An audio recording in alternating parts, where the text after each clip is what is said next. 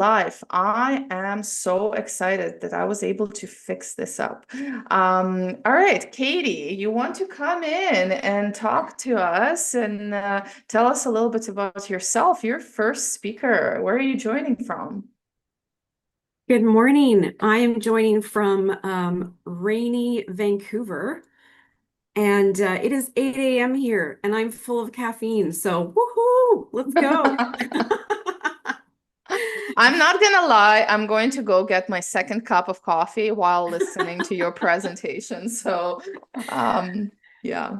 No judgment. I'm on my third. It's all good. All right, Katie. Well, tell us, what are you going to talk about today? Well, I am going to be talking about knock codes today, which is the most exciting part of immigration. No joke, especially at 8 a.m. in the morning for me. It actually can be quite an interesting subject, as you mentioned, Elena, because it can really mean the difference between an approval and a refusal for not just express entry, but for other programs as well and temporary residency.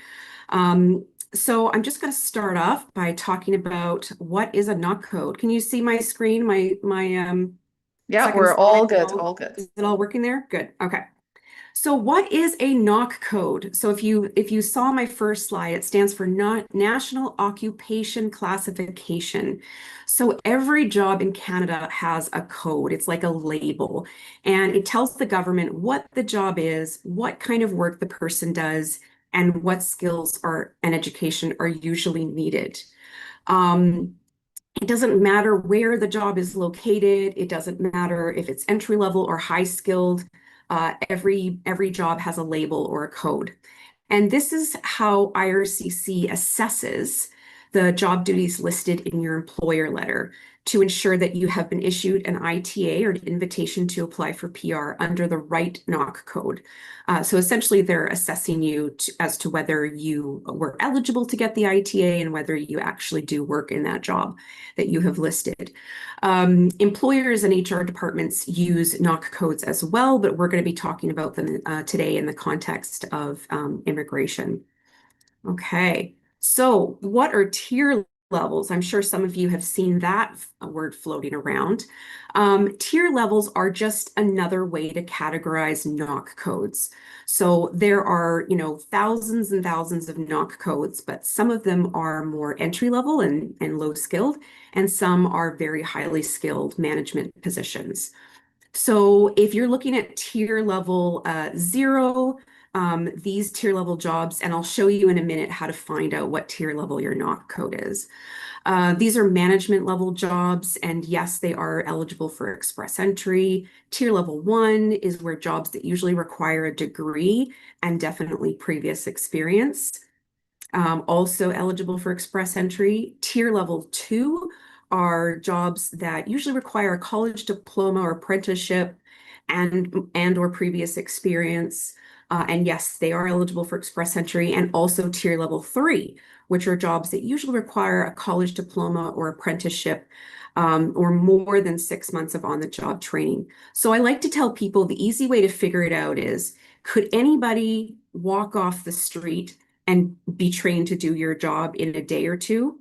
Yes, then it's probably a tier 4 or 5 job. So what we call entry level or semi-skilled or low skilled. Okay. But if you actually need some kind of post-secondary like college or apprenticeship, or you need 1 to 2 years of experience, then usually your job would fall under tier level 0, 1, 2, or 3, which are the high skilled knock codes. And as we all know, no matter if the work is outside of Canada, if you're claiming foreign work experience, or if the work is done inside Canada and you're claiming it for Canadian work experience, it must all be high skilled. So it must all be tier 0, 1, 2, or 3, whether it's foreign work or Canadian work. Okay. And remember, all the tier levels give you the same points in express entry. So it doesn't matter if you're tier level 0 and you're a CEO of a company, or you're tier level 3 and you're a chemical technician in a company. There's no points for the higher the knock code that you go. In some provincial nominee programs, there used to be extra points for different levels of NOC codes and tiers, but they don't have that anymore. So again, doesn't matter if it's tier level 0, 1, 2, or 3, it's the same number of points, okay? And don't forget that in your Express Entry profile under the work history section, you are going to be listing the jobs that you are going to use for points for Express Entry, right? So the jobs that are skilled, the ones that are full-time and employed, so on payroll, those are the ones you're going to be listing in your work history for Canada. And of course, foreign work experience, any foreign work that's skilled. It can be employed or self-employed if it's outside of Canada. But all the rest of your jobs, so the jobs that you're not using for points, the sort of entry level or low skill jobs, like if you worked as an Uber driver or in a coffee shop or something like that, those jobs can be listed later on in your personal history section in your PR application. They're not going to give you points under Express Entry. So don't worry if you're not listing all of your jobs under work history. You just need to list the ones that you're going to be using for points, and the rest you will list or declare in your personal history later on, okay? All right, so why do I need to know what my NOC code is? Simply the reason that your application will be refused if you don't choose the right NOC code, or if you know that you're choosing the wrong NOC code, but you want to get into Express Entry under a skilled job. IRCC will figure this out. So the right NOC code can affect applications for Express Entry, provincial nominee programs, labor market impact assessments applications and work permits, and also LMIA-Exempt work permits. So it's really important that you know what the right NOC code is. Oh, sorry. The other point I wanted to make was that NOC codes can often be used internally in companies in the HR department. And if that employer is sponsoring you, either through a provincial nominee program or for a work permit, you need to know what NOC code your employer has you under. You'd be surprised that a lot of employers put people under the wrong NOC codes in their system for payroll. And it doesn't affect your pay. It doesn't affect your employment at that company. But when it comes to immigration, it will affect you. So ask them, what NOC code am I under? Because if you're under the wrong one, you need to have a discussion with them to make sure that they change you to the right NOC code. Because when they go to write that employer letter for you, or if it shows up on your pay stubs, for instance, you want to make sure it matches the NOC code that you're using in Express Entry, okay? So your employer can just change it for you in their system. All right, so how do I find my NOC code? Well, I'm not going to be able to show you just sitting here talking to you. So let's actually go and to the website and actually figure out how do I find my NOC code. So you're just going to Google National Occupation Classification, or NOC. Okay, and then on this page, you can see that you can either search by job title or search by NOC code. If you know the NOC code already, great, you can plug it in there. But if you don't, you're going to use the search bar here, and you can put in job titles, but you can also put in keywords as well. So some NOC codes are really easy to find. So maybe you are a chemical engineer, okay? That might not be your job title, but you know that your occupation, your job, your career is that you are a chemical engineer. If you went to a party and someone said, "What do you do for a living?" You would say, "I'm a chemical engineer." You wouldn't say, "I'm a biotechnical engineer." They probably wouldn't know what that means, right? So when you search for chemical engineer, for instance, we've got 3 NOC codes that come up. So you could be under this NOC, 21320. All NOC codes are 5 digits. They used to be 4. Now the new system, they have 5 digits. We've got 22100 chemical technologists and technicians. So these are people who may not have an engineering degree, but might work in chemical engineering. And then we've got university professors and lecturers, which is probably not what we're looking for, unless you are a university professor who teaches chemical engineering. Okay. And so what does this actual search show us? Not only does it show us the NOC codes here on the left, it also shows us which category they're under. You don't really need to worry about that. But also it shows us what tier levels each of these NOC codes are. So as you can see, Chemical engineer is tier level 1. Chemical technologists and technicians is tier level 2. So it's a little bit lower skilled than chemical engineer. And then university professors and lecturers is back up at tier level 1. Okay. So we know from my previous slide that any of these jobs are considered high skilled and are eligible for express entry. So let's click into chemical engineers. Okay. So the first thing you want to do is you're going to read the top explanation here, okay, for chemical engineers. And you're going to read that and you're going to say, does this sound like me? Does this sound like I fit into this NOC code? If the answer is yes, then we're going to keep reading, okay? Next thing you're going to do is you're going to look at titles. Now, we used our title to search for the NOC code, but in fact, your title means nothing when it comes to NOC codes, okay? I've seen people who are receptionists and their job title is Director of First Impressions. So you can see that a job title doesn't really matter. It's more about the main duties. It's about what you do. So if you click this button here and it opens up the big long list of titles, don't worry if your job title is not listed there, okay? Because they can't list every single title that somebody has in a list like that. It's just impossible. So these are some sample titles, okay? So if your title isn't listed there, don't worry. The most important thing is you want to scroll down and you want to look at main duties. And under this bullet list here, if you can confidently say that, yes, I perform at least 50% of the duties in this list, then this is my NOC code, okay? If you start reading this and you're like, no, I don't really do that. No, I don't really do that. Maybe, it's probably not your NOC code and you need to look at another one, okay? But if you read this list and you say, yep, I'm confident I do most of these things, not all of these things, but I do most of these things, then that's your NOC code, okay?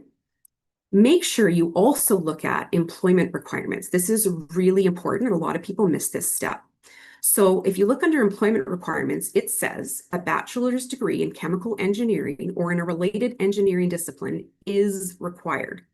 IRCC and the government are very strategic about word placement. So in this employment requirements section, you'll see a lot where it says may be required, usually required, or is required, okay?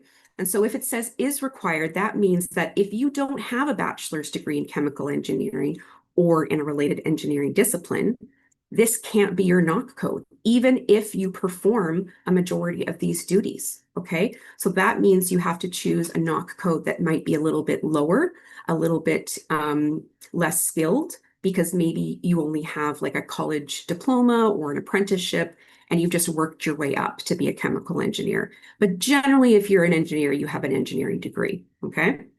The next point here, a master's degree may be required. So that means it's not required. So it means that if you're working as a chemical engineer, you might have a master's degree, but you don't have to, okay? So these are really important to read right here. And then at the bottom, these are the NOC codes that are excluded from this one. And what that means is if this one is not your NOC code and you're looking for other similar ones, they're going to list them here. So this essentially says, okay, so this is the NOC code for chemical engineer, but here are some NOC codes for similar jobs, related jobs. So you can click into these ones and see if maybe these fit your job better, okay? All right, now we're going to go back up and I'm going to show you another one of how we figure out which one we are. So say you work in administration, okay? You might be called an administrative assistant, you might be called an administrative officer, or an executive assistant, or a legal assistant, okay? So let's search for administrative assistant here, see what comes up. Okay, so we got 3 again, okay? We've got administrative assistants, legal administrative assistants, and medical administrative assistants. So they do classify medical and legal as different NOC codes. So just be careful there, okay? And we can see that these are all tier level 3 jobs, so that they do qualify for skilled work for express entry, okay? So we're thinking, okay, yeah, I'm probably under administrative assistant. Let's click into this one, okay? And we start reading the main, the main description here. And we're like, yeah, okay, yeah, this sounds like me. We can see over here it's a tier level 3, so it's a skilled job. That's good. I don't see my title there, but that's fine. We don't have to worry about that. And you start reading the main duties, and you're like, it sounds like this might be somebody who I work with, like someone under me, not necessarily my job. My job is a little bit more challenging than this. So I'm going to scroll down and I'm going to look at the similar ones. But there's another one that I wanted to show you, which is very similar to administrative assistant. So this one's called administrative assistant, but there's also administrative officers. So if I was just to search for administrative, not administrative assistant, there's lots of not codes that come up, some that are not even related, okay? And you can see they've got officers here and administrative assistants. They're both under the same category. They're both tier level 3. So what's the difference, okay? Let's go into officer because we were already in administrative assistants, okay? So we read the main description. We go, yep, this sounds like me. Yep. We look at the titles. Yes, maybe my title's in there. Maybe it's not. Doesn't really matter. Let's scroll down to the main duties. And you read the duties, and they sound a little bit more supervisory. They sound a little bit higher up than administrative assistant. But here's where you can really tell the difference. For administrative officer, it says completion of secondary school is required. Okay. So that means that if you were to do, this was your job, you have to have graduated from high school. And you probably also have a university degree or college diploma in business or public admin. That may be required. It's not required, but you might have that as well. Whereas if you go back and look at administrative assistant, it says completion of secondary school is usually required. So you don't have to have a high school graduation to be an administrative assistant, and you may not have completed college or university for this role as well. So as you can see, they're very similar titles, but there are key differences in terms of, who would be doing this job and who would be doing that job. And then receptionist, for instance, is an even separate job, someone who sits at the front desk, answers phones, sorts mail, that kind of stuff. So just make sure that, again, you've looked at all the not codes that have your keyword in it and make sure that you've narrowed it down to the one that works the best, okay? Another example is one where for instance, I have a lot of clients that work in supply chain. Okay, their job title might not be supply chain, but if you search for supply chain, you get quite a few not codes that come up. And right away, you can already eliminate some of these. So if you work in supply chain, but you're not a manager and you're not a supervisor, then this top one, 10012, that's probably not going to be your not code, right? Professional occupations and business management consulting. This is a very broad not code that covers pretty much anyone who's a consultant in some kind of business capacity. So that's probably not yours either. This one is for supervisors in supply chain, tracking and scheduling coordination occupations. If you're a supervisor, that might be you, but if you're not, and you know that, it's not yours. So we go down further here to 12102, procurement and purchasing agents and officers. This might be the one that is where your job fits in, or perhaps production and transportation logistics coordinators down here. And we know that this one's tier level 2, this one's tier level 3, so they're both considered skilled, which is great. So you can, search by keywords. Again, it might not be your job title, but you can search by keywords to find, the knock codes that come up with that search term in it. And that can help you track down your not code as well. And then how do you find out whether a job is skilled or low skilled? So we've talked a lot about the tier levels, but let's try to type in a job that is not code or a tier level 4 or 5.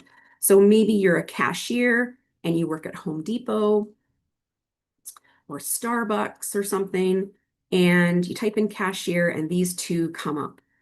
This one is retail sales supervisors. So if you work in a clothing store and you're a supervisor, yes, this would be your NOC code. And it is tier level 2, so it is skilled.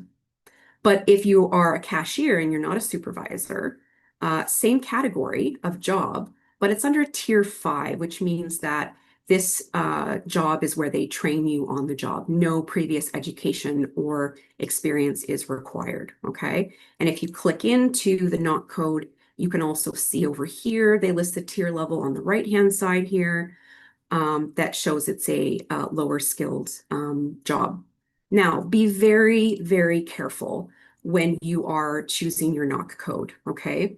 Because you can't just get your manager to slap the word supervisor onto your job title. So, if you're a cashier or a sales associate, they can't just put supervisor at the end of your job title and then that'll work for immigration. No, because again, it's not actually about the title.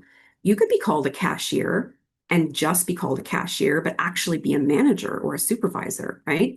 So if your manager is going to slap the word supervisor onto your NOC code to help you get into a skilled NOC code for express entry, make sure you actually do those duties, okay? So if you're going to be maybe a supervisor at Home Depot and your employer says, yep, we will promote you so that your job is a high skilled tier level job for express entry, make sure you actually read the main duties of what a supervisor does and make sure you actually perform these main duties, okay? Because if RCC, is suspicious that perhaps you are just a cashier or that you're not a supervisor, and they look further into your job, into your work, this is where they're going to catch you with these, okay? All right, let's go back to the presentation. All right. So what if you fall under more than one NOC code? And I think this is why finding a NOC code confuses some people because we don't all fit into nice little boxes, right? A lot of us in our jobs, especially the more mature you are, the more skilled you are or are an expert, you wear many hats. So you actually might do more than one job, more than one NOC code. So for instance, you might be an administrative assistant, but you also do accounting related tasks. So which one do you choose? Because you can only choose one NOC code. You can't put in two, right? So over here in the red box, you can see that, okay, NOC 13110 is administrative assistant, and it is a tier 3 level job, so it's high skilled. That's great, good. But you also perform some of the duties that are listed under accounting clerk, which is NOC 14200. But it's a tier level 4 job, which is not eligible for express entry and most PMP programs. So you have to look at your main duties of your job. What is it that you do? If you can say, you know what, majority of my duties align with administrative assistant, a lot of my duties listed under administrative assistant are the duties that I do day to day in my job, and I do a few accounting related ones, then pick the tier 3 job, pick the administrative assistant job, okay? But, sorry, I just need a drink of water.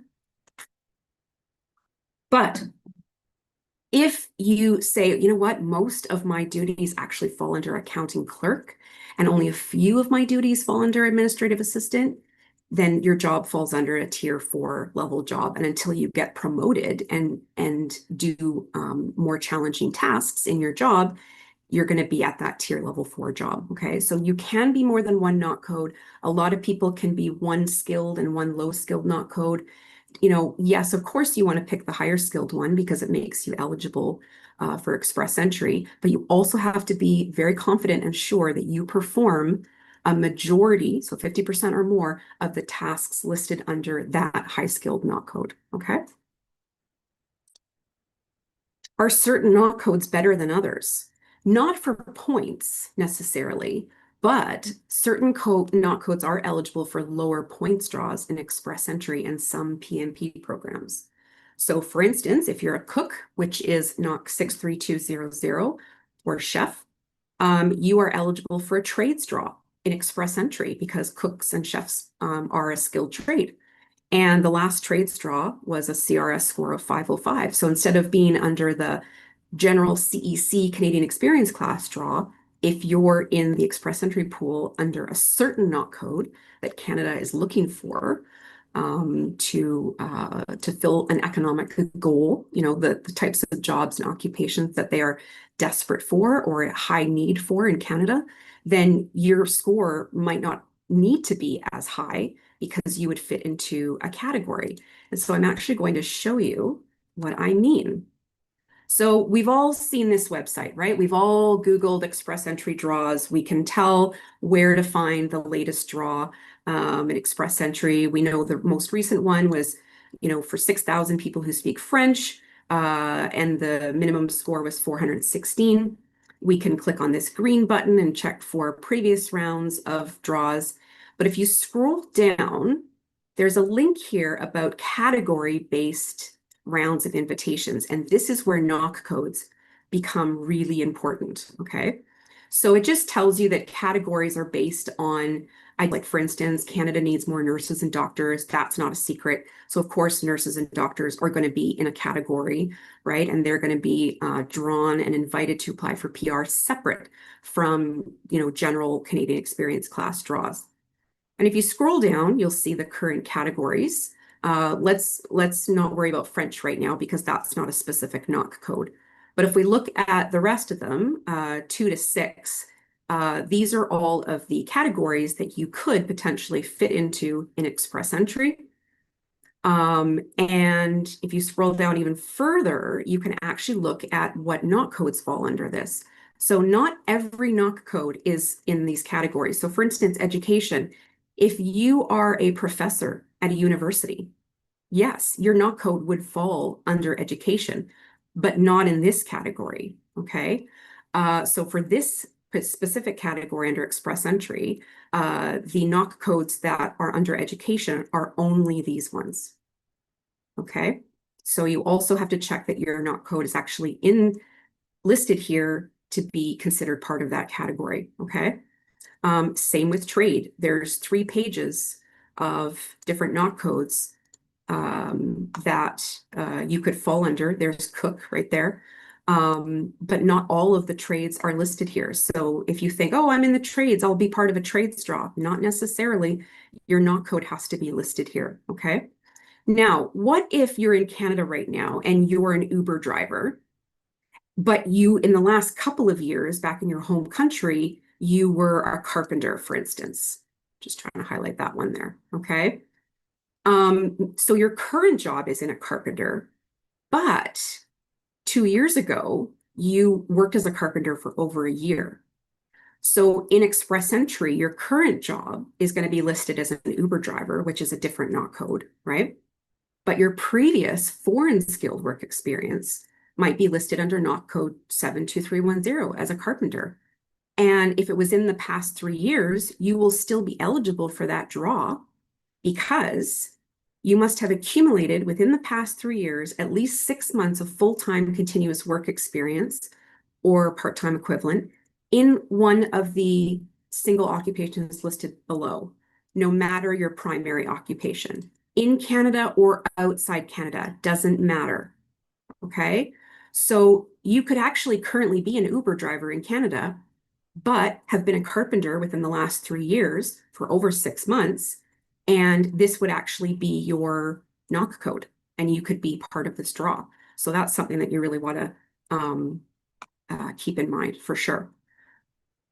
Let's go back to our presentation here. Okay, so where does my NOC code go in express entry? Because there's a couple places that you can actually put it. So if you've created an express entry profile before, you will have seen this section under occupation, and it asks you to pick the primary occupation. The primary occupation does not have to be what your current job is, okay? The primary occupation is what you're choosing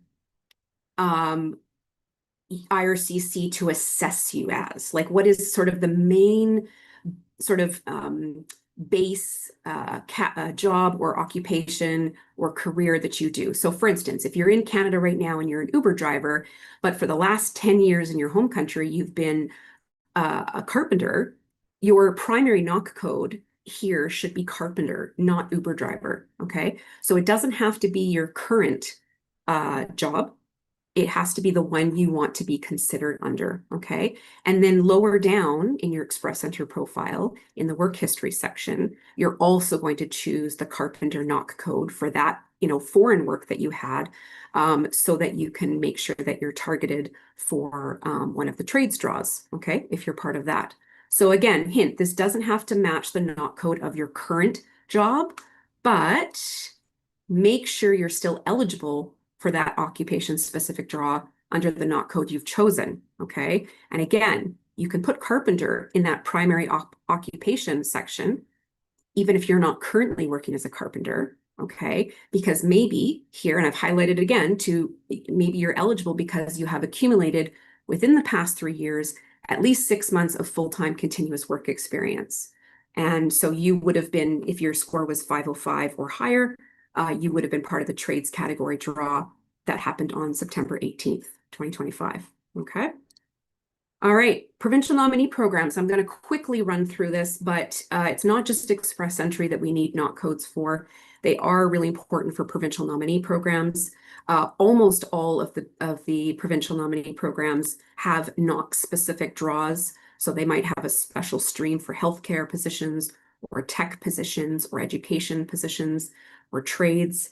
BCPMP, which is the one that I know the best because I'm an RCIC here in BC. We, for instance, have an occupation specific draw. We have different categories for healthcare, childcare, construction, technology, and veterinary care. Interesting. And we also have specific draws for some entry-level and semi-skilled occupations. Tourism is huge in BC, as you can imagine. And so I've been able to get provincial nominations for people who work as hotel front desk clerks and travel guides and laborers in food and beverage processing. These are tier 4 and 5 level jobs that wouldn't make them eligible for Express Entry. However, they were eligible to apply for a BC provincial nomination because they fall under these certain specific knock codes in this certain specific stream for entry level and semi-skilled workers. And that, again, is the province of BC targeting, what are the occupations we need in BC? And because tourism is huge here, there's always a need for a lot of people who work in the tourism industry. So really important that you make sure when there's kind of two sides of it. One is you have to choose the knock code that is the correct one, right? But you also strategically want to be able to choose a knock code that could get you into a knock code specific draw, which increases your chances of getting permanent residency, but only if that is actually your knock code, okay? So just be careful with that. And remember, title does not matter. You can use it to search, but it doesn't matter. Remember, you're a receptionist and you could be called Director of First Impressions. Title means nothing, okay? It's the main duties that matter. Remember, you can be more than one knock code, but you can only choose one. And if you want to explain this in your letter of explanation, I always do that for my clients when I do a representative submission letter. If they are more than one knock code, I explain that in the letter and then give my reasoning for why we chose the knock code that we chose. Third, your knock code does not have to be listed in your employer letter. It's not one of the requirements. So if your employer doesn't know your knock code or they forget to put it in the letter or you don't want to put it in your letter, that's fine. It doesn't have to be in there. But the main duties listed in your employer letter have to align with the knock code you chose in Express Entry, okay? And when you're writing your employer letters or your employer is writing the employer letter, please do not copy and paste the main duties straight from the knock code website into your employer letter. IRCC is going to see that, okay? They're very familiar with the knock codes. They're going to catch that. So the employer letter should be a list of main duties in your own words or in your employer's own words of what you do day to day, but they need to align with the main duties listed under that NOC. But they cannot be copied word for word because that's a huge red flag, okay? And again, make sure you also meet the employment requirements at the bottom, which is under the main duties on the NOC code page, because those are really important as well. Okay, so that's the end of my presentation. I hope that that's provided some good information. You might be even more confused, in which case, please contact me and I'm happy to help because I know it can be a confusing process. Thank you so much, Katie. That was amazing and definitely a great, great guide for anyone who's looking to apply for any kind of immigration documents. So yes, thank you. All right, Katie, do we have a couple of minutes to answer some questions?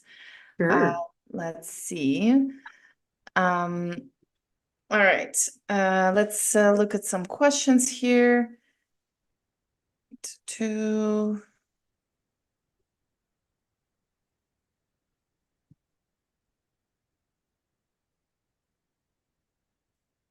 Okay.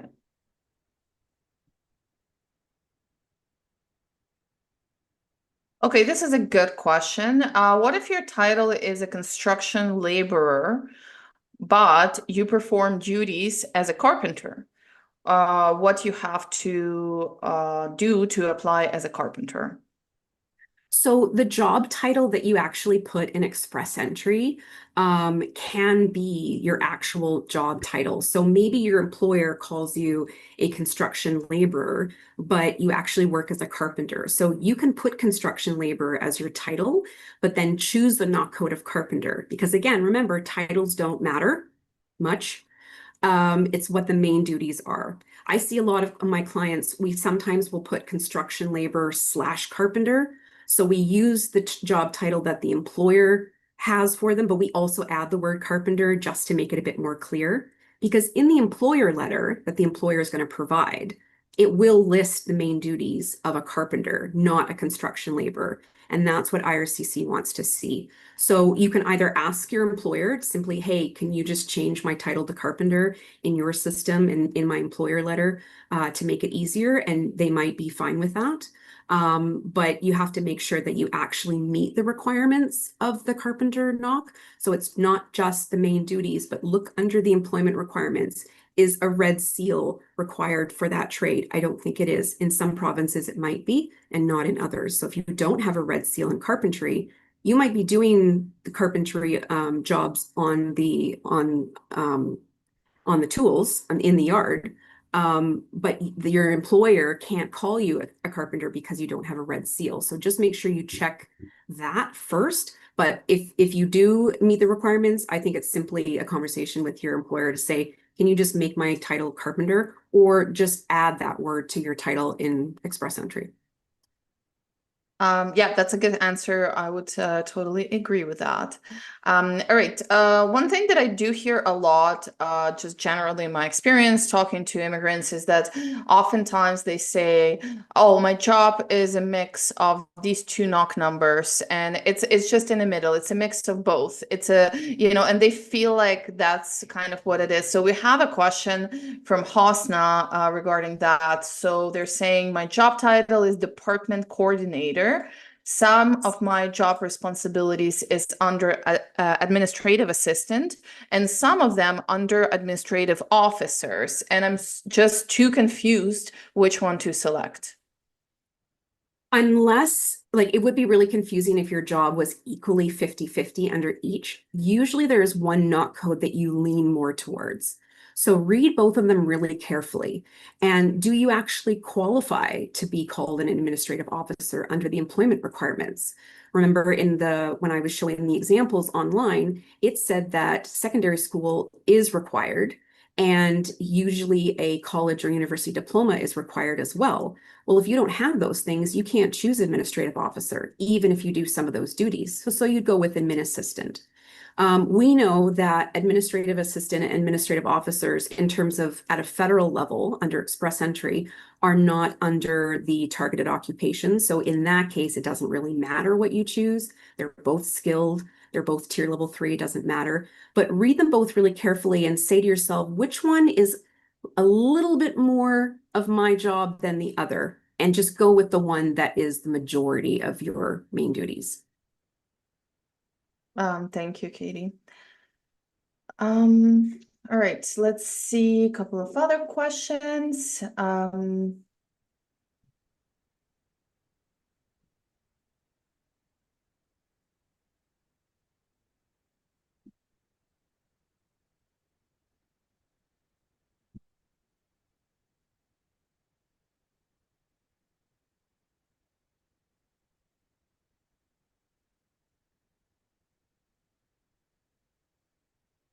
There's one question I'm just going to answer quickly because it asks about ONP. So ONP International Student Stream, can I use a different knock number for different PNP streams? I mean, you can, but unless you have, it doesn't make sense unless you have a job offer from 2 employers. So ONP International Student Stream is a employer-driven stream, so you must have a job offer from Ontario employer, and the same as ONP Foreign Worker, as Deandra was explaining us yesterday.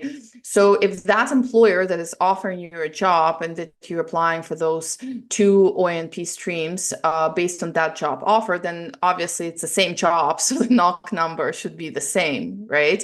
Unless you have 2 different job offers, then you're a lucky person because Ontario job market is not that great right now to have 2 job offers. But yeah, it should be like from your question, like it should be the same knock number because it's the same job, right? All right, let's just see if I have any more questions. Okay, totally. I'm just going to totally hype on this because Kevin is asking a question that's not related to knock numbers, but I just really interested to hear your opinion, Katie. So I heard that there will be reopening of TR to PR pathway. How true is that? Well, you did a TikTok video yesterday about this, Elena, which I saw, and as soon as I saw it, I completely agreed with you. Yesterday's big announcement on immigration levels plans for 2026 to 2028 was mostly what we expected, but they did really say that they're going to focus on the temporary residents already in Canada and converting them to permanent residents, and they gave a number, I think was like 33,000 or something like that. So that to me signals, as well as Elena for sure, a TR to PR opportunity coming up. So a little bit of PTSD from back in February 2021. I think that was when we did no, it was March. There was a TR to PR policy that launched, and it capped out, it filled up in one day, or probably I think like 6 hours. And it was first come, first serve. It was not about points. You had to have all of your language tests and ECAs and police checks all ready to go to click submit. And if you were one of the lucky ones to get in. So I do think that potentially a TR to PR could be on the horizon. I think if not, definitely more of an emphasis on Canadian experience class draws. Drawing people who are already in Canada with work experience for sure. So we've seen them say that before, but it looks like they're actually making that a part of their published plan for the next 3 years. Yeah. I don't remember seeing them saying that before. Were they focusing on in Canada yes, yeah. applicants. Yeah, they've always kind of put an emphasis on that. But I think they might actually be hinting at opening up a separate policy or application program for just TR to PR. I hope that they do it differently than they did back in 2021 because that was a mess.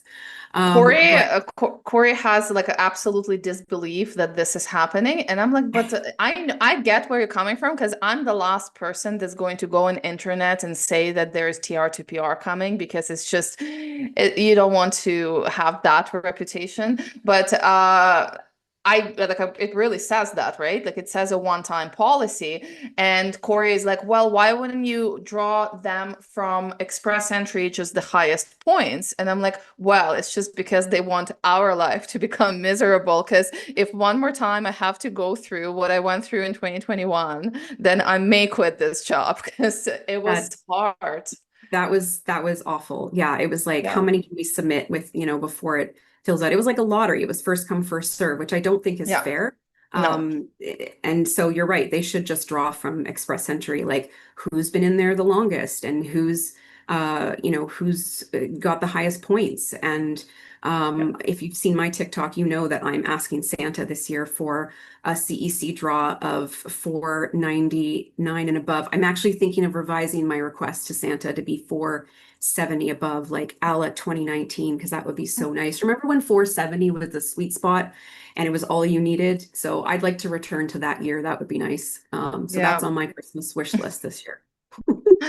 Yes. Okay, let's get back to some knock related questions. Let me see if we got anything else. And thank you everyone who's using Q&A box because the chat is just crazy. Q&A box is definitely better. So let's just see.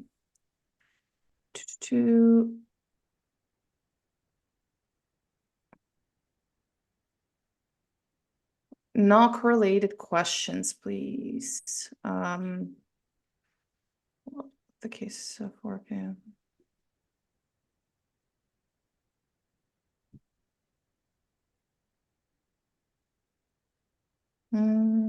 So far, I don't need. Okay, so this is a good one. The knock number as the main knock number in express entry profile, should it be in health occupation? Obviously, this person has health experience for category-based health draw, or it doesn't matter which primary knock number in express entry, and as long as it's in listed employment history section. I would do both. So if you have experience in a healthcare occupation, either currently or within the last 3 years, and you're listing that work experience under that knock code in your work history, I would also make that your primary knock code, regardless of whether that's your current job or not.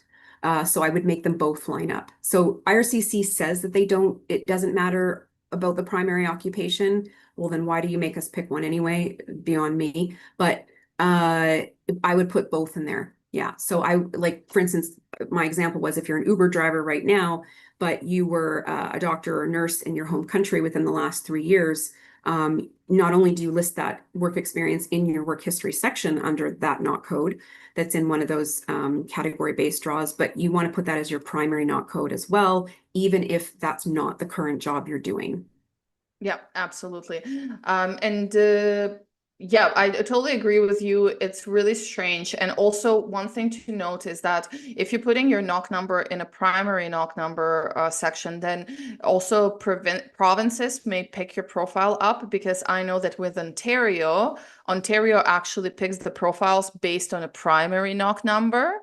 Mhm. And they're actually very finicky with it. I had a couple of problems in the past, which were like, it was fine, but still they're like Yeah. really finicky. So definitely, if you have healthcare experience, definitely put it right at the top everywhere, just so all the systems pick your profile, hopefully.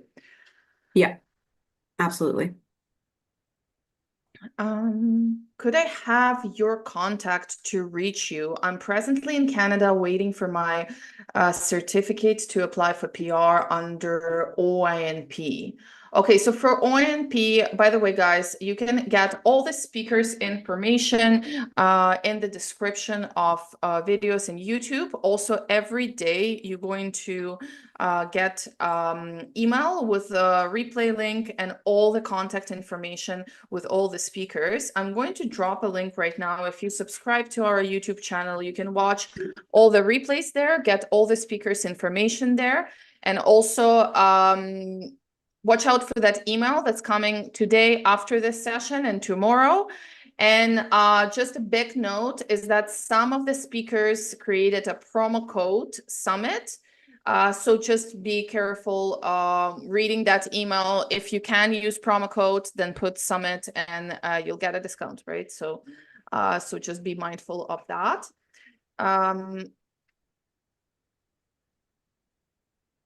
Okay, last question from Kevin. What if I have a full-time job and I do Uber delivery as a side hustle? Do I have to put the Uber driver in my Express Entry profile under the work experience? So depending on who you talk to, some consultants and lawyers will list all the work history in the work history section, even if they're not using it for points.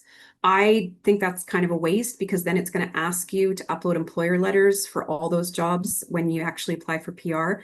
My personal way that I do it, my advice for my clients is that I only put the jobs under work history in the Express Entry profile that I am using for points. So obviously you can't use your Uber driver job for points, so you'd only be putting your full-time job under work history. But when you get invited to apply for PR, there's a personal history section that you're going to fill out. And in there, that's where you would put your Uber driver work and all other part-time, low-wage, low-skilled jobs that you've done as well. So you will have to declare it eventually for your PR application, but for the profile, you only need to put in what you are using for points. So it may look like you actually aren't working because maybe the only job you're using for points is a job you did a year ago. And maybe now you're only an Uber driver and you're not using that for points. So it doesn't have to show in your Express Entry profile that you're currently working. Because Express Entry is for points for what you've done, not what you're going to do, right?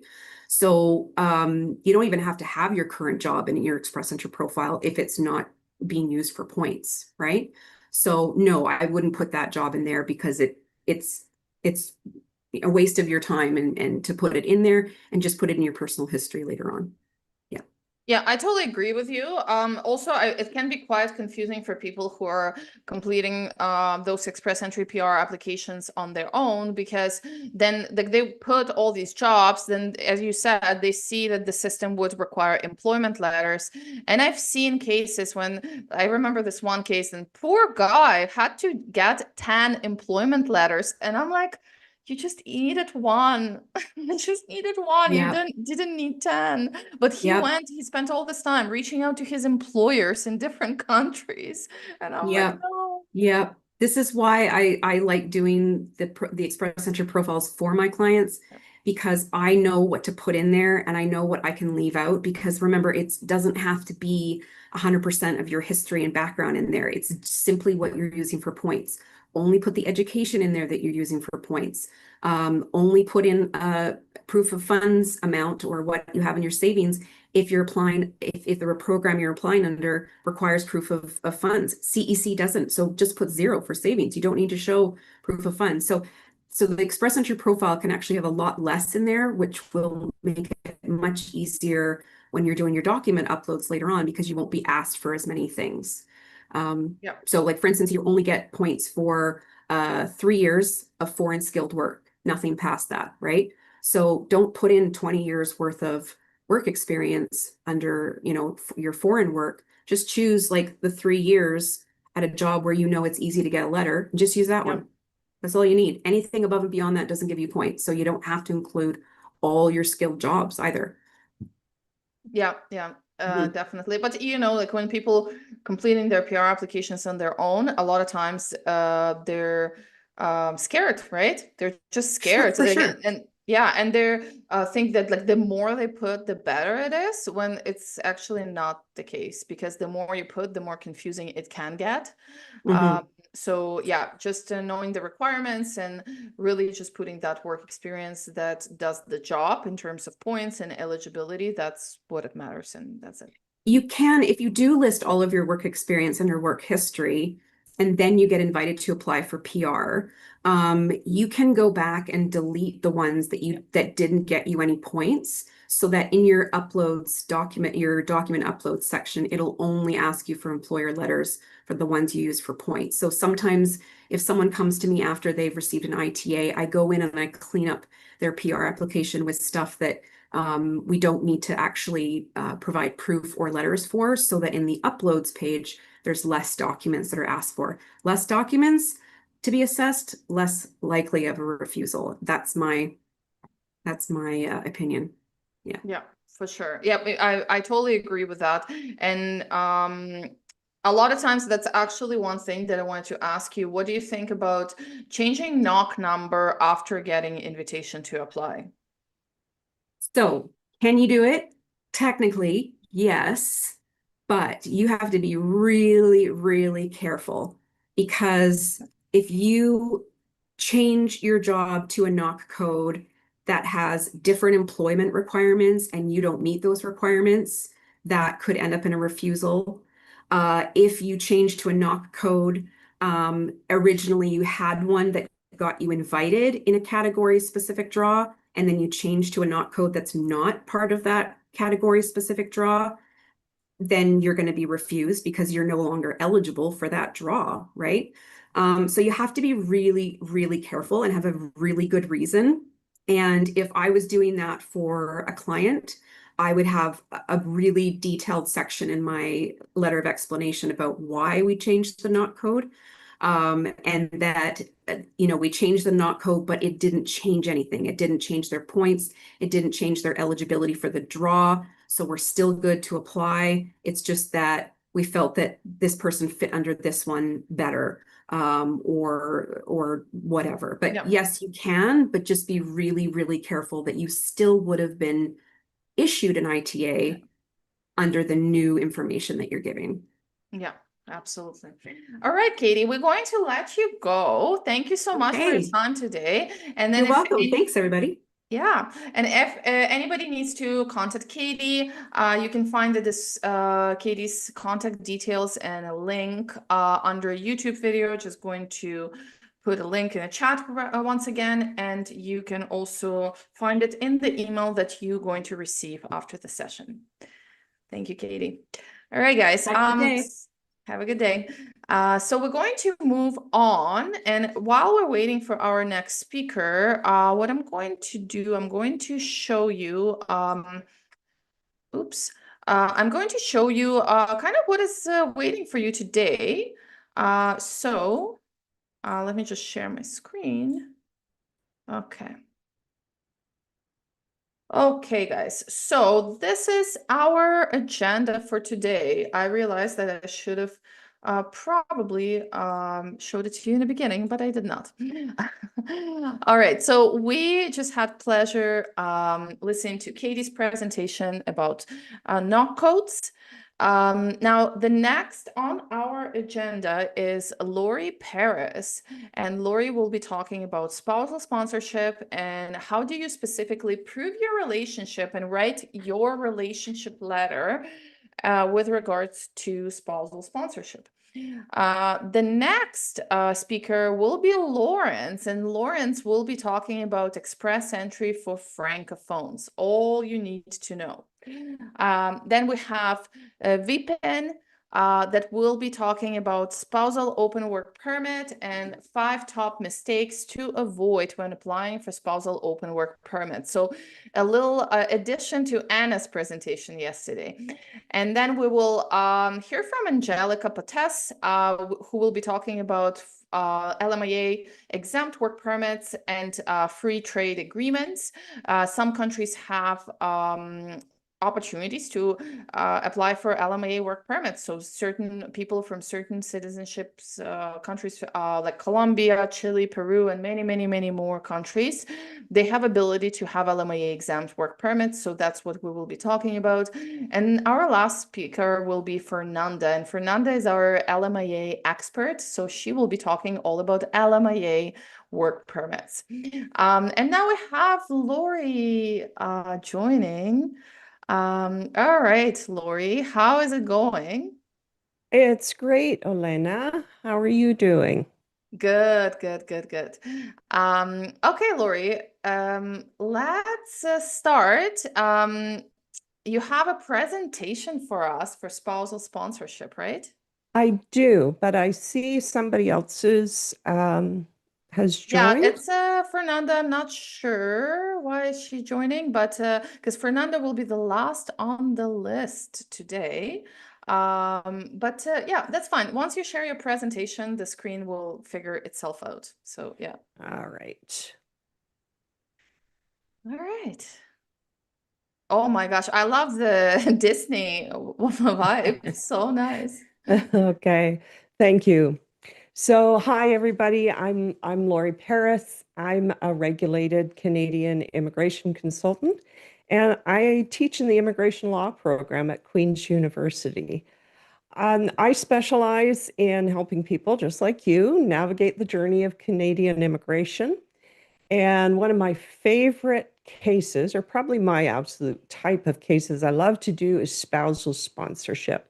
So you've come here today because you're planning a future with the person that you love. And so my goal is to show you how to first develop your a winning narrative, your personal relationship letter, and that actually forms the very heart of your spousal sponsorship application. So, when people think about an immigration application, normally you're probably thinking about checklists and documentations.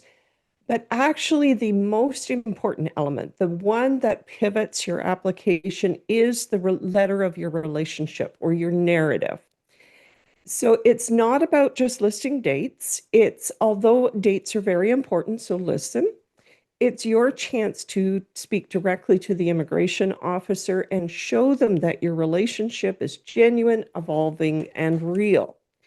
So as we're working through today's process, I'd like you to think about this document not just as paperwork, but as writing the plot for your own romantic movie. So every great movie has a beginning, a middle, and a hopeful ending. And that's how we frame your love story for the government. So is everybody visualizing those sweet Hallmark movies now? Good. So if you're a creative person, you can think about this as your storyboard. But if you're more of a detail or scientific type of person, you can visualize this as your Gantt chart with a bit of creativity. So every good romantic movie, it starts with meeting the cutie. So this is your section about your own unique origin story. So how did you guys meet? Was it a chance encounter, maybe at somebody's wedding? Did you bump into each other at the coffee shop? Did you meet online? And if you met through an app or a dating or an online website, you want to document the name of it, and because you're going to document everything. Then you're going to talk about the first impressions. What was the spark? What drew you to this person? And then your first date. So what did you do? What did you guys do? Why did you know that this person was different? So for immigration purposes, we need to get into specific verifiable details. So that's dates, names, and places. That is what grounds your story in reality.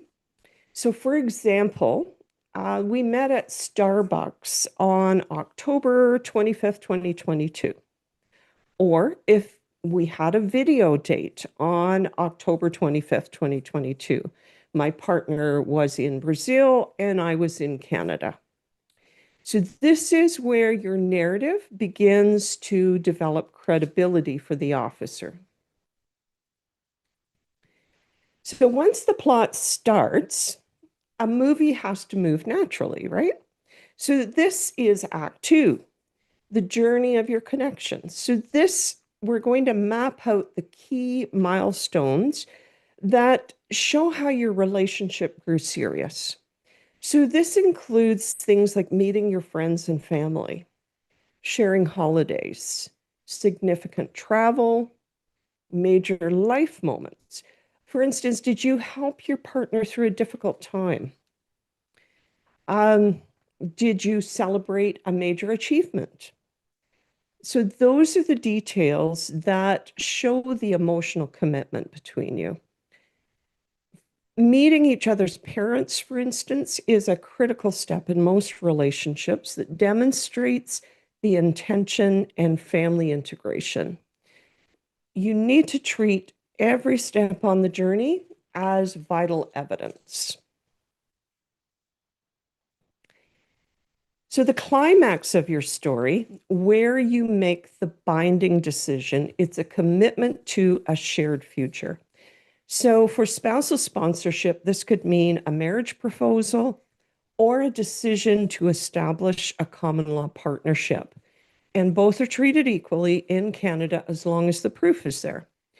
So if you're married, talk about the proposal and the marriage. Who was there? Was it a big event?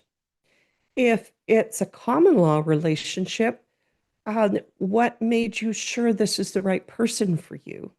And when did you move in together? That's absolutely essential for common law. So if it was a culturally traditional marriage, make sure you include descriptions of the relevant parts of the ceremony.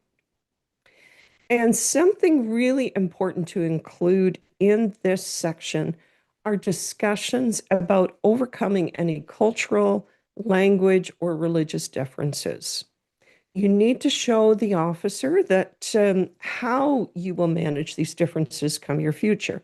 So as an example, if you are from different religions, have you had a discussion about that? Have you made a decision if you have children in the future, what religion would the children be raised through? And how do your families feel about it? I know in some cultures, a large age gap, anything over 3 to 5 years would not be acceptable. So have you discussed this with your partner, and how will you manage it with your respective families? Even, for those of you in same-sex relationships, is it supported by your family? How will you manage it if not? You've got to talk about all of those aspects. So, and for all relationships, you want to continue to document the milestones that after commitment. So those would be things like your anniversaries, joint purchases, and evolving responsibilities in your household. So, who does what? And that is going to provide the evidence that the relationship is ongoing and sustained. So the sponsorship application isn't just about the past. It's about proving your genuine intent for a lasting future together in Canada. So this is the sequel section. And again, most movies, romantic movies, they end at the height of the relationship, after the wedding or after the happily ever after. However, when you leave the theater, maybe you're dreaming about this couple and you're thinking, oh, I wonder if they decided to have children. Or maybe you're imagining them moving into, a beautiful home somewhere. So this part of your letter is going to talk about those future plans. So you want to show that you have discussed and are working towards your shared future. So you're going to articulate your future goals here. For instance, do you have a joint savings plan going for some special purpose? Are you planning a big trip in the next year or so? Have you talked about children and family growth? So every detail that you guys have discussed and are part of your plans, from shared finances to career aspirations, is evidence of a real partnership with the future. And your story needs to clearly tell the immigration officer, we're building a life and we plan to do it in Canada. Just have to grab a drink.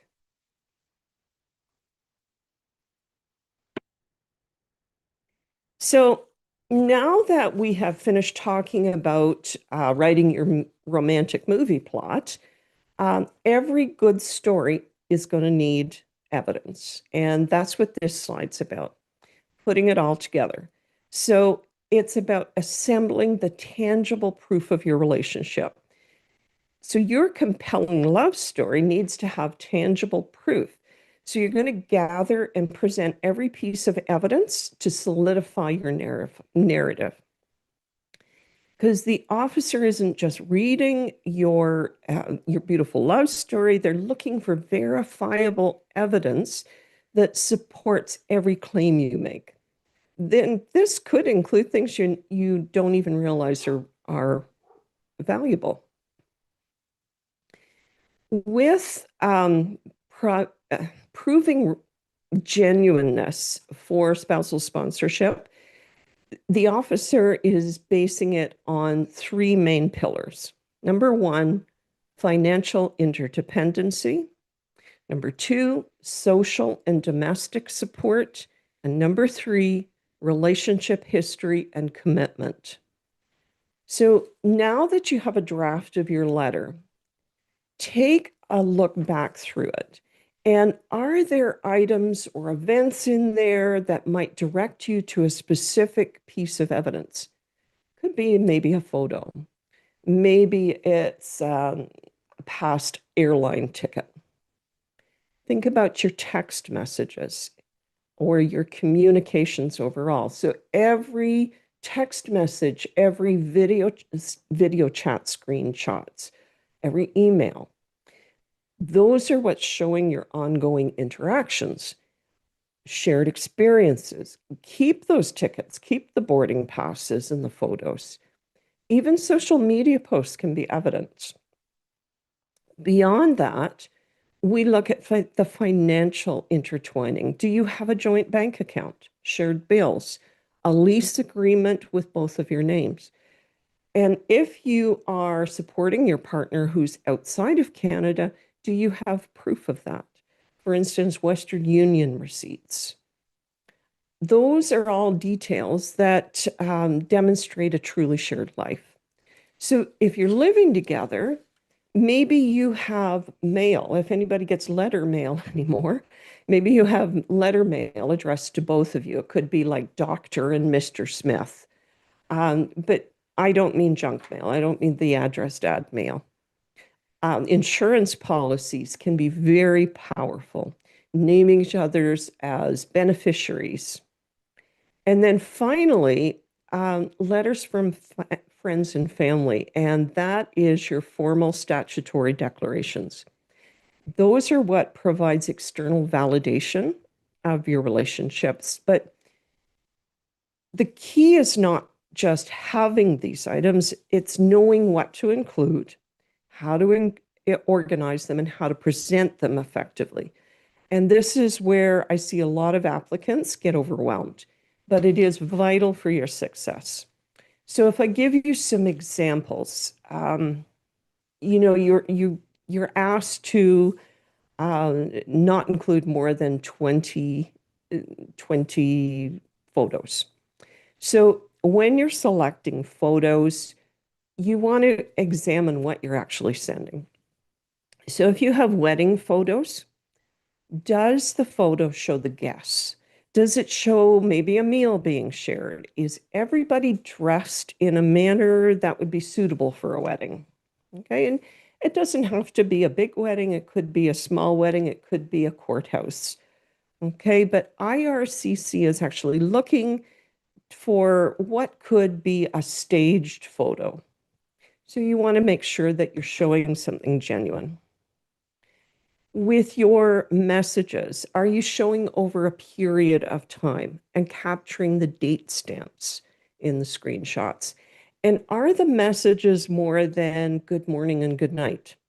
Okay, it doesn't have to be anything huge, but it's got to be more than just good morning, babe, good night, babe.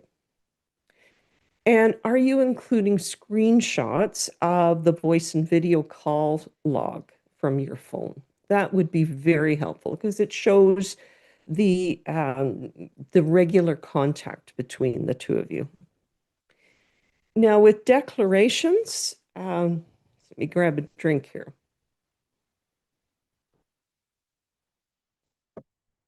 You don't necessarily need a lot of declarations, but you want to make sure that they're of good quality. So if I give you an example, let's say that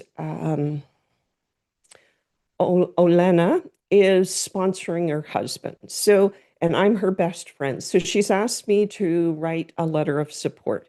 So I would start off by saying, my name is Laurie Parris, and I'm a Canadian citizen, and I have known Olena for 5 years, 10 years, whatever.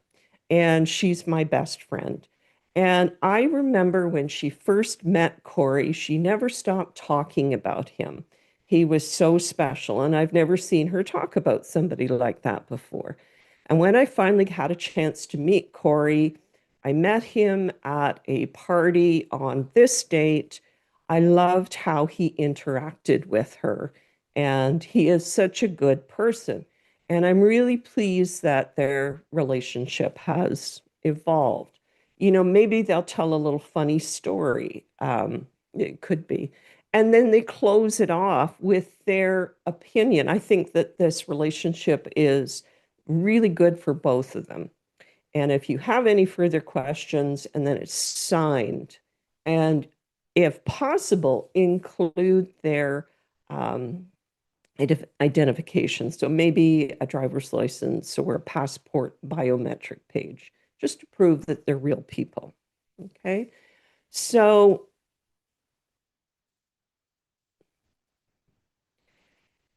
what makes a relationship narrative and documents truly successful? I guess these would be my 3 biggest takeaways. Be authentic and detailed.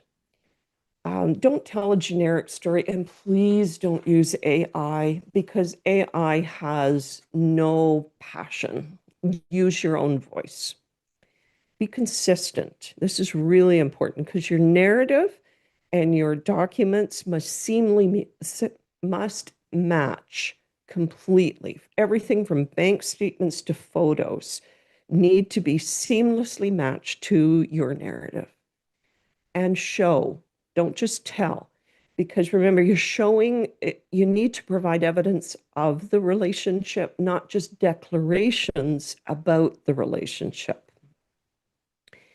Crafting your story is an art, but for immigration, it also needs to be a bit of a science. It must meet those strict legal requirements, and it must provide the evidence to prove your case. So you've spent time and energy building your genuine life together. Don't risk your future and without providing a good narrative. I have made available for everybody a complimentary copy of our spousal sponsorship evidence audit. And Olena will explain to you how you can receive that. And this is my contact information. So if anybody would like to contact me, and I know that's maybe probably a short and succinct presentation, but I usually see there's lots of questions when it comes to spousal sponsorship. So I will close with that, and we'll open the floor to questions. Awesome. Thank you so much, Laurie. It was great. All right. So we're going to go through questions.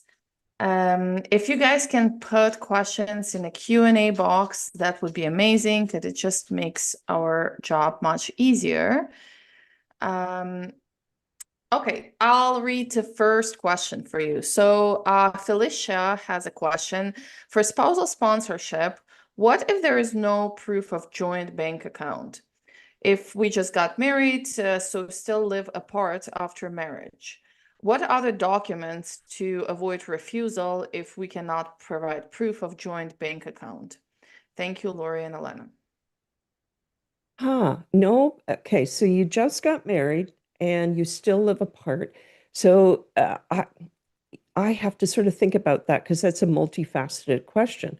So is if your partner is still overseas, and that could be the case, so you're not living together yet, um, then are you, there's probably other things. Like, do you send gifts? Gifts are a really good thing to show. Um, if your partner, if you're supporting your partner a little bit even, can you prove that you have sent funds overseas?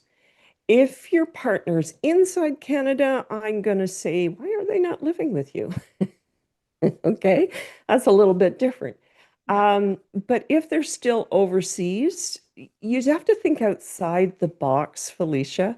You have to think, what are some of the things that we do that maybe we're not financially connected, but does your person send you things? Gifts going back and forth. And I would probably really focus on the plans for when you are together. And if you get, plans for how your partner's going to come to Canada, what you're going to do when they get there, and what if are you saving for the trip? I hope that's helpful. What do you think, Elena? Would you add anything to that? Yeah, no, I think it's perfect. We actually, funny enough, we had a consultation recently when the couple got married in Canada. So they're both in Canada, and after marriage, they live apart. So we were like, okay, we need to know more about this, because the same way as like any human curiosity would come to this, the same way immigration officers curiosity would be there, right? So Yeah. so yeah, definitely something to look into. But yeah, that answer was perfect. Thank you so much. Now we have a question from our YouTube live stream, and we have Arthur who asked a question. So this is again something that is actually pretty common right now. If the person is living undocumented in the US, so they're undocumented immigrant in the USA, they're married to a Canadian citizen who is in Canada, lives in Canada. How does that impact the fact that they undocumented in the USA? And is that okay to just apply for Outland sponsorship? Well, first of all, they'd have to apply for Outland sponsorship because, um, you don't have any way to just enter Canada. So that would be your only hope. I would suggest that you go really heavy on the documentation because you've got to prove the genuineness of that relationship. Just the fact that the person is um, out of status or undocumented, that's a huge red flag for IRCC. So they're going to scrutinize that in a great deal of detail.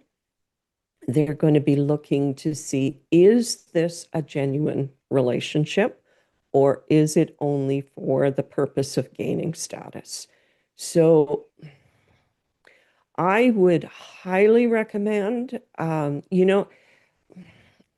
it's one of those cases when I would really suggest that you look for professional support. Okay, because you're going to have to handle that very carefully. You're going to have very detailed explanations of how your partner ended up out of status in the US and how you met, what your system is right now. Did you say they're living together in the US, Elena? No, no, they're so the Canadian spouse lives in Canada and the Okay. applicant lives in the US undocumented. Yeah, so you're going to have to really put a lot of detail into how you met, how you maintain the relationship, and just a whole lot of detail. Just be really careful with that one because it will raise a lot of red flags. Yeah. Totally. We actually have a current client in that specific situation. So yeah, definitely going hard on the proof is important. I'm from Dubai and my husband lives in Canada, who is a Canadian citizen. He has good savings in Canada, but working as a consultant in Dubai. So what do we need to show as a financial evaluation? Um, well, if your husband is outside of Canada with you, then he can he has to he can show that he has the income ability, but he has one more additional step to do. You guys have to prove that the intent is to return to Canada when the application is approved. So that's going to be even just as equally important as showing that he is gainfully employed. Because it's not about having a specific sum of money. It's about proving that you have the ability to support yourself in Canada without looking to social assistance. So your documentation is really going to have to focus on have you started looking for places to live in Canada? What are his job prospects in Canada? If he's self-employed consultant, does that may be a little different. So he can talk about his projects or upcoming projects. You're going to have to show like real intent. So it could be, you know, him flying to Canada and looking for a house to live in. And if you can join him, that's even better, you know. So it's not a specific amount of money. And if he's a self-employed consultant and he's been doing that for a lot of years, then he probably has T4s or not T4s, notice of assessments or proof of his income from outside Canada as well as inside Canada. That's my top level thoughts on that. That's why I love, you know what? That's why I love spousal sponsorship so much. It's like every relationship is just so different and there's nuances to all of it. It's not like you can just have a guide, a one size fits all, right? Yeah, for sure. But I want to add something because by the way that that person asked the question, they put financial evaluation there specifically. So I just want to add that you actually don't need to fill out financial evaluation form if you're talking about the form, because there is a form, but that's not applicable to you unless the person who's being sponsored has a dependent child of a dependent child. So essentially your grandmother or grandfather. So for most of sponsorships, financial evaluation form is not required. Okay, we have a good question from William here. So William is asking, I'm getting married in December, so that's really close. Congratulations, almost there. My fiance lives in Toronto, and I live in St. Catharines, so it's like an hour apart or hour and a half, I guess. We've been together for 2 years and alternate weekends, staying at each other's homes. We don't currently cohabit because of our careers, but we intend to live together full-time in the future. How can we best demonstrate the genuineness of our relationship given the circumstances in our letter? Okay, well, William, I think you've mentioned the biggest key right there, alternating weekends between the two of you. So that shows the longevity of the relationship. And once you get married, you're going to also have the marriage certificate, but it shows that you guys have been together for a long time. So you're going to look for, how did you stay in touch through the week? Did you check in with each other? Did you have phone calls? So there you're going to look for screenshots of your call history, text messages, that kind of thing. You want to have a discussion if you're going to maintain separate households after you get married. And sometimes people do. I usually recommend to people that they choose one place as their primary address and have everybody's mail go to one address. So, and just explain in your letter that, my partner is, I don't know who's going to go where, but my partner works in St. Catharines right now. So our primary residence is in Toronto, but they go to St. Catharines from Sunday night till Friday afternoon. And, we maintain our home in Toronto, that kind of thing. And I mean, everybody knows winter can be pretty miserable to drive. I used to live in Barrie and drive to Dundas and University every day. It was Oh just my brutal. gosh. So that's why I live in the East Coast now. Um, so I think that that's a relatively easy one to prove as long as you can show you kept in contact and explain why. Yeah, I agree. Okay, we had another very good question here. Let me just see. I see your TikTok followers here entering the chat. Okay. Somebody's saying on TikTok you were speaking about reuniting families. Okay, just give me a second. I had a very good question and I lost it because the chat is scrolling really fast. Okay.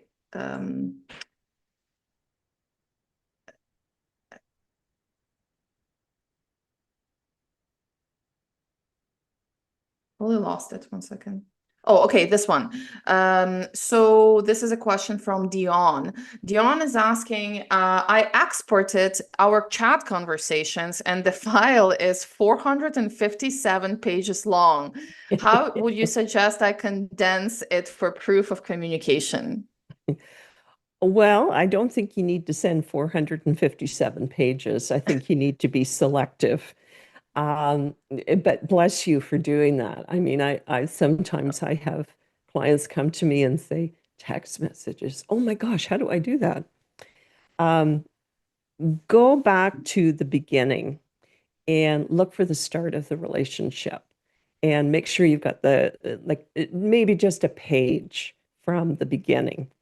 And then look for the evolution. So look for things in those text messages that might even suggest milestones of the relationship.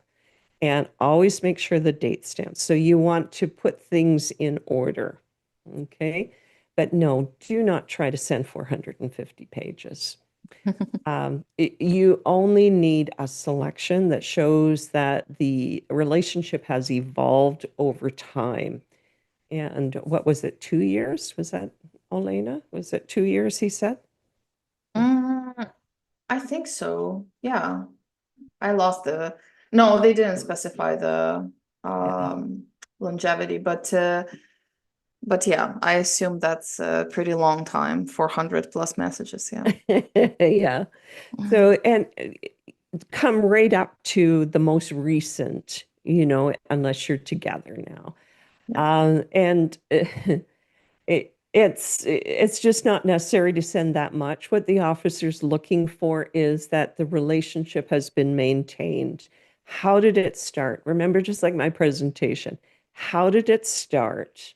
What was the first date like? How did it evolve? When did we make the commitment to each other? And what is our plan now going forward? Okay, so see if you can find a selection that meet those criteria. And if there's any special events in there, by all means, snag those ones and talk about those in your relationship letter as well. Thank you, Laurie. All right, let's see some more questions.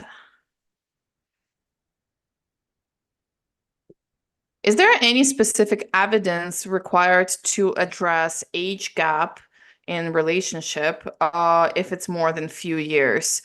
Also, does the fact that the woman is older than the man make it more difficult to establish validity? Go on. Okay. Um, to be honest with you, I can relate. I mean, there is a bias towards older women, younger men, but that doesn't mean it's impossible. I think the biggest thing, again, it's always showing that the relationship is genuine. And I would say, depending on the situation, how do your respective families feel about it? Right? So if you have support letters from each other's family, then great. Maybe you have adult children. How do your adult children feel about it? If your parents or your parents. Um, and again, remember those critical things I said that you need to cover. So because I don't know the age range we're talking about here, um, if have you discussed children? Because I mean, depending on what stage of life you're at, like I certainly don't want to start having babies now, but if my partner is much younger, is that something that we have discussed? And that could be whether the man is the older person or the woman is the older person, okay? Not every mature man wants to start having babies either. Right? So you want to talk about those things in your letter. And I would say probably the best thing is if you have family support, that is golden. If you don't, then you want to have a very clear discussion as to how you're going to handle that, because that can be really hard on you as a couple. Makes sense. Okay, let's do our last question before our next presenter, Laurence, who will be talking about express entry for Francophones. So let's get our last question, and we'll have a question from Becky McLean. We're applying for Outland spousal sponsorship, and I am in Canada as a visitor.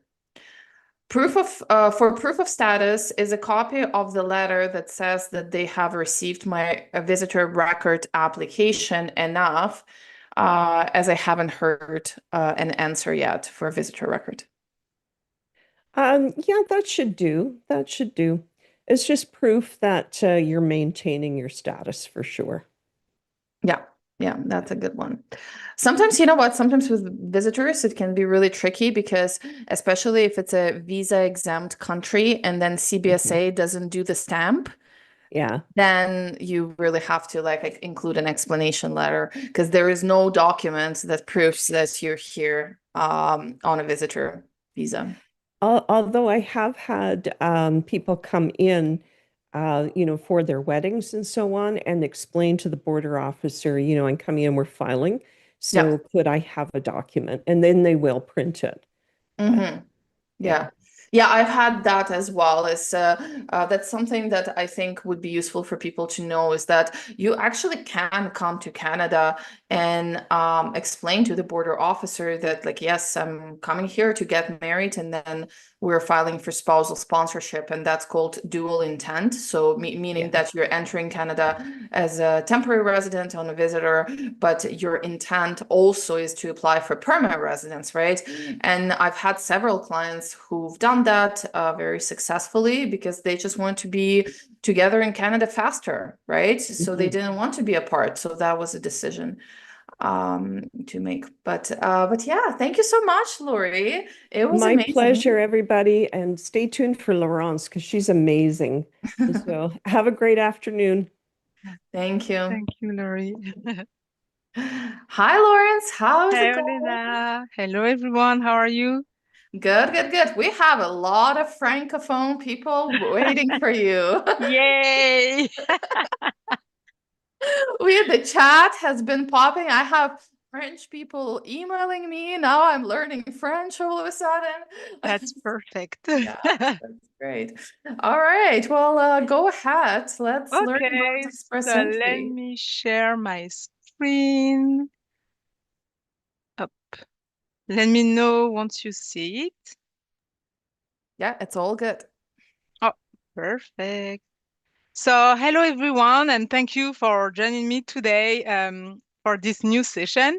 So, I'm Laurence Mouila-Vertueux. I'm a regulated Canadian immigration consultant as well, and I'm the founder of Movela Immigration Services.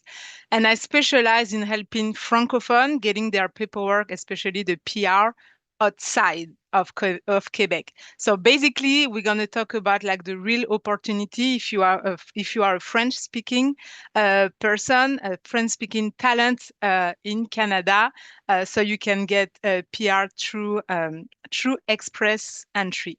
So first of all, I wanted to start by the land of acknowledgement. So basically, we are on a land that has been inhabited by indigenous people for thousands of years. We recognize that the city of Oshawa, so it's a city in Ontario, yeah, is located on the traditional territory of the Mississauga-Scugog Island First Nation. This territory is covered by the William Treaties. Today, this meeting place is still home to many Turtle Island native, and we are grateful for the opportunity to work, live, and play on this territory. Okay, so before we jump into the subject, I just wanted to do some housekeeping. So you can see me, I cannot see you. So don't hesitate to put the comment, your feedback in the chat. As you know, the information provided in this presentation doesn't constitute legal advice. As I said, I like when it's interactive. So through the presentation, we're gonna have some quiz time. So you will just have to comment and put your answer into the chat. And then at the end of the presentation, we're going to have some time for some Q&A. So basically, you are in the right place right now if you are a French speaker already living in Canada, if you are on a working holiday, a Francophone mobility, or a young professional work permit, if you are currently in Quebec, but you are thinking about moving elsewhere because we know that the door are currently closing over there. If you feel a bit lost between temporary and permanent residency, or if you just want a clear, legal, and realistic plan to apply through express entry. So basically, if any of this sounds familiar, you are at the right place. Okay, so we're going to start with the first quiz. I just want to know a little bit more about you. So in which part of the world are you joining today? So me, I'm in the province of Ontario. I don't know if do I have access to the chat? Ah, yes, I do. BC, Ontario, Ethiopia, Togo, London. Is it London, UK or London, Ontario? Nigeria, Ethiopia, Rwanda, Barbados. Ah, nice. Togo, Kenya, Toronto. Oh, I didn't know that city. Calgary. Calgary attracts more and more Francophone. Mexico, Kenya, Somalia. Wow, you're all over the world. Côte d'Ivoire, Quebec. Oh, someone is in Oshawa, Penticton, BC. Toronto, we are neighbors. Indonesia, wow. So that means it's are you in the morning right now? You must, well, in the night, during the night. Ah, that's great. Okay, okay. So I will, thank you for sharing where you are from. So I will tell you more about me. So I'm a RCIC, as I mentioned. Uh, I'm used like to my objective is really like to demystify the Canadian immigration because unfortunately there is a lot of fraud going over there. So usually I like to do webinar in person event. I also have a podcast, sorry, that's called Canada Ouvre-toi, and sometimes I do in panel. But this is my story of today, but I didn't appear in Canada just like that. So I wanted to give you a little bit more information about myself because I've been in your shoes. Um, I'm an immigrant myself, so I arrived in Canada back in 2011. So this is me at the airport where I said to my mom that day, don't worry, I will come back in 6 months. I hate winter. I don't want to live Canadian winter. I will be back before the end of the year. And guess who's still here like 14 years later? It's me. So I arrived with a work holiday visa. So it was supposed to be for 1 year. I was able to renew it for young professional for a year and a half. And then I had another work permit, a closed work permit, Francophone mobility for 2 years.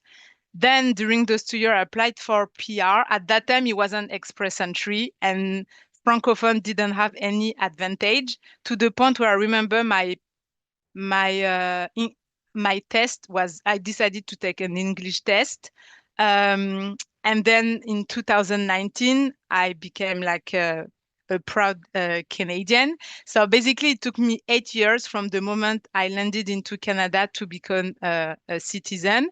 And then COVID happened. I decided to change career to go from automotive marketing to see where I could have more impact. So I went back to school. I got my RCIC diploma, and then in 2022, while I was on mat leave, I launched some Movela immigration. And now today, so I'm here in front of you. But just to let you know that for those who are not currently in Canada, I understand exactly what you are going through right now, like out of the doubts, the question, try to understand the system. So as you could see, like from the other colleagues, Canada has a lot of, is like a maze. The immigration is like a maze, but today we will really focus on the advantage as a Francophone. So basically, I just wanted to make you understand why Francophone are important in Canada. But first of all, I wanted to know because I saw some of you are from like Francophone part of Africa. But I wanted to know right now, what is your connection to French? Like, are you a native? Um, is French your second language and you have a good level? Are you intermediate? Are you a beginner or you don't speak French at all? Okay, D, E, B, E, not a speaker, A, native, okay, it's my second language. E, A. French is my third language. Wow, Fernanda. A2 level learner. E. Good for you, like for all of the Ds. That means you have the courage to jump and learn another language. So this is great. First language, not speaker. E. Okay, so it's pretty mixed, native French. Okay, so I guess for all of the one that are ABC, the the advice can apply. But even for those who don't speak French, I hope it will make you understand why French is important right now in Canada, and maybe you will want to learn it as well. Okay, so I just wanted to give you an overview of the situation of Francophone right now. So as you might know, French is an official language in Canada as the same level than English. That means there is not one language which is more important than another. But of course, English in terms of proportion is the language that is most spoken in Canada. There is only one official Francophone province, which is Quebec. So this is the gray one. And express entry apply for all of the provinces except Quebec. This is the map. I think it's dated 2022. So the numbers are not accurate as of today, but at least it gives you an idea of where Francophone people go outside of Quebec.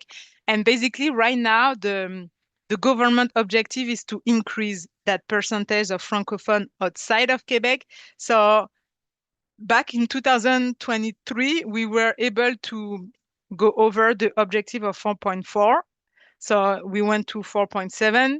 And yesterday, so the budget was released and the new objective were announced. And basically for 2026, we tried to reach 9%, 2028, 10.5%. And at the beginning of the year, the new prime minister, he wanted to reach 12% by 2029. So basically, learning French, it's a really good advantage right now, because if the government want to increase the percentage, that means that more program will be put in place, or if they decided to keep the same program, that means that they're going to increase the quota, how many people they will accept.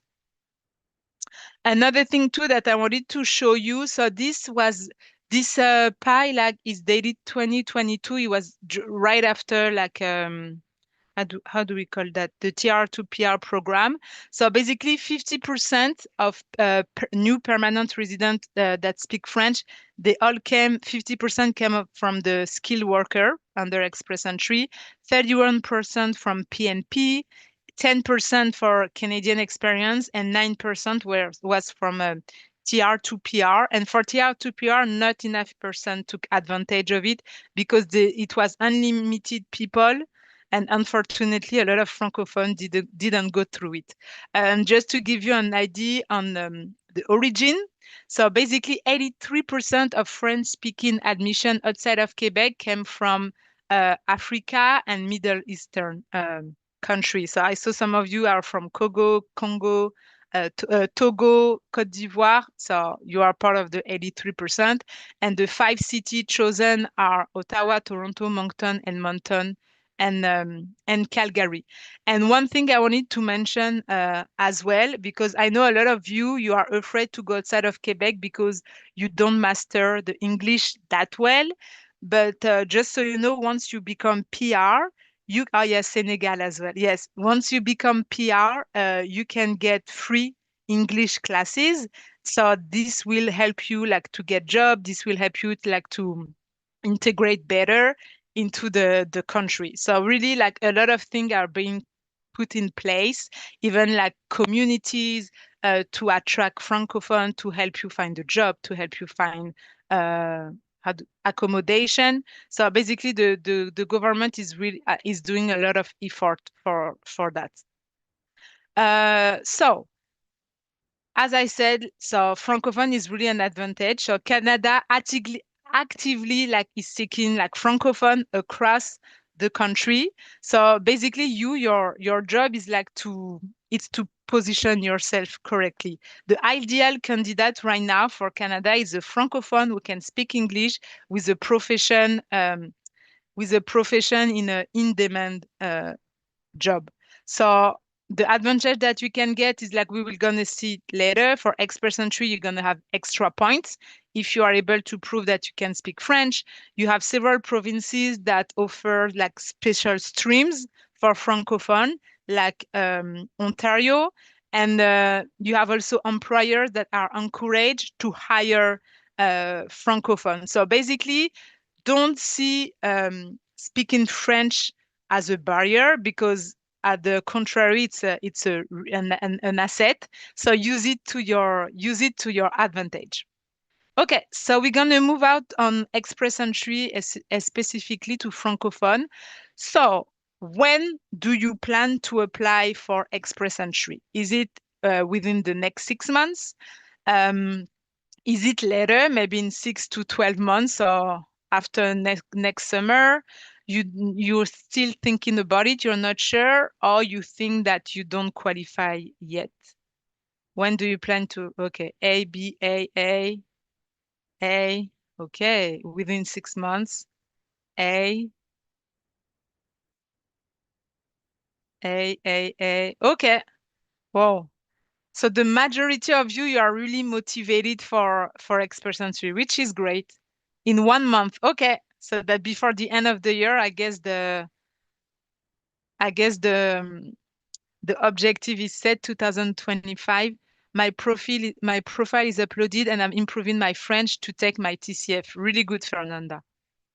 And it's one of the strategy that we're going to talk after about the French test. Okay, so if I understand, we have a motivated group here. That's great. So first of all, we're going to do a quick eligibility check just to make sure if you are eligible for the Francophone draw for express entry. So you still, to be eligible for the Francophone draw, you still need to be eligible either for the Canadian experience or the skilled worker. So basically, you need at least 1 year of skilled work experience within the tier 0, 1, 2, 3. To qualify for the Francophone, you need to have at least CLB 7 for the TEF Canada or the TCF Canada. And be careful, it's not the average that needs to be CLB 7. It's in each of the 4 categories that you need to be to reach the CLB 7 to qualify for the Francophone draw.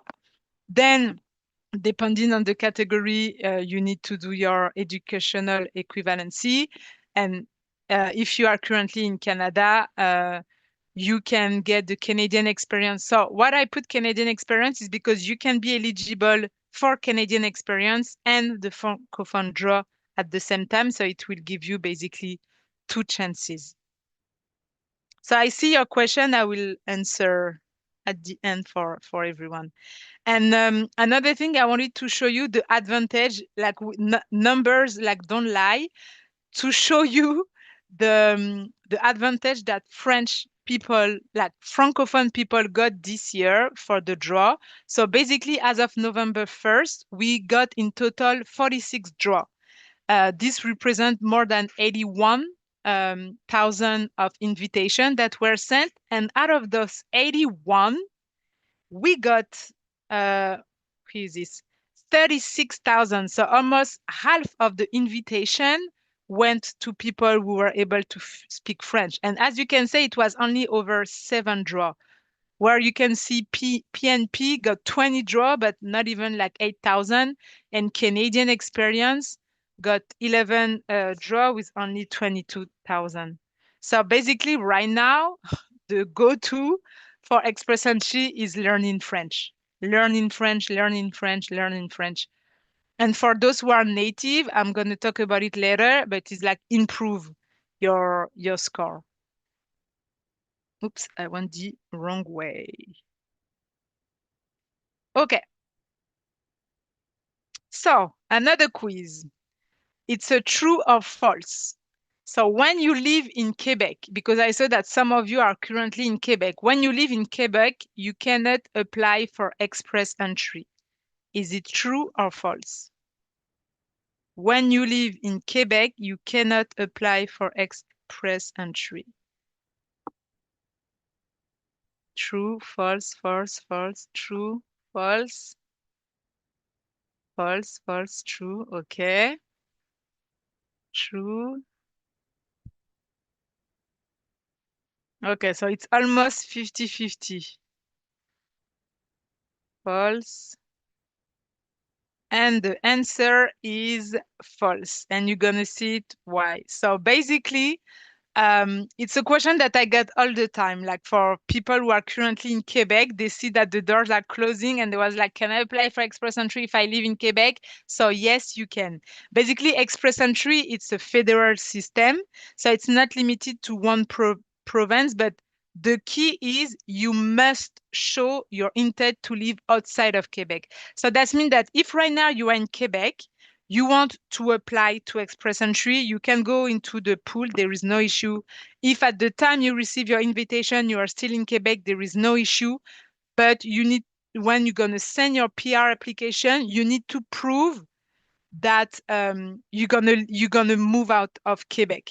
So basically, you need to show that you look for jobs outside of Quebec, you visited apartment, you did some trips, you went to visit school maybe for your kids, that you have family, that you have friends, basically that you have a community in another province. So basically, if today you are in Montreal, you can prepare your move to Ottawa, to Manitoba, to New Brunswick tomorrow. There is no issue, but it's really, really crucial that in your application, you prove that you made the effort.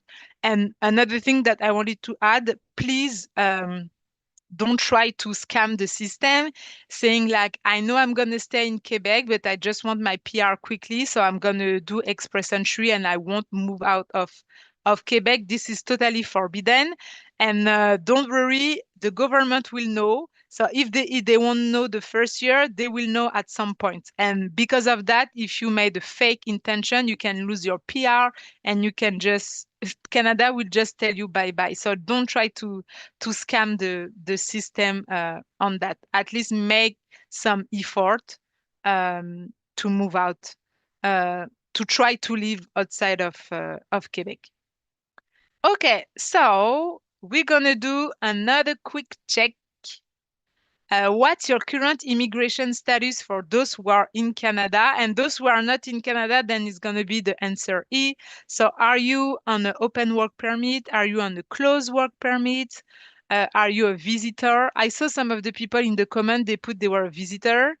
Are you a student? Or are you not in Canada right now? Okay, so some people are in Quebec. So the advice that I just give earlier like applies to you. Not in Canada, open work permit. Okay. D, student.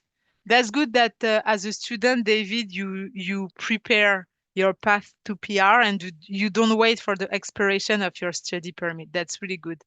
Close work permit, PGWP, perfect. B. Okay, so there are more worker and people out of Canada. Okay, okay, perfect. So for those who are currently in Canada as a worker, that helps me like tailor my next tip um, to you. So basically, for those who are on a working holiday visa or any other type of open work permit, um, this applies to you. So even for PGWP or if you are linked to your spouse, basically be careful because PGWP and work holiday visa depends of your country, of course, but it's the type of work permit that you cannot extend. Once it expire, you cannot renew it. So please don't wait until the last 2 months to act. And when you are on an open work permit, you have to be strategic. So you know that you want to stay in Canada for the long term. I know it's an open work permit and you can do any job, but please remember that for express entry, you need to be in the category 0, 1, 2, 3. So be strategic with the job you pick. So right away, you know that you're gonna qualify for express entry. So try right away to find job with responsibilities. Avoid like wasting time in job that you know won't count for PR. I know that at the end of the day, you still have to pay your bills, but don't rely and say, "Oh, I'm gonna see later." Okay, so it's really, really, really important because the objective would be that once your work permit is about to expire, it's either you're already in the profile or your PR is in the or PR is in process, so you don't become out of status or you don't have to leave Quebec. Okay, so this is where like planning ahead can literally make a difference between staying or leaving, and in certain circumstances, you don't have the choice to lease, but if we can avoid it, this will be better. And if you are on a young professional or francophone mobility worker or in any type of work permit with LMIA, you need as well to remember that don't wait for the last month of your work permit to apply to express entry. I hope for you that your experience on the closed work permit is so young professional by default is 0, 1, 2, 3, and then francophone mobility now accept tier 4 and 5, but start working on your project right now.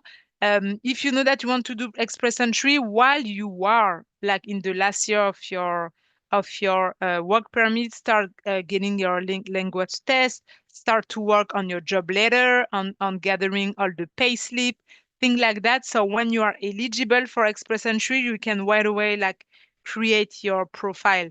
Don't forget the ECA is like available for 5 years, so you can ask it in advance. It's really that kind of details that you have to think in advance to build your PR profile, especially like when you're French. I'm going to talk right away after the test. Do it in advance, and then if it's not good, you know you have the time to redo the test. Okay, quick check. Who have you taken your TEF or your TCF Canada? So basically, TEF and TCF Canada are the only French language tests that are accepted by express entry. So be careful for those who are in Quebec because there is also the TEF and the TCF Quebec, but you really need the TCF and TEF Canada. Okay. And to be eligible for the Francophone draw, I repeat, you need at least CLB 7. Okay, so let's see your result. B, CLB 7, great. D, you planning to do it. C, but I plan to retake it. Okay, good. OC. D, you plan to do it. You didn't know. C, yes, B2. E, D. Okay. Okay. And for those who reach like CLB 7, but you are still eligible for express entry, it's okay. Still create your profile with your CLB 7 because you will still get the points as a second language, but then retake the test to reach the CLB 7 in the 4 categories, and you will update your express entry profile to get more points. Okay. Okay, so my next point is on the French test. Please don't get too comfortable because it's a mistake that I see all the time. And a lot of people get surprised, even if French is their mother tongue, the test is not that easy. And on this, preparation matters. It's not because French is your native language that you're going to score CLB 7, CLB 10, or CLB 12. Like, trust me, I've even seen a French teacher, he wasn't able to get the maximum. So even like if it's your first test, please prepare because it's not the French that we talk on every day. It's really like academic structure. They want to see how you master the French language. Um, so basically, do as many mock tests as you can. Book your test in advance, especially if you are in Africa. I know that sometimes you have to wait 2-3 months to get a spot to do a test. Don't waste the last minute. I can tell you, like last month, I have a family in Togo. The spot was they opened the website at 8. She was connected since 6 a.m. At 8:02, there was no more spot. So especially in Cameroon, Togo, Senegal, it depends, but be careful with that. And my tip on that will be to focus on writing. Why? Because writing, as an experience, is usually where the score is lower. And if French is your mother tongue, please don't do and say, okay, I just have CLB 7 and fine. No, go reach for the 9 because when you reach CLB 9 in the 4 categories, the government gives you an extra bonus. Okay, so you get a bonus because you reach CLB 7, but you get an extra bonus if you have 9 in the 4 categories. So don't forget express entry is a competition. That means that you have to go for the more points. So don't rely, if you know that you can reach the 9 everywhere, go retake the test. And as I said, train because this test is really, really tricky. Trust me. So then I wanted to drop on the common mistake. So basically, it's the classic mistake I see on a daily basis is like you wait too long to start the process. You pick jobs that don't count for express entry. You ignore the outside Quebec intent requirement. So this is especially for people who are currently living in Quebec and who think they're going to trick the system. You underestimate the French test. Please. Like, it's better to master your French test at a level 9 than doing a level 7 in French and a 5 in English. Like you can get express entry just with an excellent French test. So better focus on the French before saying like, oh, since I'm living in an English-speaking province, I have to get a really good score in English. No, it's really the French. I will never emphasize enough on the French. And lately, is like you don't consult early enough a professional, especially for those who are currently in Quebec or maybe who didn't respect all of their current immigration documentation. Don't wait until it's don't wait until it's too late. Last thing is like if your CI score is too low, you have several ways to improve it. Like you can retake the test, as I said, you can gain work experience, you can add your spouse points. So that means ask for your spouse to do the equivalency for their diploma, to do the English test or the French test, sorry. You can go back and study to gain additional points for diploma, and then you can look at all of the PNP out of the PNP programs. And another thing that I wanted to say as well is that I know that a lot of people blame the system that Canada is being too strict and look, and now the doors are closing. But honestly, there are some of the stuff that you can act on.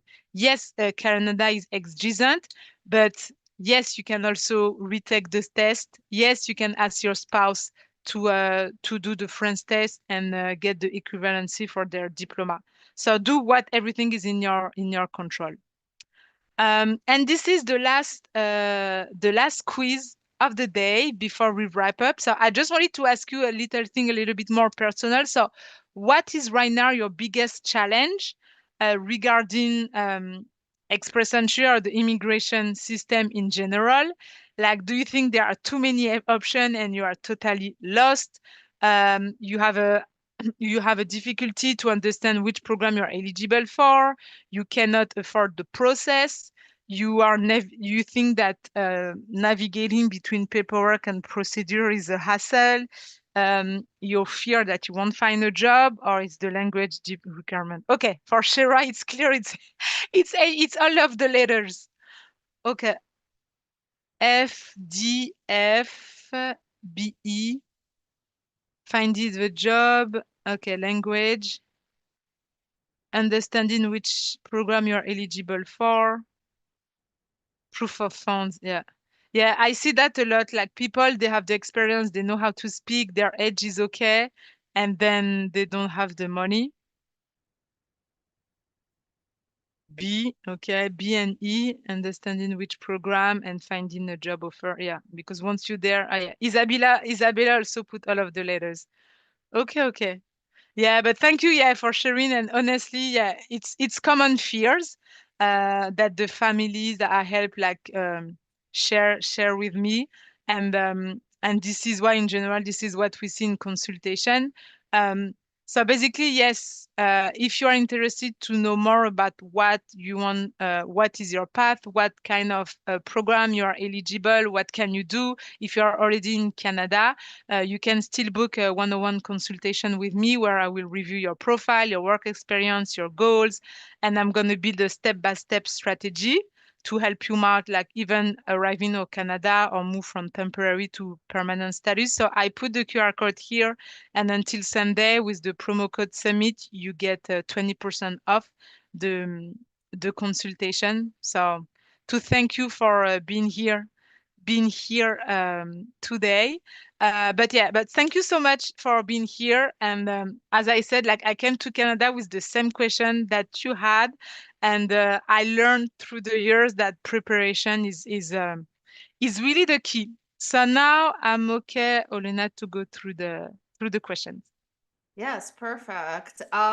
Do you want to okay, Go everyone, back. if you can put if you can put your questions in a Q&A box, that would be great, because in a chat is really difficult to Okay, yeah, read. So yeah, Laurence, you can go through Q&A box, and I sure. will also read some questions from our YouTube live stream. Okay. So, alors, please, what are the minimum requirements for Francophone? So, as I said, for express entry, you need to so first you need to be eligible for Canadian experience or skilled worker. And then when you do your test, your French test, you need to reach at least CLB 7 in the 4 categories. Is there an invitation link for us that are in Africa? Yes, it's for express entry. It doesn't matter where you are currently living, what your citizenship. Um, na, na, na.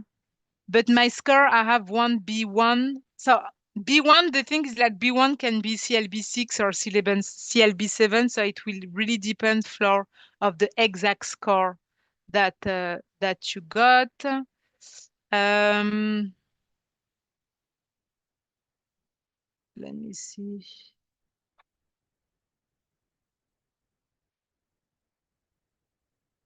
Mm.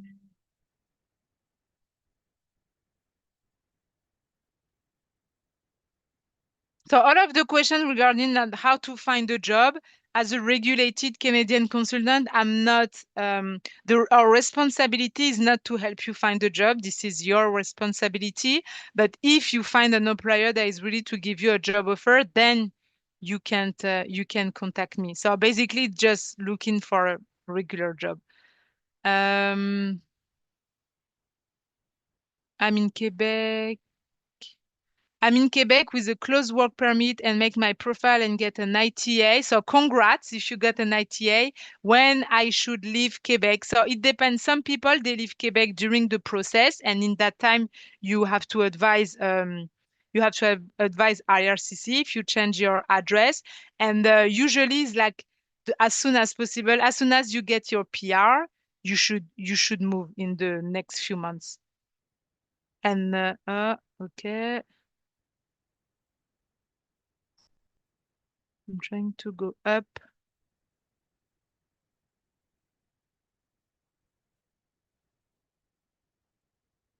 Is ECA duplicate report accepted by RCC as the original 2020 and duplicate is done 2025? It depends when in 2000, because it's 5 years. It depends of 5 years. So it will depend on the date that is noted official. It's not the duplicate date, it's the official date when the ECA was done. Is there an age limit for express entry? No. You cannot enter at any time. It's just that your age will impact your points. So basically from 20 to 29 years, you have the maximum of points. And from 30 years, at every birthday, you lose points. And once you reach 45, you have 0 points for the age. But you can still apply. You just need to make sure you're eligible.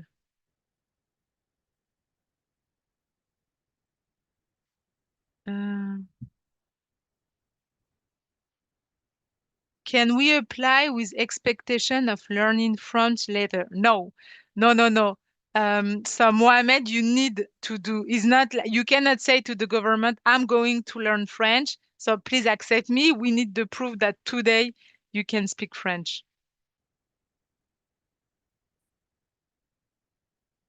I think that's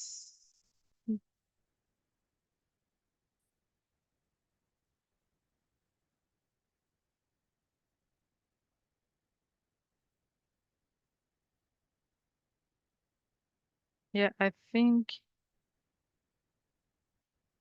there are new questions. Okay.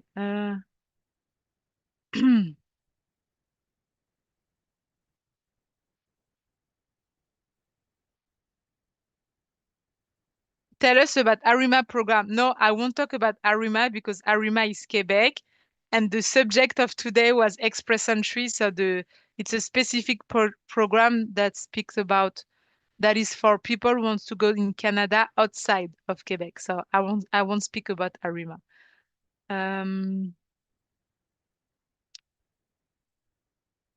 Given my TEF result, NCLC 5 and 6, and my WES evaluation, which immigration pathway will be the most realistic for me? So I don't give personal advice right now because there are way more criteria that we need to analyze. But for example, with the, okay, Alma. So the process for express entry doesn't change depending on your country. Whether you're in Africa, in France, in Asia, in South America, the process is still the same. The criteria are still the same. DELF A2 DELF is not accepted. You only have to put the TEF Canada or the TCF Canada. That's it. What is the difference between TEF and TCF? Okay, so both of them are accepted for express entry, but as per experience, usually I see better scores with TCF Canada. I see better score with TCF.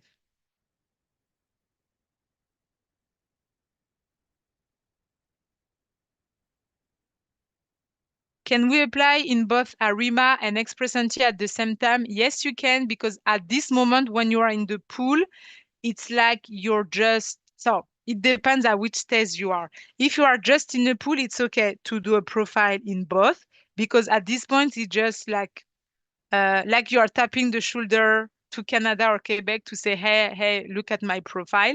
But once you receive an invitation, you have to choose which of the two. You cannot apply PR for PSTQ and for express entry. You will have to choose. But as long as you are in the pool, then you can do both. Are there any targeted draw for Francophone with accounting background even below CLB7? So, if you are below CLB7, you won't be qualified for Francophone draw. And then at least if you don't have CLB7 in French, you need at least to be CLB7 in English to be eligible for express entry in general. If you are for skilled worker, and accounting background is not part of the how do we call that, the job, the skill job, that the in-demand job, sorry. Does the work experience needs to be only from Canada or elsewhere? No, it's you have points if you have worked in Canada, and you have points if you have worked outside of Canada, as long as it's a skill experience. Do I need a job offer to apply? No, but it will depend. Like the majority of people don't need, but for some skilled worker, it's mandatory. When is the application process opening? It never closes. You can apply anytime.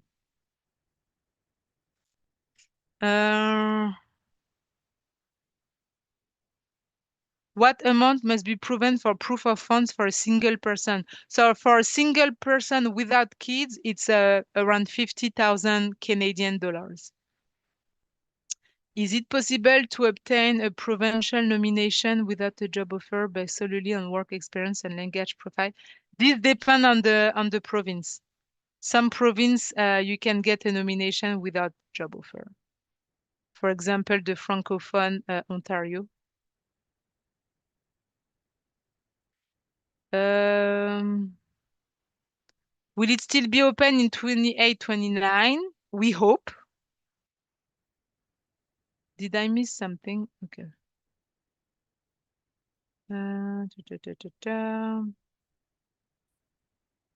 What is quicker, simpler between ARIMA and express entry? This depends on your objective. For example, the processing time is 3 times faster on express entry rather than ARIMA.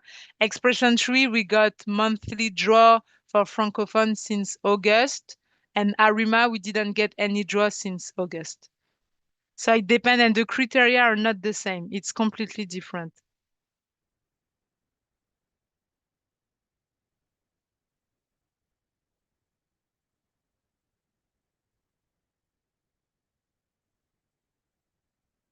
Okay.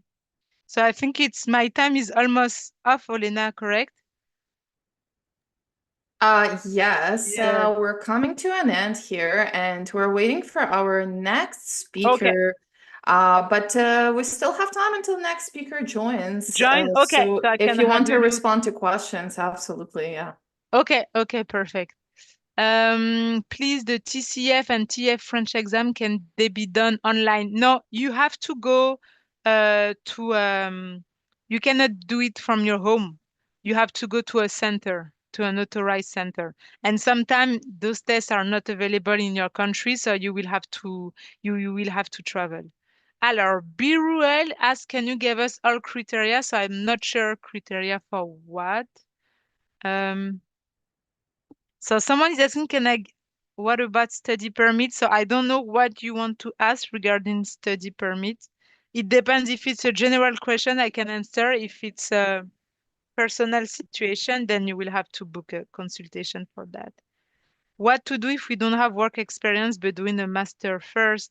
Then if you don't have work experience, you are not eligible for express entry. So you will have to find another program that fits your profile.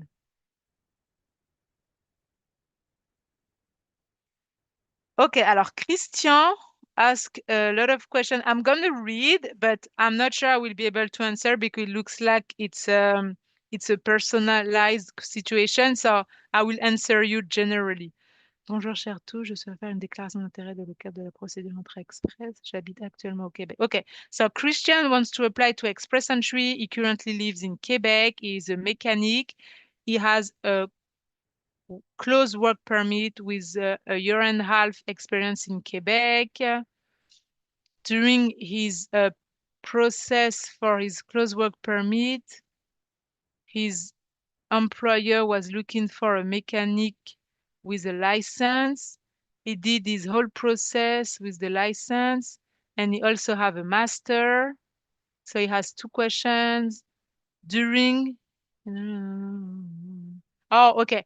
So basically, when you do express entry, the question is, do you have any post-secondary education? You have to put everything as long but I hope for you, Christian, that you didn't lie when you did your close work permit, that you did disclose that you got a master. You will be put in trouble if you didn't mention during your application for the work permit that you didn't have a master, and then suddenly the master appears. But you need to disclose everything. And the fact that you are living in Quebec, okay, this I already answered. So even if you live in Quebec, you can apply for express entry as long as you prove the intention to move out of Quebec once you get the PR.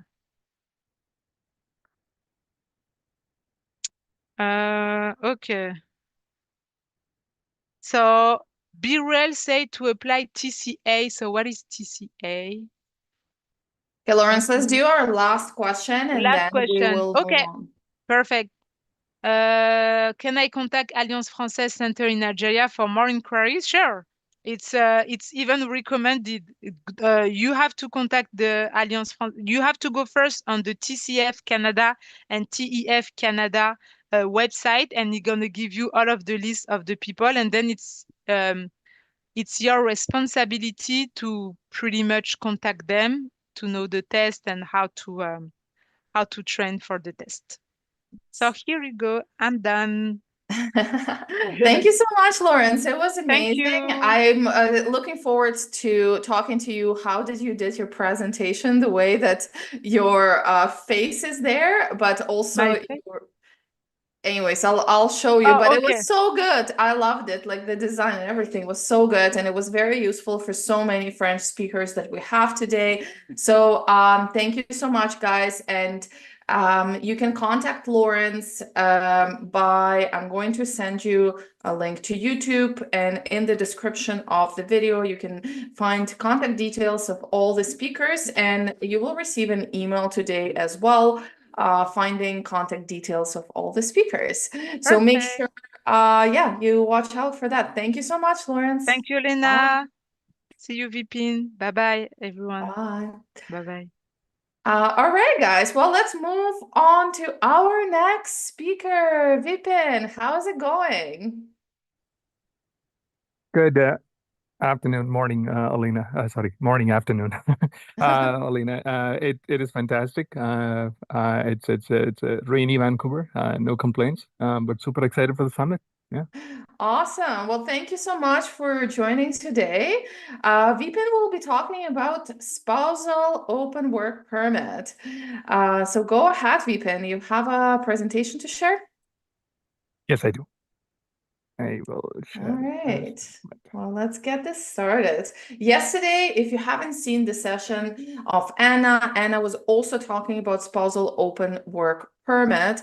And today, Vipin will dig a little bit deeper into that when we're actually going to talk about red flags and what you need to watch out for when you are applying for Spousal Open Work Permit. Okay, Vipin, we can see your screen, so everything is set to go. Okay, great. Wonderful. So, good morning, good afternoon, everyone. My name is Vipin, and I'm an RCIC with Elevate Immigration Services here in the west coast of beautiful British Columbia. I have been an RCIC since 2021, and I'm a member of College of Immigration Consultants and a member of Canadian Association of Professional Immigration Consultants in good standing. So I'm sure everyone's having fun, watching the summit. I'm super excited. This is great. I want to personally thank Olena for organizing the summit, and this is so great in changing times, to for not only informative and educational for people who are trying to find answers to their questions. It's a great opportunity for us, the immigration consultants, to come together as a community and sort of find a common platform to present our share our knowledge and present what's happening in the current immigration landscape. Yesterday, if you were following, the government of Canada tabled a new budget, and with that they announced the new immigration levels plan for 2026 to 2028. A lot of news in the social media handles of so many RCICs. Exciting times. Yes, so. I wanted to focus on Spousal Open Work Permit, and honestly, I was hearing the amazing Anna's presentation yesterday, and I felt like pretty much Anna covered a lot of the pieces that I was going to speak, and which was great. And my job was to make sure to come up with something different in a slightly different format in terms of Anna stressed on what are the most important documents, and what are the things that you should focus on when submitting these spousal open work permit applications. And my goal is to speak a little bit on what are the common mistakes to avoid when you're working to submit your spousal open work permit applications. In the slide, as you can see, big changes came into effect in January earlier this year. Now, the biggest piece was earlier, any person, or any student, for example, could bring and their spouses could get spousal open work permits. That has changed now. It has been limited to very specific streams. And as you can see, this was the announcement that RCC came up with in January 14, 2025, and the biggest changes applied to the fact that family open work permits will be limited to spouses of international students who are enrolled in master's programs that are 16 months or longer, doctoral programs, and in select professional and eligible programs. Now, the biggest question is, why is RCC doing this? Short answer is to align the spousal open work permit eligibility with the Canada's labor market requirements, and to manage the volume of the temporary residents. Um, it- you know, all of us have been noticing and witnessing the reduction in the targets. Likewise, earlier this year, we started seeing the reductions not only in the permanent resident targets, but also in the temporary resident targets. And IRCC is on a mandate to bring down the number of new immigration to under 5% of the population. So huge and massive cuts. Now, through this summit, all of us, all the RCICs here are trying to emphasize on a common message. IRCC is looking to, there is an unwritten mandate that they're looking to reject the applications more than approving the application. So it's very important, as from your standpoint, from an applicant standpoint, to understand. You may think that I know what I need to submit for my application, but will that be sufficient from an IRCC officer standpoint? I mean, they're looking at, they have checklists, they have important tools to assess which documents are genuine, and which applicant is authentic, and so on and so forth. So it's very important to focus on the pieces of information that you're putting together for your spousal open work permit application to ensure that the IRCC officer is satisfied that you are genuine as an applicant, your application is genuine, and if you meet all the criteria, then there should not be any reason for rejections. Now, in spite of putting all the information together, we still see rejections. There may be missing pieces. A classic example that I'm seeing is your language, test results. It should not be older than 2 years, or your PCC should not be older than 6 months, as an example. So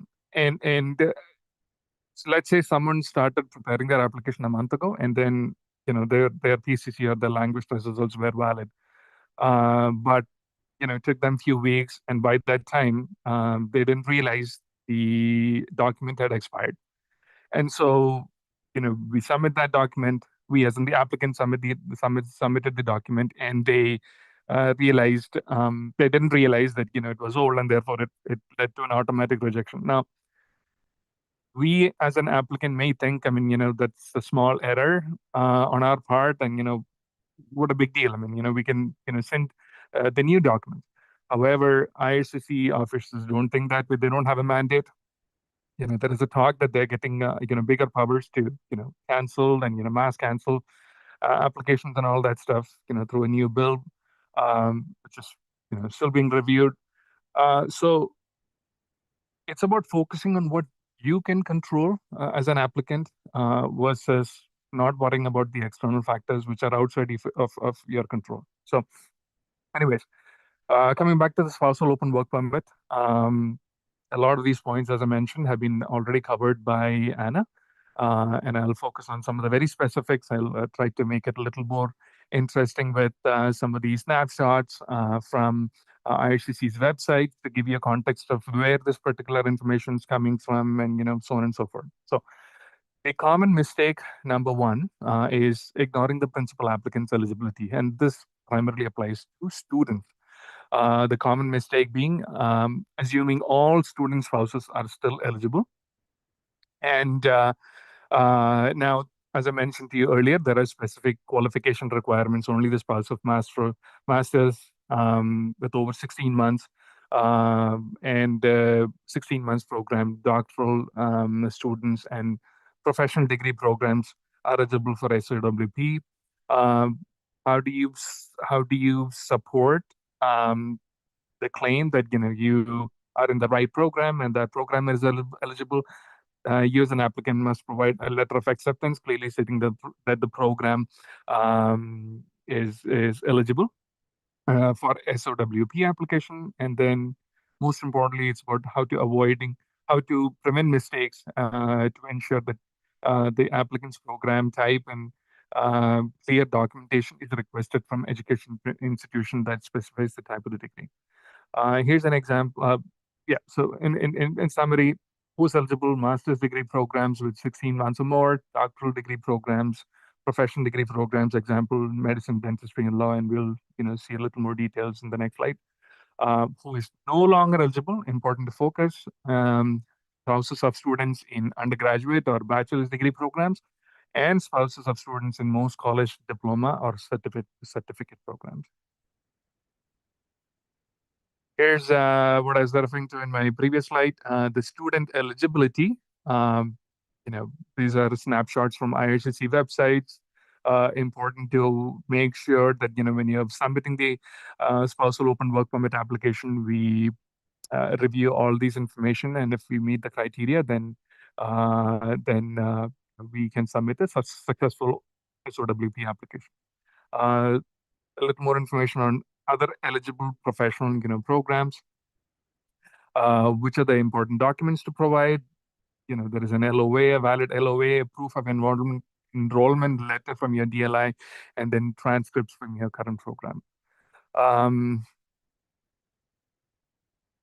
Okay, moving to the next slide is common mistake number 2, ignoring the principal applicant's eligibility. So number 1 and number 2 is all tied up to eligibility. Number 1 was applicable to students, and number 2 applies to workers or temporary foreign workers, as an example.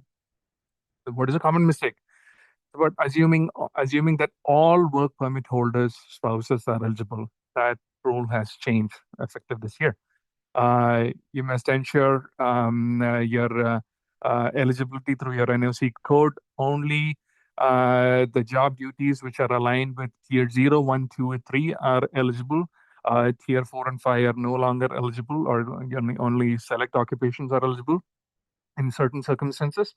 You have to provide the employment letters, and which includes all the specific details about the job duties, responsibilities. Now, a lot of these pieces you will see, you've heard of express entry presentations, you've heard of spousal sponsorship presentation from my other colleagues.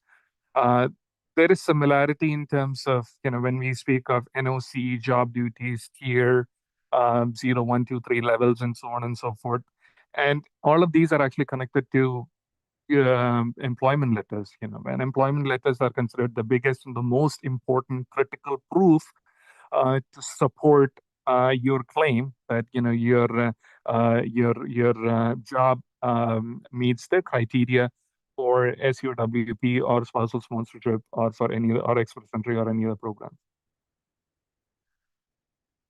How to verify it here? Focus on the NOC code for the specific tier category, and then ensuring the duties are aligned with those tier 1, 0, 1, 2, 3 standards. And the employment letters are the proof that you're connecting the NOC with the job duties, and coming from a third party or another individual who's validating that your job meets the criteria for your spousal open work permit application. Who's no longer eligible, as I mentioned, spouses of workers in tier 4 or 5 occupations are no longer eligible. This includes food counter attendants, hospitality jobs, and so on and so forth. Again, some added few snapshots from IRCC website here. Eligibility criteria for who can apply under the foreign worker category. Any high skilled occupations in tier 01, select high skilled occupations in tier 2, and select high skilled occupations in tier 3. So here's some examples. This is not the full list. If you look at the website, and because of limitations in space, I was able to just take a small snapshot. This is a big list. I mean, you would be concerned if only these specific codes or occupations are eligible. No, it's a big list for tier 2, and there is a fairly decent list for tier 3 as well. So it's important to make sure we look at these details to confirm and validate that yes, your application is eligible to be approved under the SOWP. on the snapshot from IRCC website on which are the exceptions that are applicable to certain workers, under the Agri-Food Pilot Program, Atlantic Immigration Program, CEC class, federal immigration programs, etc., are still eligible to apply under the SOWP. Mistake number 3, weak proof of genuineness of relationship. This is mostly applicable to the spousal sponsorship part, where the spouse of the spouse or the sponsored person or a common law partner, may be eligible to apply and qualify for a spousal open work permit. The biggest mistake when submitting these applications is believing that a marriage certificate is enough. This is no longer 2020 or 2021 or even 2022. I mean, we're talking 2025. As I mentioned earlier, IRCC offices have the mandate to look at how to reject the applications than approving the applications. Their scorecards have shifted now. So it's about adding as many supporting documents to support your claim, and in this case, the genuineness of a relationship. And going back to some of the speakers, including Laurie, Parris, who earlier mentioned of, okay, what is a reasonable proof of, reasonable degree of proof that is acceptable to IRCC? It doesn't need to be a 457-page, chat. I mean, it has to be specifics. Now, you can, for example, I've categorized this into financial evidence, social connections, communication logs, and you can connect the different dots. For example, even within financial evidence, you can look at the joint bank statements. And remember, joint is a very important term, not the other joint. Joint referring to you both are, owners of have ownership of a common bank account, property, and all those. And we can discuss a little more on those a little later. But it's about showing important documents and a variety of documents, different timelines, and putting that as a package and giving that to IRCC. Nothing is less for sure. I mean, more is good, I wanted to say, than less. Because who knows? I mean, there could be that one extra document that the IRCC officer is looking for that he or she may find in your application package that easily approves your application. Social connections, again, different timelines and photos with family, friends, and different occasions and all that stuff. Communication logs, etc., etc. It's a summary of what I mentioned earlier, and going back to something that Laurie Parris mentioned. Officers are looking for verifiable proof or evidence. You have to support your claim on. This is my proof, and here are the supporting documents of why I'm claiming that particular point to support my application. More excerpts from IRCC website. This is particularly applicable to sponsored spouse or a common law partner who's being sponsored under the spousal sponsorship program. Who can apply? These are the individuals who can apply. And for example, there are different criteria based on the validity of their temporary resident status in Canada. Now, if the sponsored person has a valid temporary resident, then during the stage of your spousal sponsorship application, once you get your AOR letter or the acknowledgement of receipt letter, you can apply for an open work permit.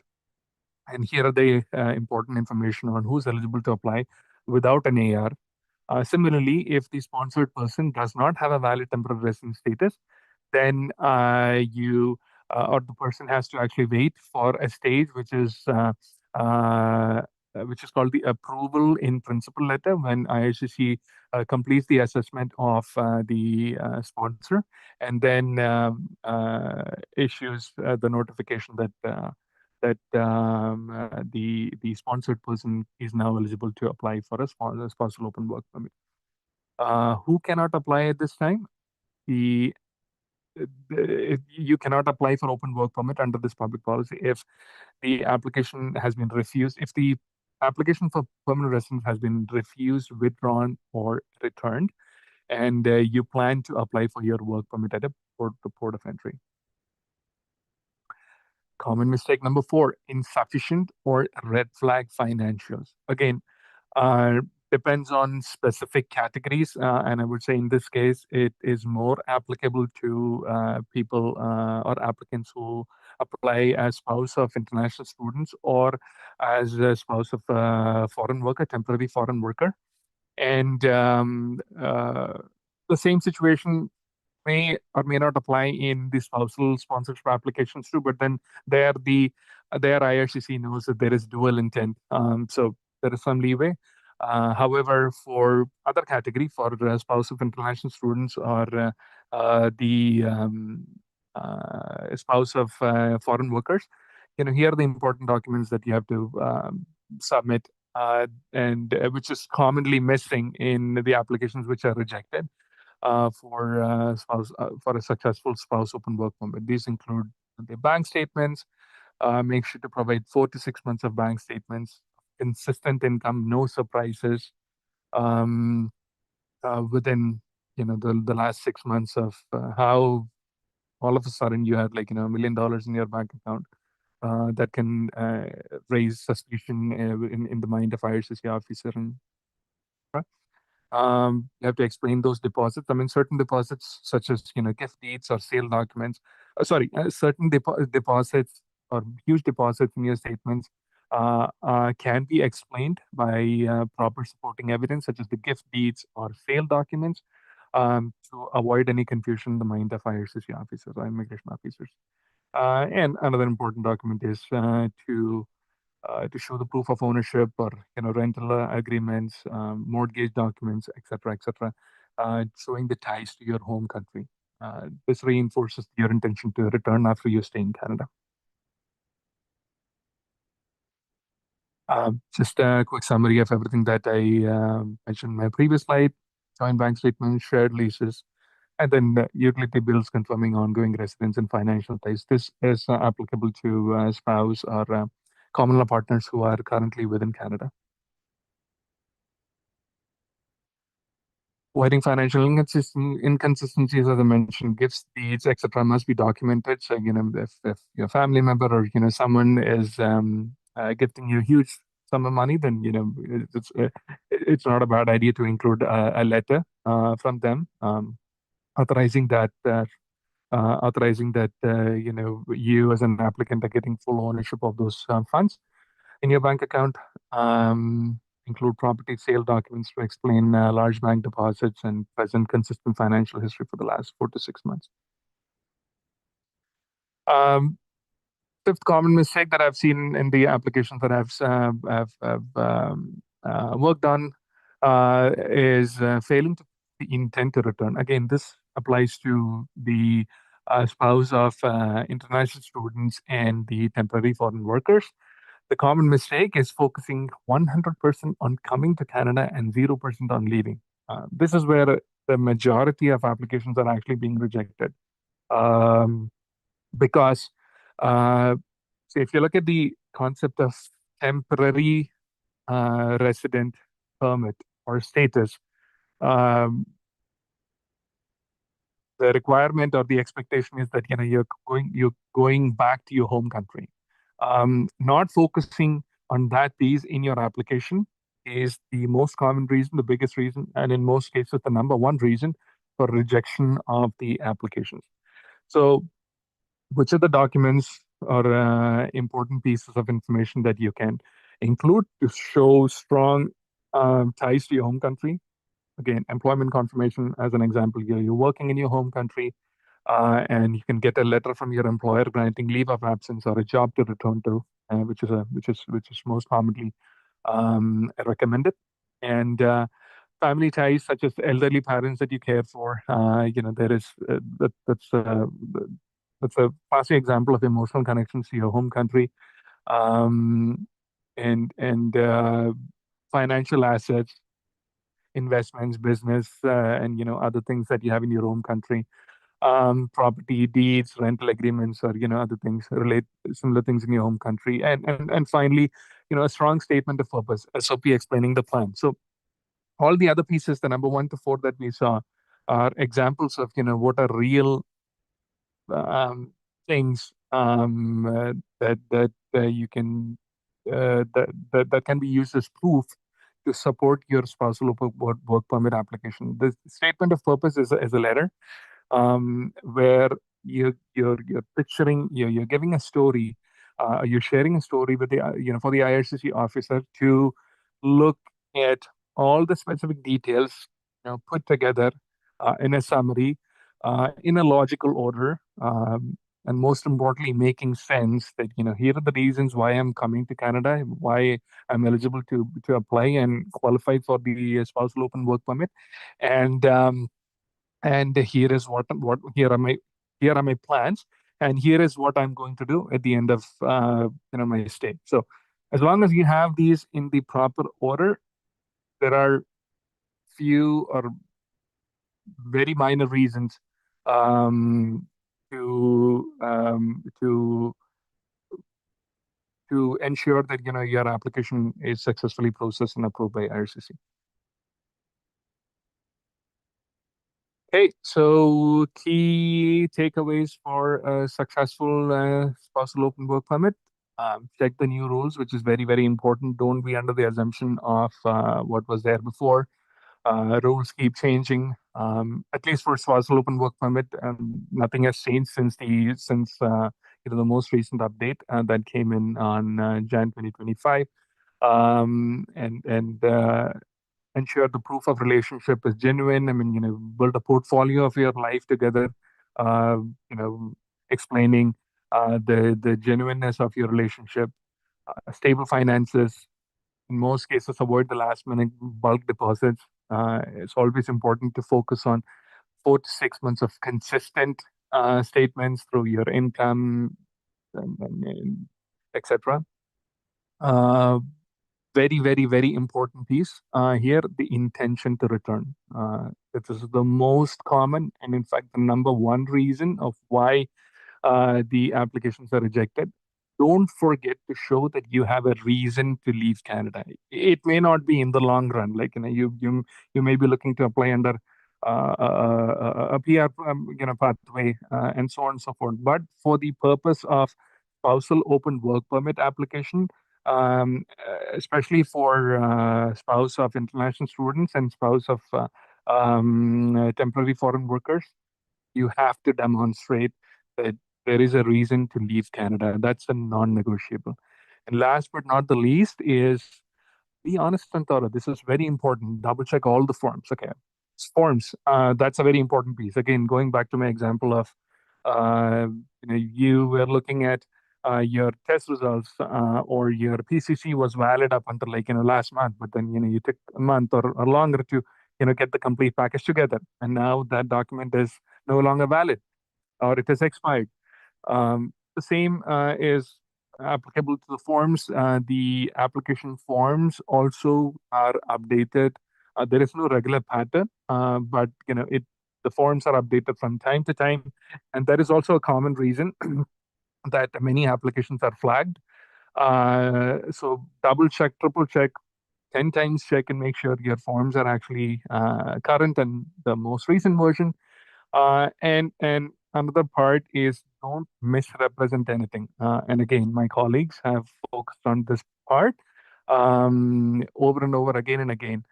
IRCC has tools to verify if you are lying or if you are misrepresenting in your applications.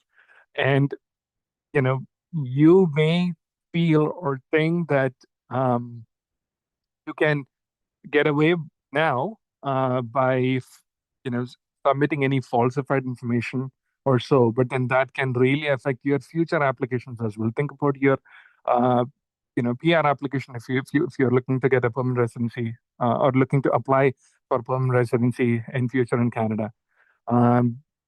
If you're looking for citizenship applications, so anything that you so this is what I suggest my clients. Anything that you submit now, keep in mind that information can be verified in 2, 3, 5, 10 years from now, depending on which application you're going to submit in future.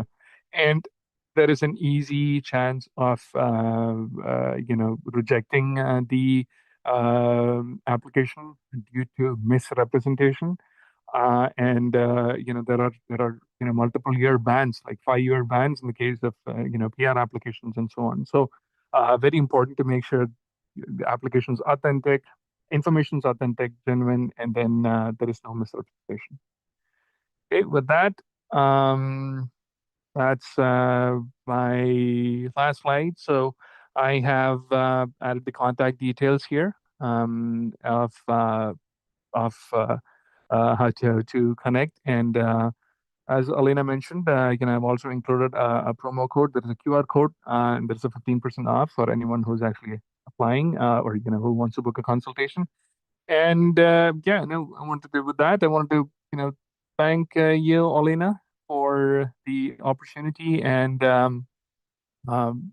thank you for organizing this, and thank you for bringing the community of RCIC together. These are amazing individuals. I look up to each and every one of them, and their socials, and they're amazing. So I hope uh, you're able to find, if you're looking for a consultation with any one of us, you're able to find the right consultant who's able to give you the answers.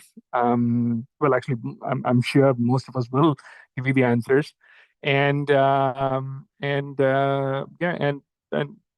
stay tuned for the rest of the day. There's Angelica and Yeah, thank you so much, and others. Vipin. So thank you, Alina. Yeah, it was great. Thank you so much. I have I see some questions here. So one person is asking, is there any age limit for spousal open work permit? Age limit? I mean, it is all tied up to the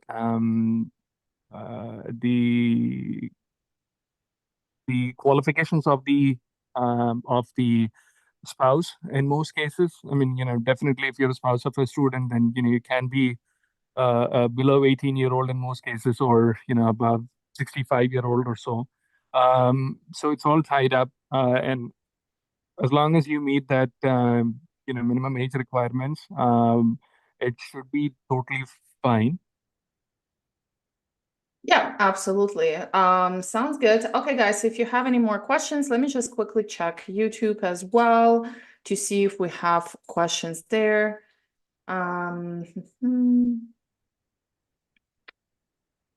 All right, let's see.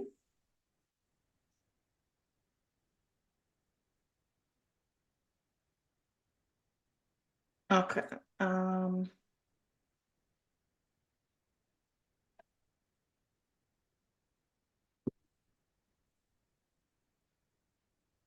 All right. For the link, people are asking just a link for a replay. So I'm just gonna share the link once again for the replay, because just in case you want to watch it again. And once again, just want to tell everyone that Vipin's information, how to contact him, book a consultation, claim your promo code, you can find in the description of the YouTube video, and also you will get an email for those who registered for the webinar. You'll get an email after the session with his details.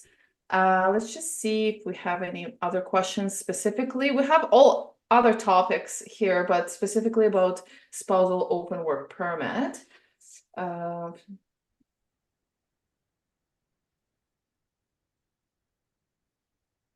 All right. I don't see any specifically SOWP questions here. Let me just double check YouTube. But yeah, thank you so much. And guys, again, you can subscribe.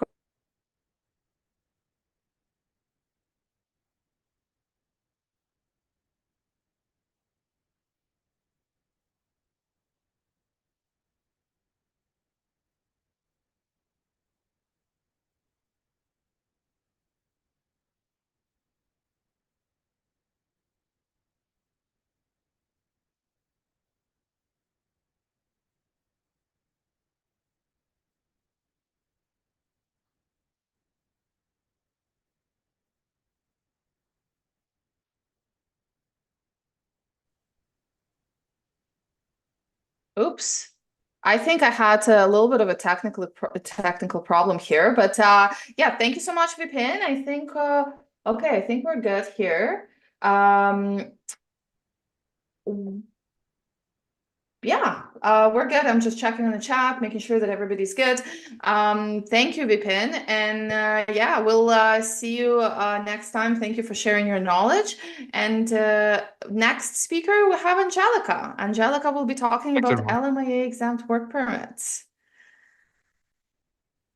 Hey, Elena. Hi, how's it going, Angelica? Good, good. Yeah, yes. Busy but good. Busy but good. Kind of a little nervous right now. I feel like, oh my gosh. But yeah. Yes, all right. Angelica, do you have something prepared for us? Yes, I do. Yes, Yes. perfect. All right, so let's hear about LMIA exempt work permits and particularly FTAs, free trade agreements. What you need to know. All right, you're all set to go. We can see your slides. Okay, perfect. So thank you so much and welcome to this part of my presentation. As you may know, my name is Angelica Potes. I'm an RCIC, and lately I have, a lot of experience with FTA. So if you guys have questions about it, please feel free to send the questions and we will review it after my presentation. So what is this of FTA? So we are talking about free trade agreements. This is kind of a way that professionals, and today we're going to be talking about professionals, the way that they have to get a work permit that is LMIA exempt. So we know, and I know that here in the summit, we have been as well talking about what is an LMIA and all the process that the employer has to do in order to get an LMIA, right? But then what I'm trying to you guys today is the opportunity that some employers and employees have to apply for an LMIA exempt work permit, which means that the employer doesn't have to go through the process to look, to show that any Canadian or PR can do that job. And then it's kind of this another pathway that you guys have. It's not open to all positions. It's not open to all nationalities. But I want to show you today so that you can have like a better idea of how these work. So let's go here. Just give me a second. So when we are talking about the LMIA exempt program, we are talking about the International Mobility Program. So as I was mentioned before, this is a program that Canada has that he has like all these work permits that we are talking about, closed work permits that are actually into this exemption where the employer can actually send an offer that this is the offer of employment to this portal that is kind of automatic for the employer.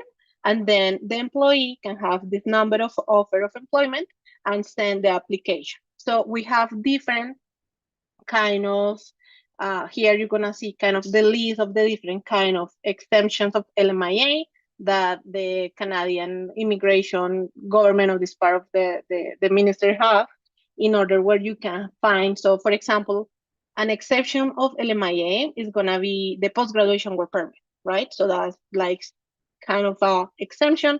You don't need to go through the process to show that you need an LMIA in order to get a post-graduation work permit. And in the same way is the FTA, okay? So Canada has like different free trade agreements with different countries.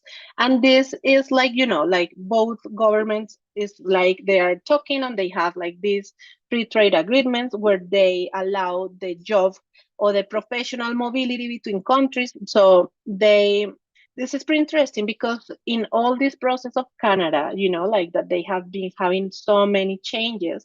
It's like they haven't like changed a lot of this FTA. There has been some changes, but because it's a relationship between countries, this is something that has been, I think, like kind of sustainable on time. So it has been some changes, but it's some, I feel for the countries that are part of FTA, it's kind of the opportunity, for these people to be able to have access to a work permit in a way that is not as complicated.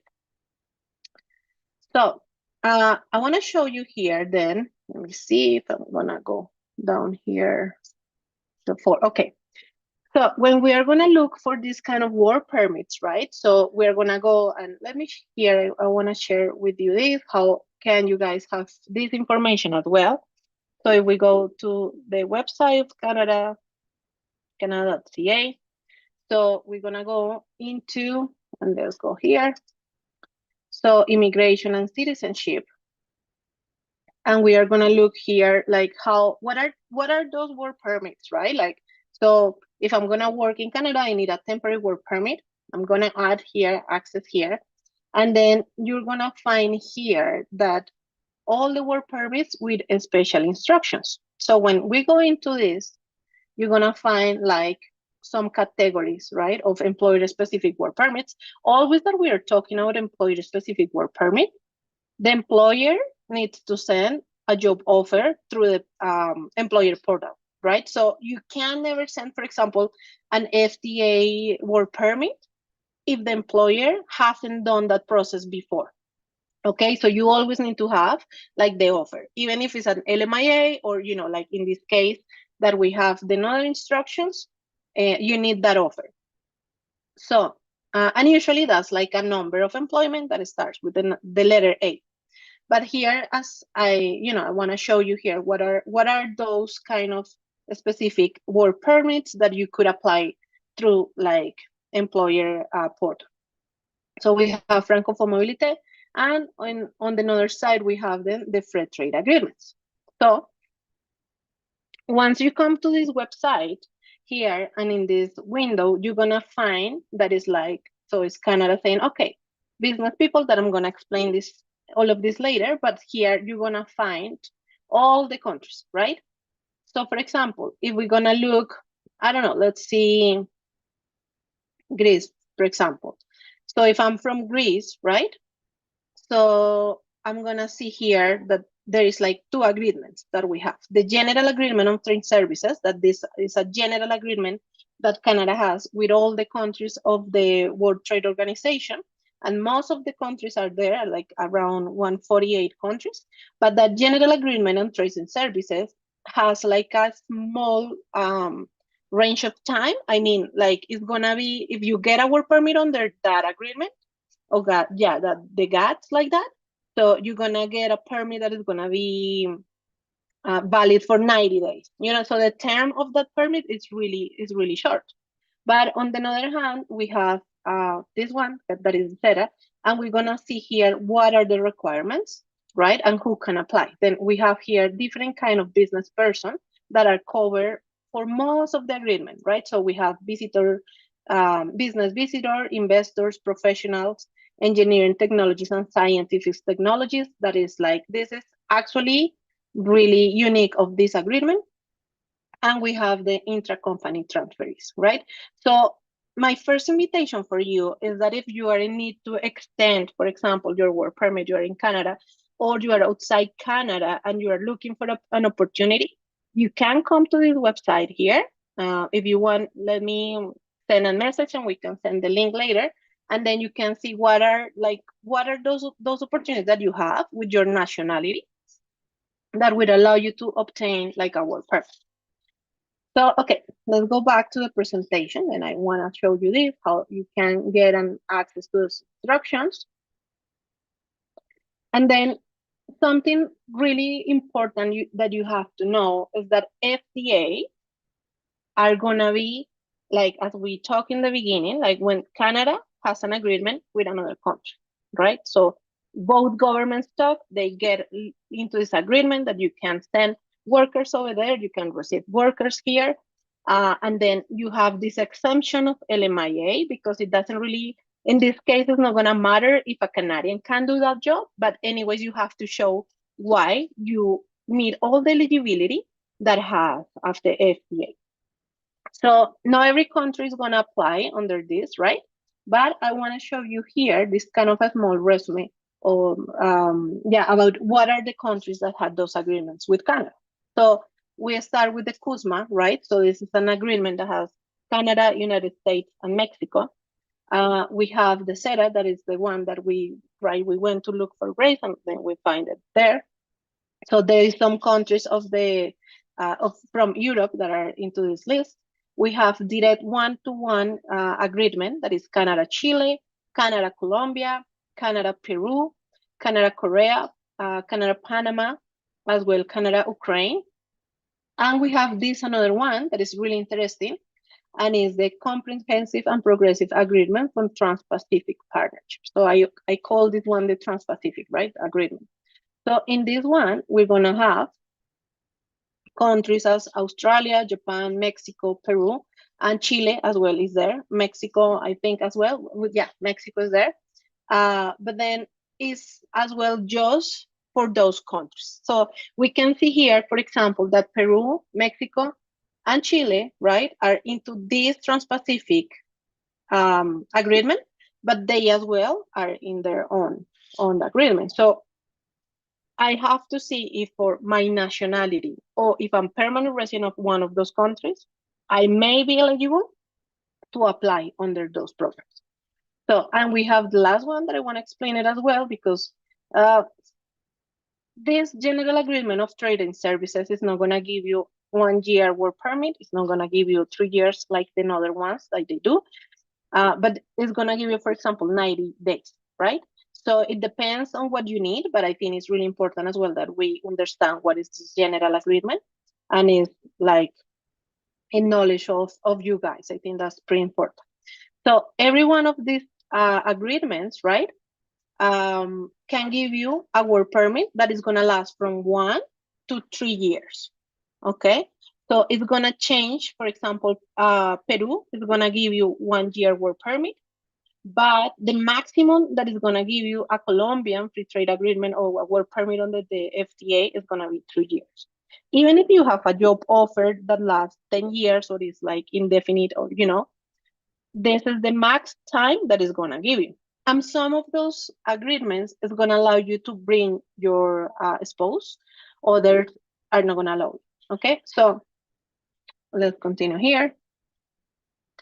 Okay, so all of these agreements are referring to business people, right? So when we're talking about business visitors, for example, here, and let's make the example. Let me see. I think I have the example with, sorry, let me see here.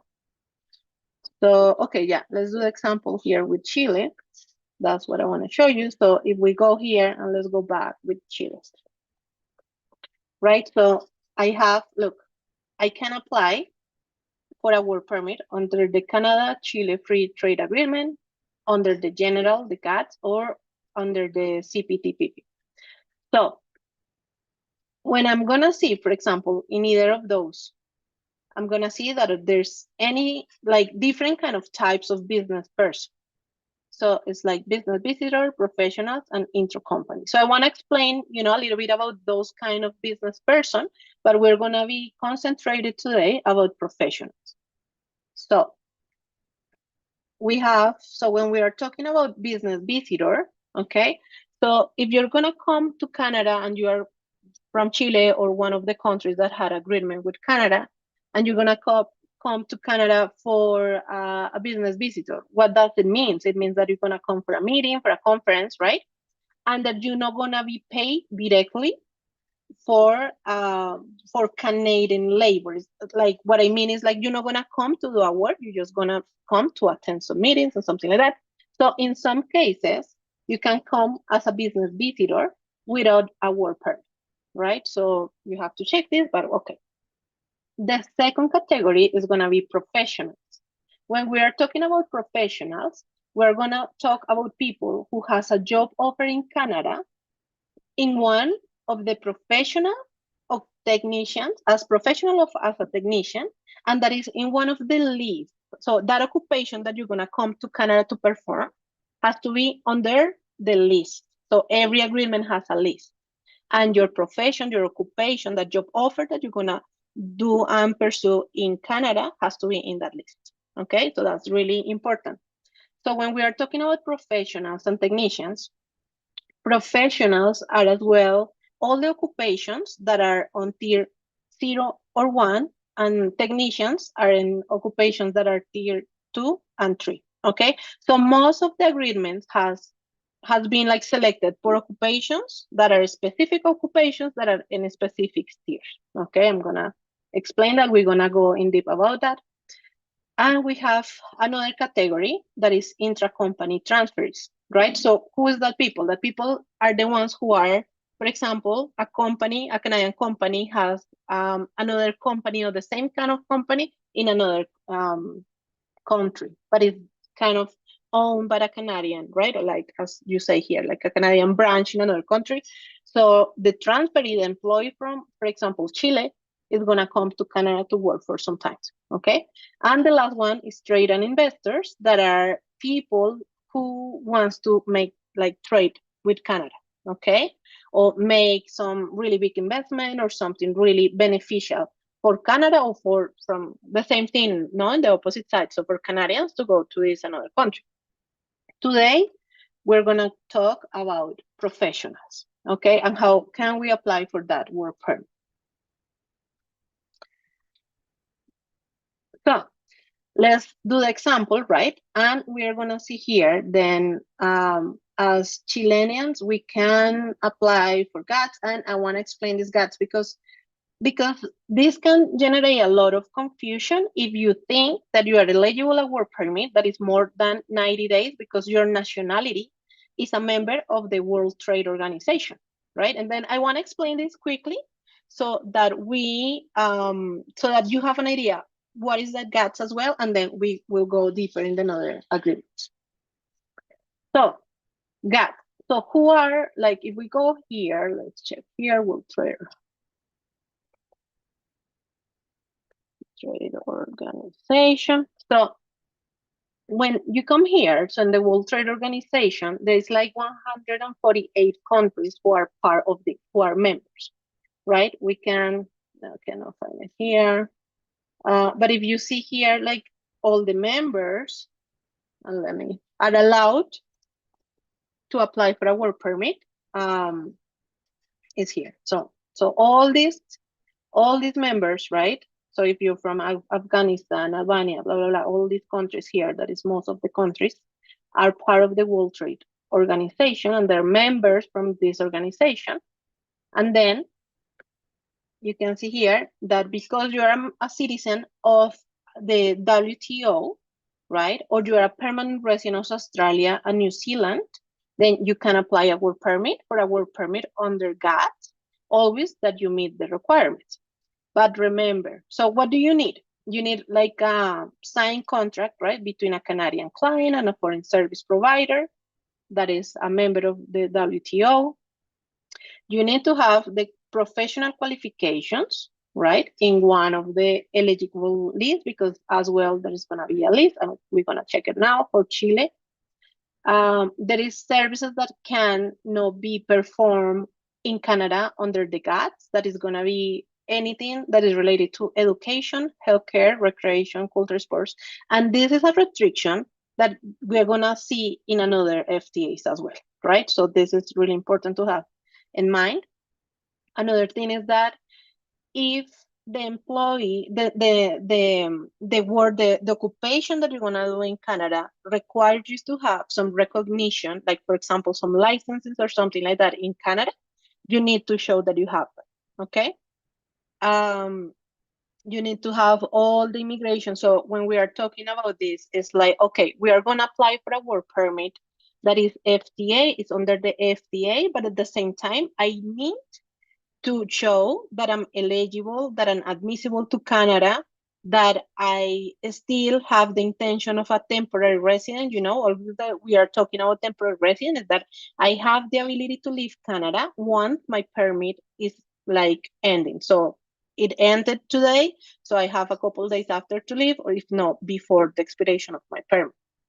So I still need to show that I'm eligible for the general elements of having a work permit, right? So that eligibility the officer is gonna set. Okay, so here in this case, they have like a quota of 10 entries per project, and then this permit is only issued up to 90 days. So this is why is a little confused because I have people reaching out to me and saying, no, but I see that my country have an agreement, this GATS and blah, blah, blah.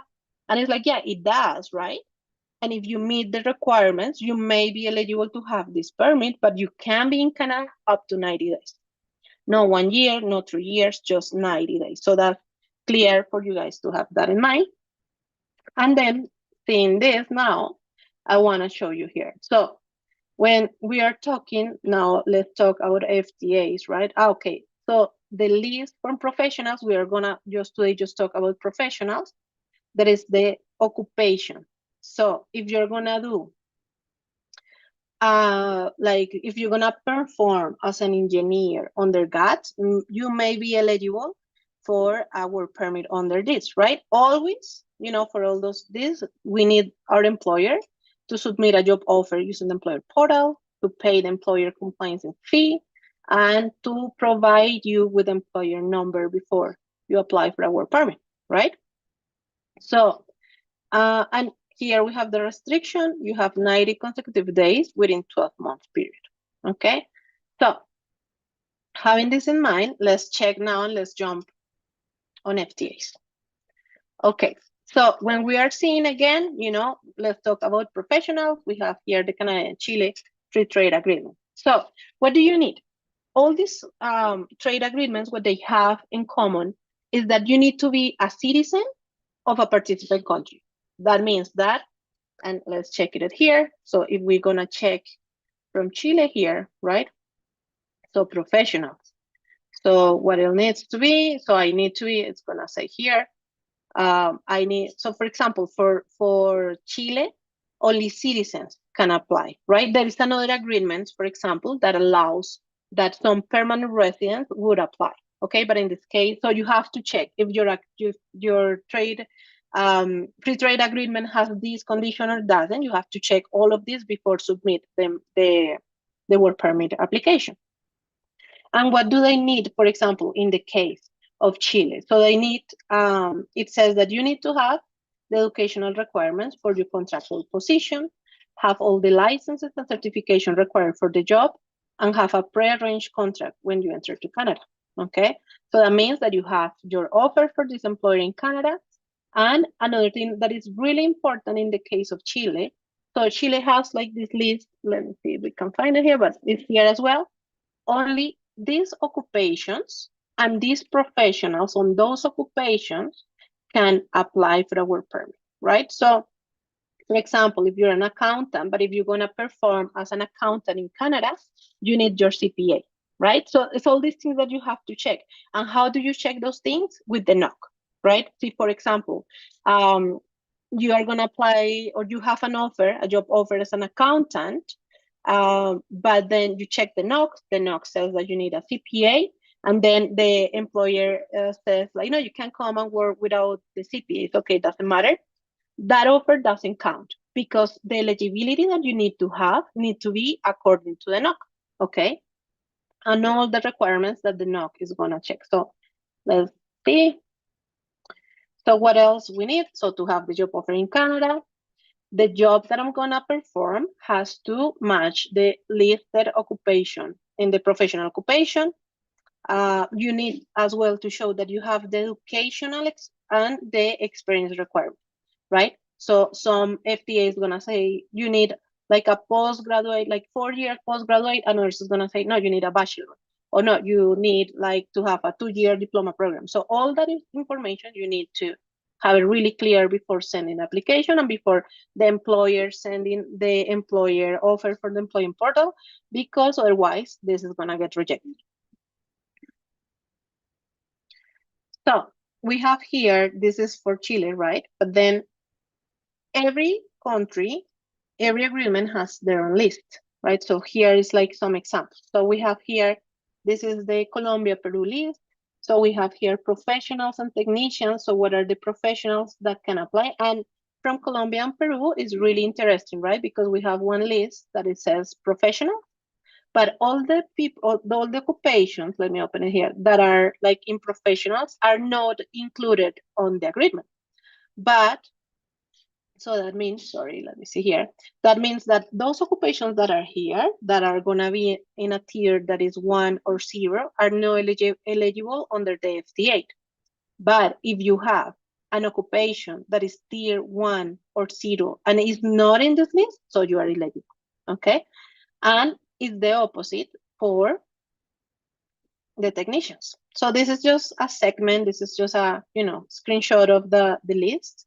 But for technicians, for example, for Peru and Colombia, if your occupation is in this list, then you are eligible. And for technicians, we have all the tier that is 2 or 3. And then if you are not in this list, so you are not eligible. Okay, it's a little bit confusing, but you have to do, your research before applying.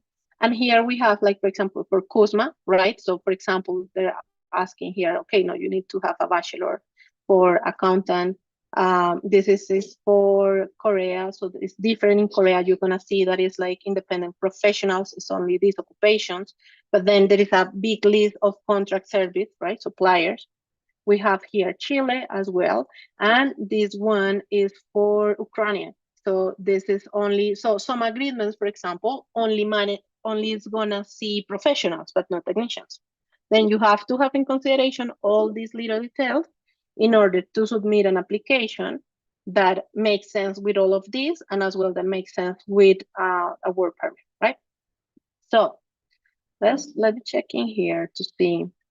Okay, so when I'm gonna look for the NOC, right? So the NOC is the National Occupation Category.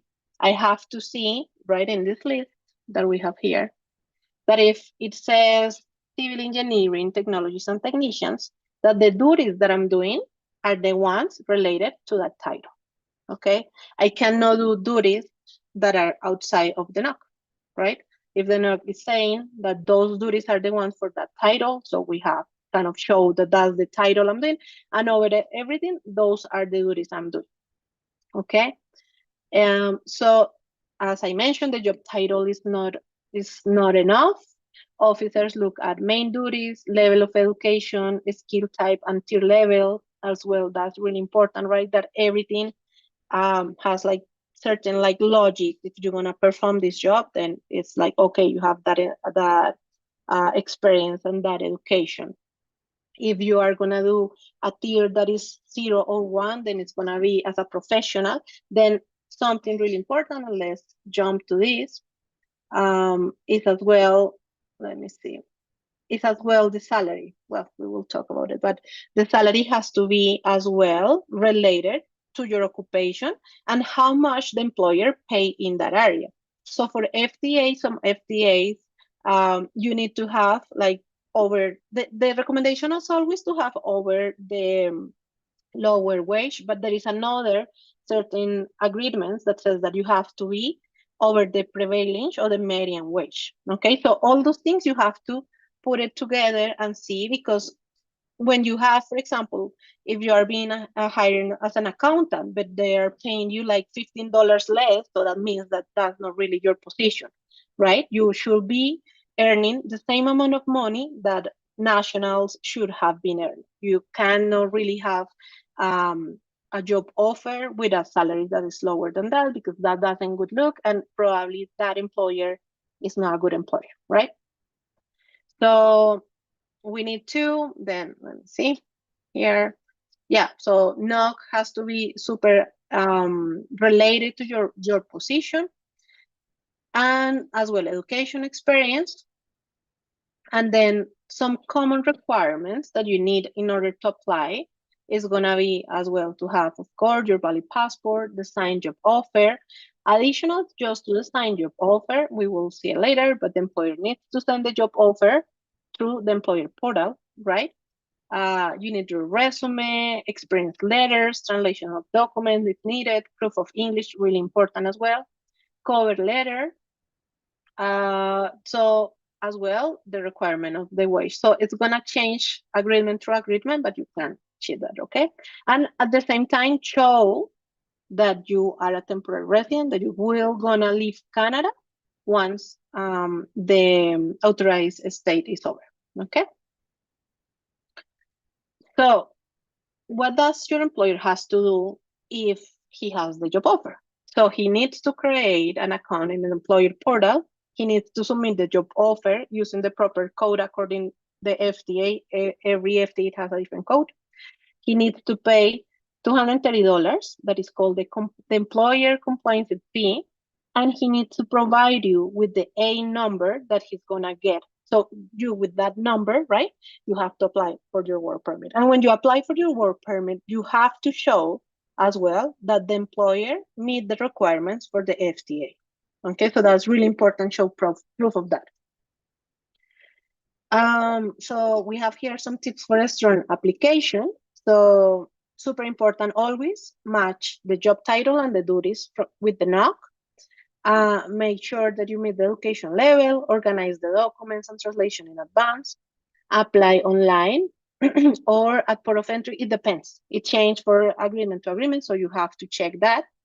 And it's really important as well that you do this process with time, because sometimes when the employer has to send, right, the offer of employment through the portal, that takes a lot of time. So right now in Canada, we have a processing time, I think around 200 days for work permit. Inside Canada, outside Canada is a little faster, but inside Canada is those days, right? But then you have to check if your work permit is gonna be expired, for example, in December. You wanna start getting this offer and get it your employed with most of the time that you can. I would say that the minimum of time would be maybe 3 months, because in my experience, the employers take a lot of time. It's really weird, employers that are like really fast, but they can take like 1 month. I have had employers that have had take like 3 months to submit the job offer, even though that is not difficult, right? But companies always take the time. And then you need to show as well that you need to prepare your application and everything. So I will say that more or less 6 months would be okay to start this process.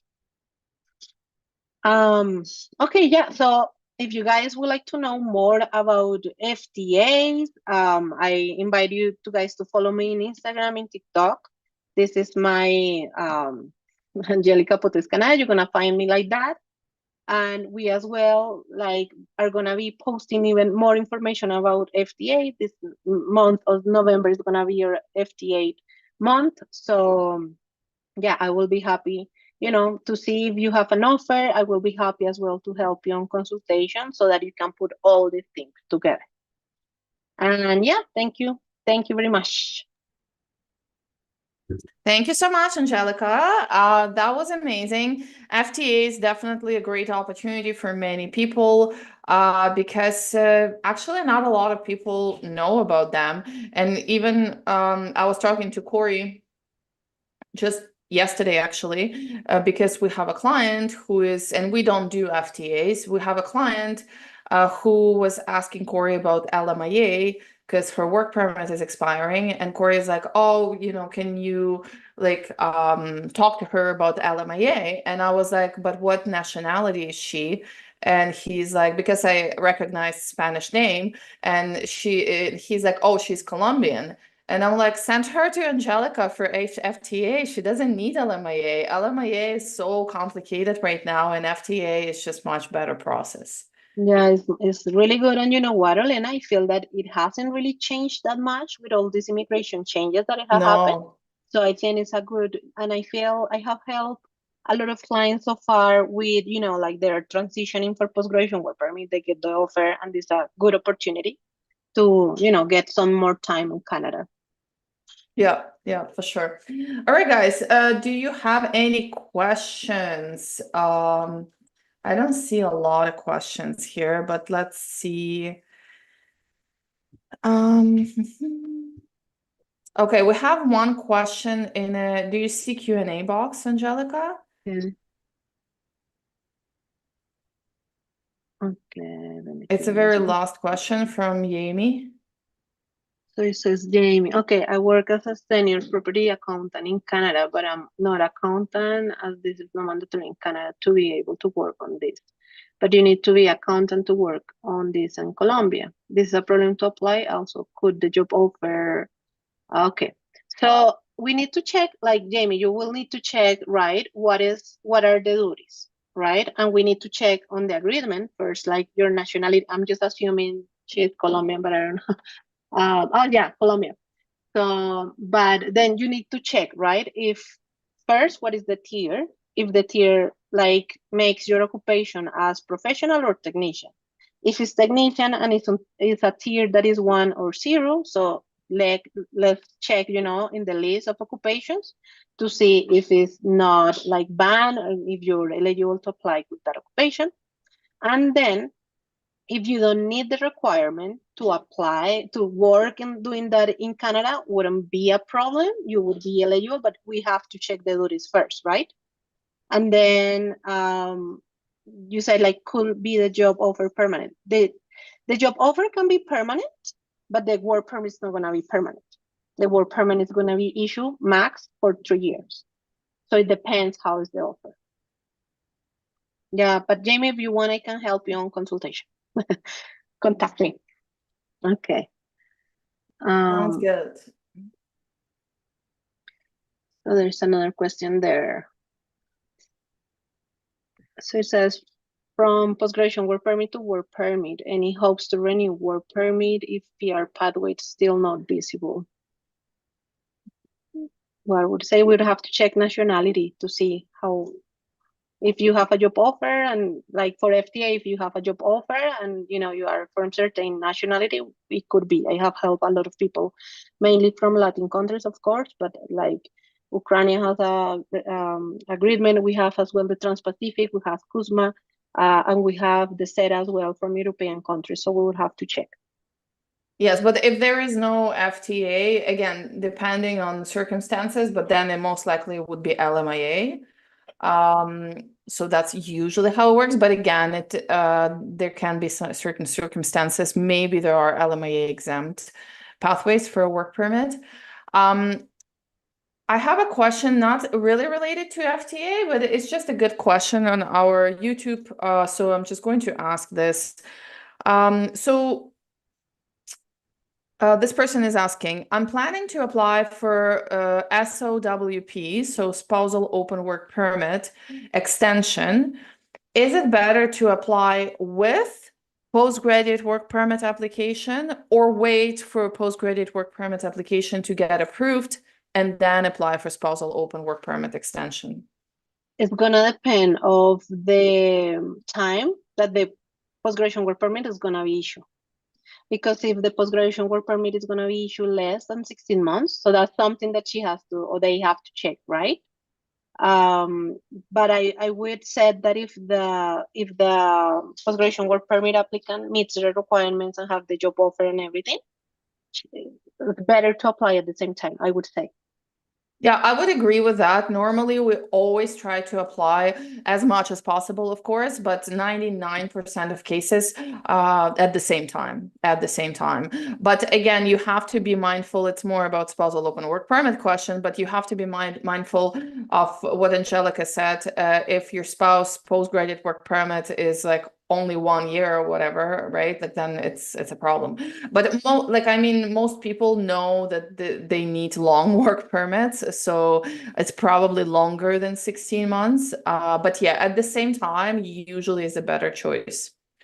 Yeah, I agree with you.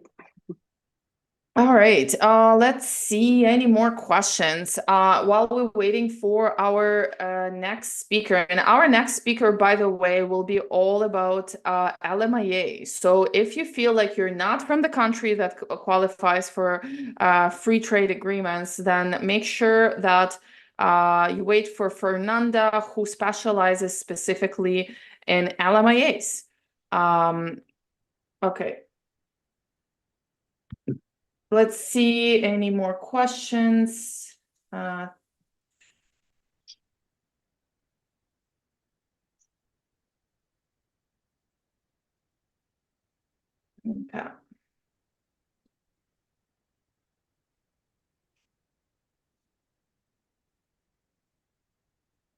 Okay, so good question. The job offer for postgraduate work permit holder or applicant, I guess, does it need to meet median wage? No. No. Mm-mm. No, it's No, just to have it this. kind of gets like so confusing because like some places require wage be certain way and some places it doesn't require, like in a sense of like some application types, right? But specifically for this question, so if your spouse is finishing the college or university, well, I guess university, and they have a job offer, then that job offer just needs to be like, of course, like paid, right? But there is no median wage requirement. Minimum wage. Yeah, I think maybe the confusion came out of thinking that maybe you have to provide some like proof that you are being paid or the post-graduation work permit applicant has to be paid. But other than that, I guess it's more important to know that if your the post-graduation work permit applicant is in a tier 0 or 1, right? So spouse, sorry, doesn't have any restriction. But if the tier is 2 and 3, then we have the list that the occupation has to be in that list for my couple to be eligible to spousal open work permit. Yeah, that's right. That's right. Okay, let's see. Anybody else has any questions? Let's see.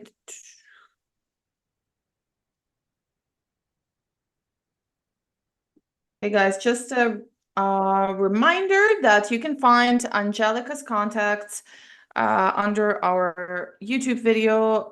The link is right there. I'm gonna put it right in the chat right now, and then you will be sent an email as well after this session. So we have one more session left for LMIA work permits, and for people like Laurie, who is asking about how do you even get a work permit? How do you find that job for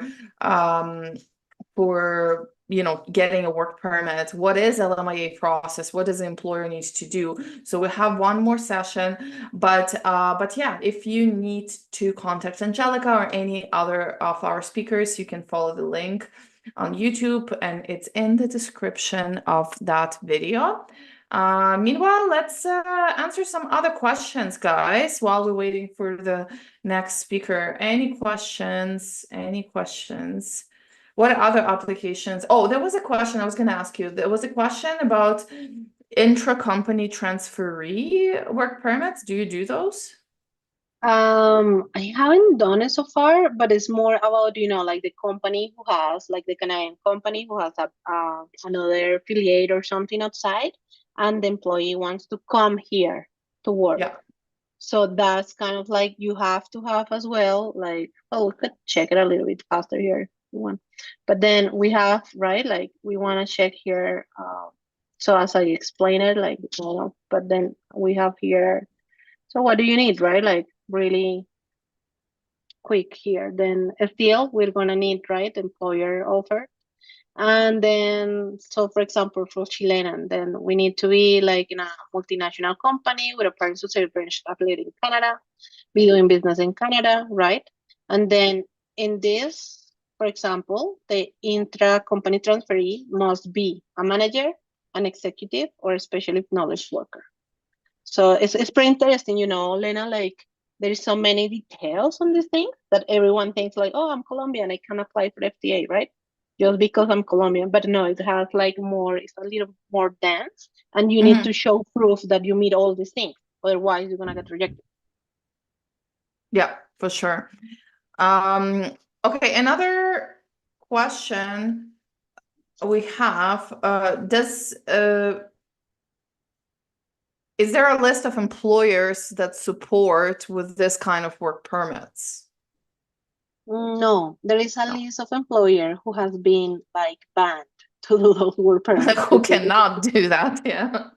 Don't do that, yeah. All right. If I'm in a tier 2 and my spouse is in a tier 3, can we use the higher score to help boost our chances for PR? No, that doesn't work like that at all. At all. That doesn't work like that. Like it's not about like if you're talking about express entry, then like it doesn't matter which tier, like tier doesn't really, like if you're in tier 2 or tier 3 for a lot of immigration streams, that doesn't make any difference. It's not like one is better than another. So yeah, it doesn't really work like that. When we talk about like major immigration streams like express entry. Okay, we have, I don't know. Oh, here's a question. We have one more question. So can you actually see it because it's a long one I in think so. Q&A? Yeah. Our post-graduation work permit expired last August. Yeah, that one, Yeah. 2025, and we resigned to our previous company last July 20. During this period, we have a pending closed work permit application as we have a positive LMIA. We started working to a new company that are in the LMIA in August 5, 2025. Did we violate anything in terms of our work permit, or we should be good? By the way, our closed work permit was approved 3 years last September 10, 2025. What would you say? Okay, so let's just read the question again so everybody can, because not everybody sees it. So our postgraduate work permit expired August 20th, 2025, and we resigned to our previous company July 2025. During this period, we have a pending closed work permit application as we have a positive LMIA. And they started working for a new company that is on LMIA in August 2025. Did we violate anything? And the closed work permit was approved. So no, you did not violate anything as long, basically everything is fine as long as you applied for your new work permit before the old work permit expired. That's it. That's all you need to make sure of, that you applied for a new work permit before your old work permit expired. Other than that, everything is fine. Like I don't think, like transition between work permits can be tricky, but in this case, I think it's pretty straightforward. Yeah. I guess if they would have a closed work permit before, then they will need to ask for permission in order to start for the new employer. Yeah, if it's the opposite, if you have a first closed work permit and then open work permit, then it would be a problem.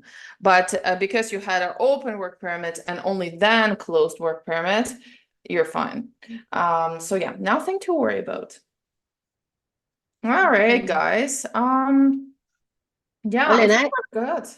It's okay if I can do the invitation for the webinar that we have? Yes, of course. Go ahead. Yeah, okay, guys. So if you are from Colombia and Peru, we're gonna have like a webinar on November 22nd. All the information is gonna be in my Instagram, so I will invite you, to check it out. And I'm gonna go in deep. We have a guide and everything that you can use if you're thinking of applying for FTA, so that you can do it in the right way. So that's my invitation. Awesome. You know what, guys? I'm going to put in the link to Angelica's Instagram right now. So if you are, will a webinar be in Spanish or English? Yeah, it's gonna be in Spanish. Like, we are gonna be studying FTA from Colombia and Peru. Yeah, but the idea is that the people who attend is gonna be able to kind of do it, have all the information in order to do it. If they, wanna do it themselves or something, but unless they know what they're doing. Yes, perfect. For Angelica's Instagram, I just put a link in the chat. If you're a Spanish speaker, please follow her on Instagram. Thank you. Okay.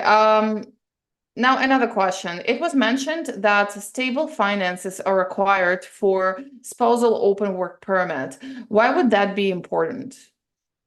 What do you think, Angelica? Financial proof for spousal open work permit. What's your opinion on that? Because that's actually like different immigration consultants have different opinions on that. Like, it depends, right? Yeah. On the application. Because if I'm gonna do, and yeah, like I will say it depends, but I think it's kind of kind of basic principle that you want to show that you're gonna be stable, right? And you're not gonna depend on that work permit.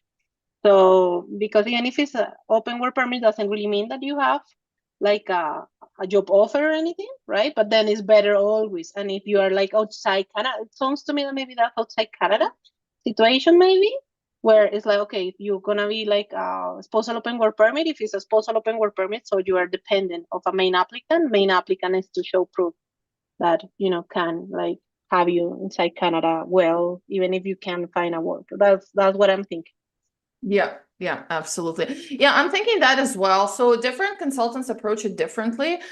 We do like a light financial proof. We still include financial proof, but we don't really go really hard on it because technically speaking, financial proof for spousal open work permit, technically it's not required at all. Like there's no requirement of There's financial no requirement. right? So we just do it lightly. We just show, you know, bank accounts and that kind of stuff, but nothing too extensive. Like we don't go crazy about it. So that's what I would say. Yeah. All right. All right. Well, I see Fernanda has joined. Yay. And we can let Angelica go now. And we're in for the last session. Thank you, Angelica. Thank you. Bye-bye. And you guys like turned off and turned off at the same time, so it was a perfect switch. Hi, Fernanda. How are you? Hi, can you hear me okay? Yes, it's perfect. Thank you. Well, it was an excellent presentation from Angelica, and I hope this complement the options for the workers or people that is working already in Canada or are planning to work.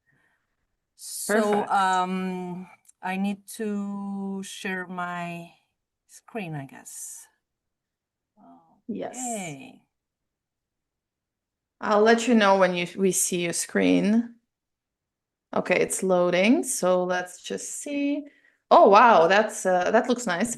Yeah, we can see it. Go ahead. Very good. Perfect. Thank you, Lena, for inviting me to this summit.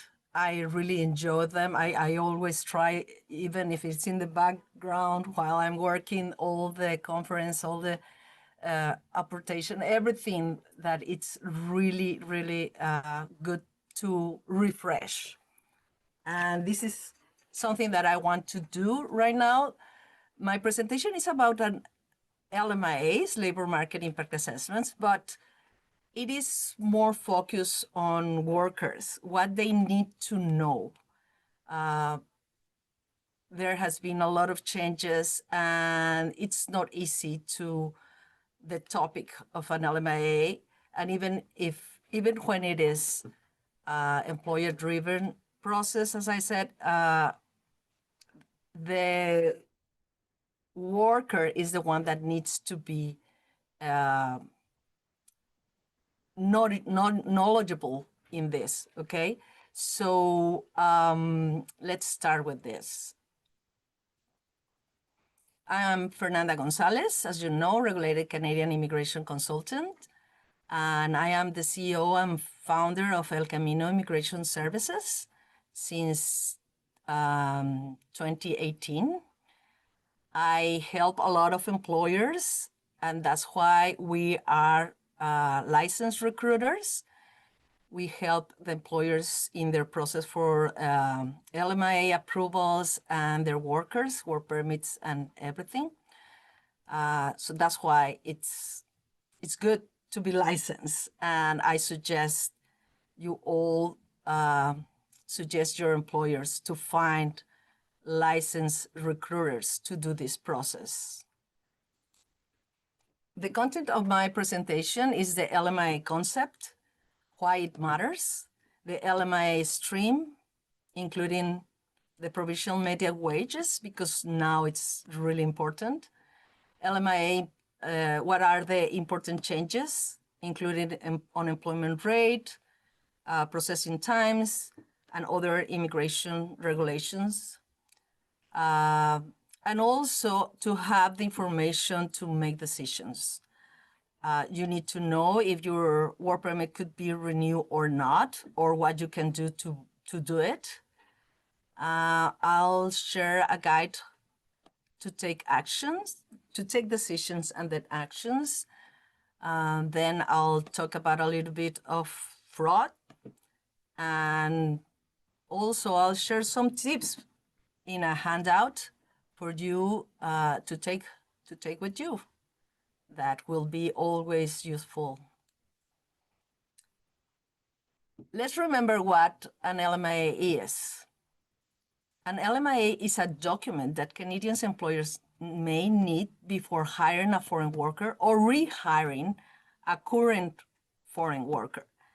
And this is important because a lot of workers or employers, even employers, think that because they already have an LMIA, they don't need to renew it, to renew the work permit, their employee work permit. And this is a common mistake. Of course, they need another LMIA to renew their workers' work permit. It proves that there is a genuine need for a foreign worker to fill a job and that no Canadian citizens or permanent resident is available for the position. The condition also apply to our work permit renewals. With a positive LMIA confirmation letter with your name, you can apply for a work permit or renew your work permit. So, having said that, why does an LMIA matters to you? Without an LMIA, most employers cannot offer you a job that leads to a Canadian work permit or the renewal. If you were here with Angelica's presentation, you know that there are other options. Those are exceptions of LMIA, but the majority of the universe cannot have that exception, so most likely they will need an LMIA from their employer.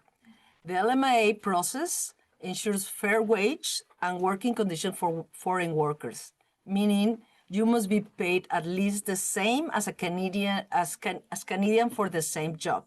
So this is important. The LMIA helps the workers to ensure the foreign workers to ensure that they have the same conditions, and the employer to know that not because the worker or their worker is a foreign worker, they will treat differently or abuse the worker. That assures the worker that they will have the same conditions as any other Canadian or permanent resident. Types of LMIA: high wage stream, low wage stream, and other streams. High wage streams, what is important here is that it is for jobs that are paying above the provincial median wage. We will see the provincial's median wage. And the low wage stream is for jobs paying below the provincial wage. This doesn't have anything to do with skill or not skilled job. It could be related, but not necessarily. This means that there could be, for example, I don't know, a roofer that it's not really a roofer, but a helper, but it's so necessary that you can prove, or the employer can prove, that they need to offer a very good wage, and that may be above the median wage. I'll talk about that later and maybe it will be clearer. Low wage, it's below that threshold. Other streams includes agricultural, seasonal agricultural work permits, the global skill talent stream for specialized skills. This is the wage threshold by province or territories. These are the latest. They changed in June of this year. And as you can see, for example, I'm in BC, before that date, it was 34.62, and it was increased 20%. since before the changes.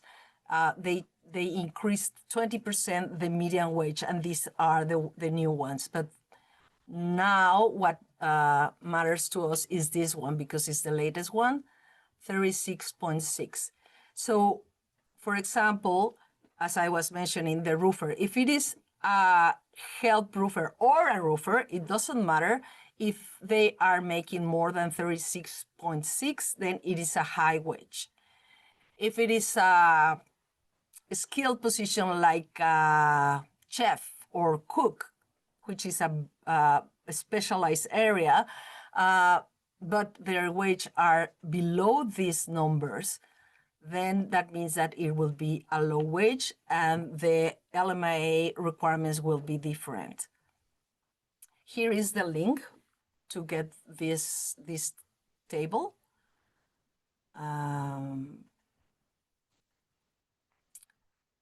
With the latest changes in LMIA regulations, we have the urban restrictions. No LMIAs for low-wage jobs in cities with 6% or more of an unemployment rate. Higher wage threshold. I already mentioned that it raised 20%, the cutoff of the median wage, and it's what we saw in the provincial's median wage. And there are more, it's tougher, it's strict regulation. There are strict regulations for employers.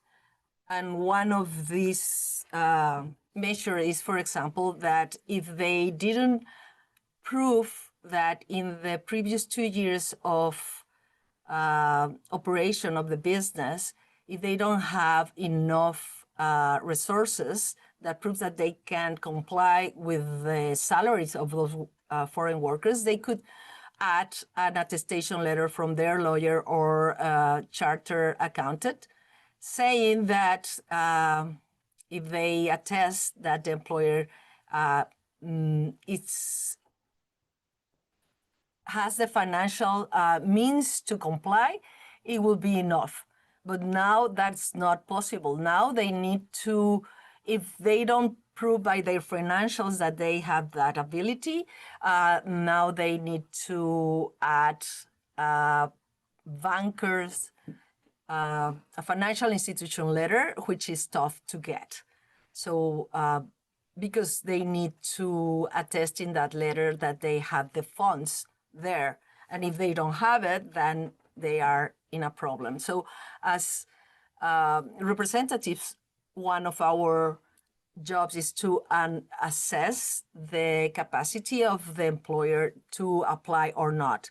If we see that they don't have the resources or they don't have the liquidity to prove that they can comply with the wages of the foreign workers, that LMIA will be refused. So we will tell the employer not to apply. Another changes is the low wage caps and duration. For some industries, the cap lower 20% to 10%. In construction and healthcare, 30% to 20%. And work permits for low wage jobs now are maximum for 1 year. So what this means is that from the total payroll of the employer before or during COVID and after COVID, the company could hire foreign workers in the low wage position, the 20% to 30%, depending on the sector, of their payroll. For example, if they have 10 employees, they could hire 2 or 3 foreign workers for a low wage position. Now it's 10 or 20, which make it difficult for people. Like if they were hired in COVID or post-COVID, before this change, they had a work permit. But if then it was for 2 years. And now with this change, how they will renew the work permit if the cap is it's lower than it was. So if the employer could hire in the past 2 workers and now they can just hire one, who will be the one that cannot renew their work permit? And that's why it is important for you to know all these details, to take the right decision, to talk to your employer, to see another way to solve this, if there is one, or if not, you can take the decision that you most likely will leave and you can get ready for that. So what it is important is for you to know with anticipation what you need to do. This is the unemployment rate. The last unemployment rate is I put there some examples because there are with these links, you can know if the census metropolitan area of the city, if you are in a city in this census, if your employer could or not, can or not apply for an LMIA. If you are, for example, in Hamilton right now, and you have a low wage position, your employer cannot apply for a new LMIA right now. So you need to know when your work permit is going to expire and to know if there is time enough to see if this will decrease or not. And for example, we live here in Chilliwack. It is 100, a little bit more, 106,000 population, persons in Chilliwack. And it used to be safe, not anymore. Since last quarter, we hit the 6.3, and now we remain like even higher, 7.8. So that means that my clients or any employer with a low wage position cannot hire their workers unless they are in an exception in construction, agricultural. There are some exceptions, but you need to know for sure. Other thing to consider is the processing times. For high wage and low wage, it's, well, they announce 1 month or 1 month and a half, but really, I will consider this at least 2 months because things happen. Service Canada is taking so long to analyze, to assess each case that these are not real. They say it is an average, but what I have seen is that it's more than that. So I will consider at least 2 months. And of course, what inside Canada, the work permit is taking right now, they announced 226 days. So in a way, this is not that bad because it's not, it's risky, but it's an option. So if the employer apply for an LMIA and you know that the employment rate is the correct one, like as a representative, we will know the chances. If we are good in relation with the unemployment rate and the LMIA is not processed yet, we don't have a decision, but we know that the work permit is taking 226 days, we will wait until the last minute of the work permit expiry date of the current work permit to apply. with the evidence of the LMIA. But be mindful that if that application is there for more than 60 days without an LMIA, a positive LMIA, that we can update the application, the work permit application, that could be denied because there is no LMIA. So the officers are waiting no more than 60 days. But you can play with this depending on your situation, your current work permit, and also to extend your stay in Canada. You analyzing all this information, you can know that your work permit won't be approved or that your employer cannot renew their LMIA to renew your work permit. If you apply before the expiry date, you can extend your status, but just to be ready to leave. And then you can prove in the future, if you get a new LMIA, you can prove that you lived on time while you have a maintained status, that you didn't overstay, which is good. Like maybe you cannot renew your work permit right now, but you can extend it until you can leave and then come back when you are ready or your employer is ready.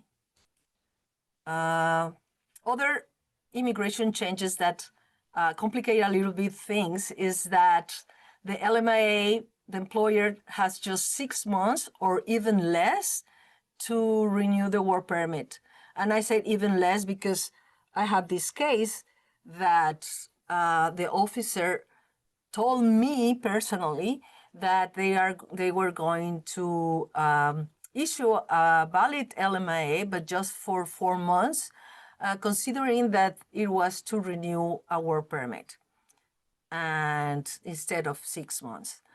So we had to move fast. But yes, before it was 1.5 years, then 1 year, and now it's 6 months, the validity of the LMIA. Visitors are no longer able to apply for work permits inside Canada, which make things difficult because if you don't have a work permit or you don't have an LMIA, if you change your status as a visitor to maintain your valid status, which is recommendable if you are not going to leave, then you cannot apply for a work permit inside Canada. It would need to be done outside Canada. And you need to have that in mind. Also, you need to have in mind, well, if you are in Quebec, there is no LMIA right now in a low wage position. That's another change. The 10 to 20% cap that we already talked about. The work permit duration of a low wage worker is now 1 year. What means that the employer needs to renew their LMIA. Like if they have an approval, I wouldn't wait more than 6 months to start the new one. And that makes things tougher. But the employer needs to know if they want to hire or rehire the foreign worker that is with them. And that is also very important to know. And of course, the unemployment rate. With the 6% or more unemployment rate in the city, and with 1 year of work permit, things get tougher. 2025, the target of work permits were 82,000 work permits under an LMIA. By the mid-year of this year, we had 33,722 new arrivals. So the government, I know that the conservative party is saying that these numbers are not real. They are, because the conservative Parris is taking in consideration the whole work permits, like the whole universe of work permits, and the government is talking about the arrivals. So yes, they are decreasing. They are not increasing, even when there are other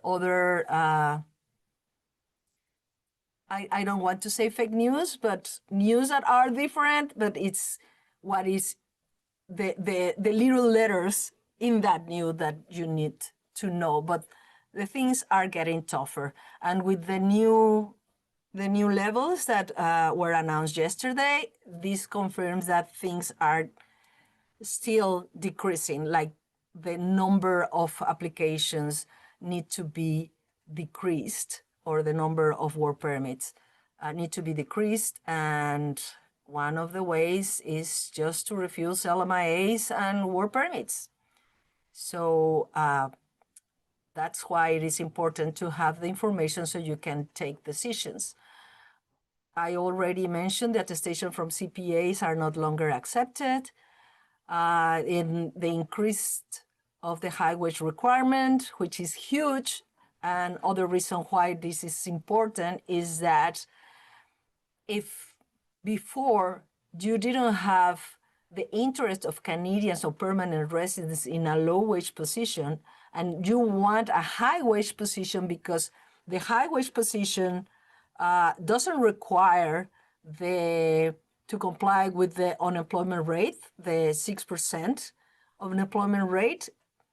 This is something that employers are doing, but they need to be mindful that there will be Canadians wanting to make $36 per hour or more now. Before they didn't, but now they might be, and the employer needs to be ready to justify why they didn't hire those Canadians or permanent residents, and that makes the process of an LMIA tougher. Yes, it's an alternative high wage position, but I wouldn't be that optimistic if there is a lot of demand in that position. Another thing, the flag polling, it's gone. People cannot renew their work permits just going to the border. And also the spousal open work permits limitations.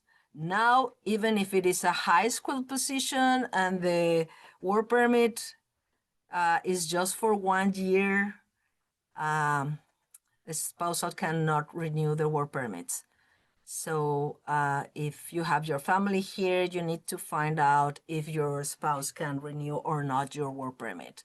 And that's sad, but that's the reality right now. I don't know what time is it. Okay, I think I'm fine. What do I need to be clear about to make a decision? These are the questions that I suggest you make yourself so you can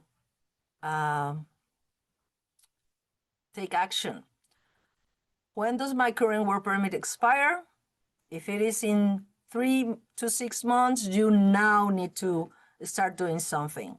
Is there enough time for my employer to apply for a new LMIA? If there are at least 3 months, it might be, but you need to know if it is a low wage, if the unemployment rate of your city is not higher than 6% or equal to 6%.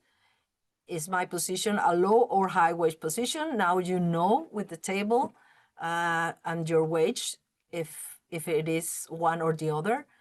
Is my occupation in an exception sector like construction, healthcare? Then you can know that your employer can apply for an LMIA no matter the unemployment rate. How many long wage temporary foreign workers are in the company? That's what I was telling you about the caps. If you are in a low wage position and you have co-workers in the same condition, how big is the company and what is the cap of the company? So you can know if you are in the list or not to renew your work permit. Does the city of the employment appear on the CMA list or not? Maybe it's a smaller city. Maybe it's, if it is a city with less than 100,000 population, then it's not in the list. So that's a good way of knowing. What is the unemployment rate now and in the past? Then you can have an idea how it will be. Can I move to a smaller city? Maybe you have time. Maybe you have time to find a job somewhere else that these regulations don't affect. Can I find a low demand, high wage job? Why I said low demand? Because if it is a high demand, like office assistant, and I have a high wage, but there are a lot of office assistant Canadian and permanent resident looking for that job, and most likely the LMIA will be rejected. Am I eligible to apply for a work permit? LMIA-Exempt? Where I am from, my country of my nationality gives me an exception or not?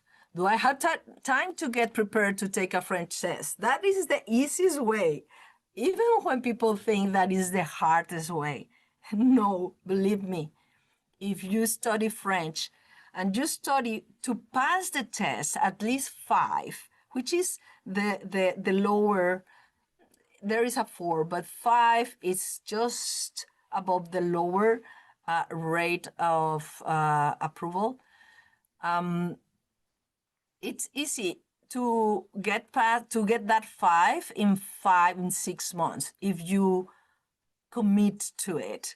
And then your employer can renew your work permit with a job offer with that exception just because you have that test.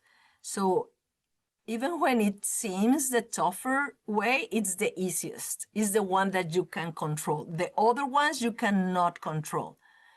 Learning French will help you to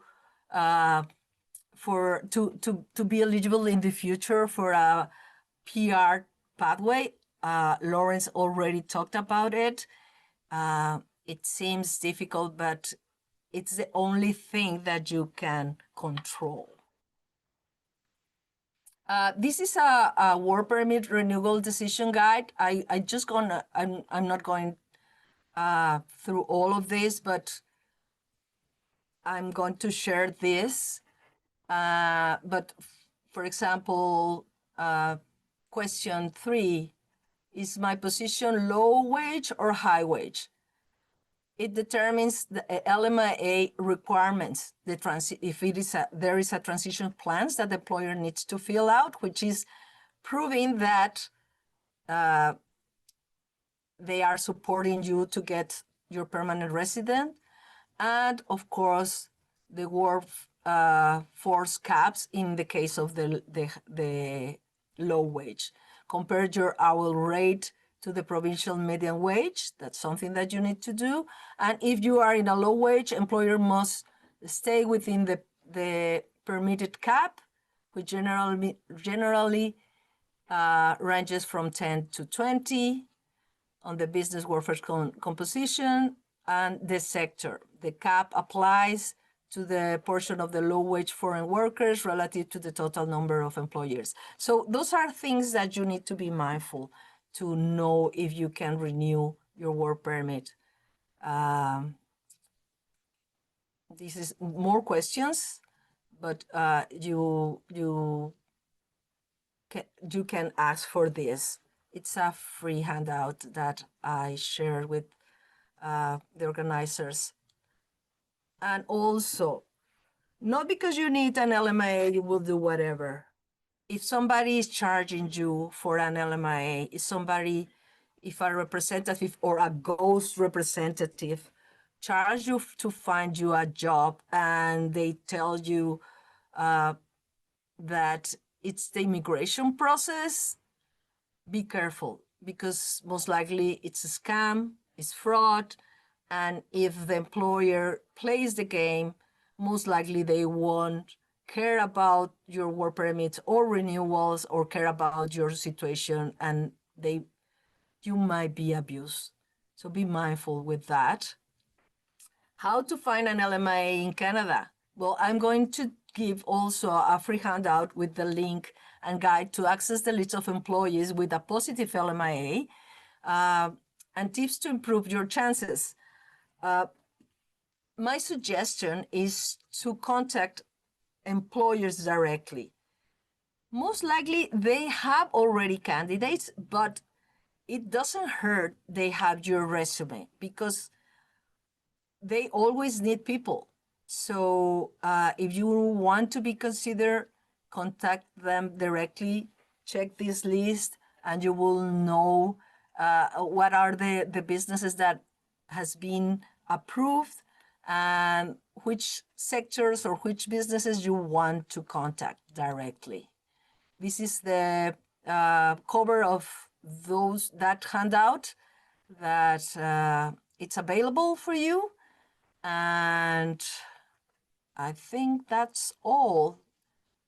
If you have an employer or a potential employer that wants to know their situation, they can book a consultation with us, and if they do it by email and mention the summit, that will be free. Normally it is not, but for this summit, if any employer want to book a consultation that you refer to them, we will be glad to take that consultation for free. All right. Thank you so much, Fernanda.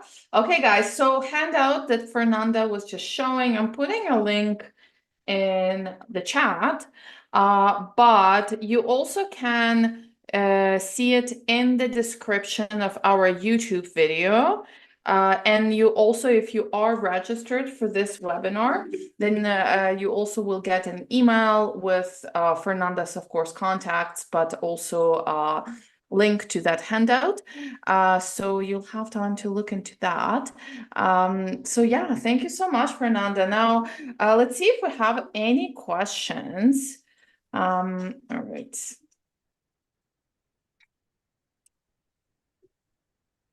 Okay.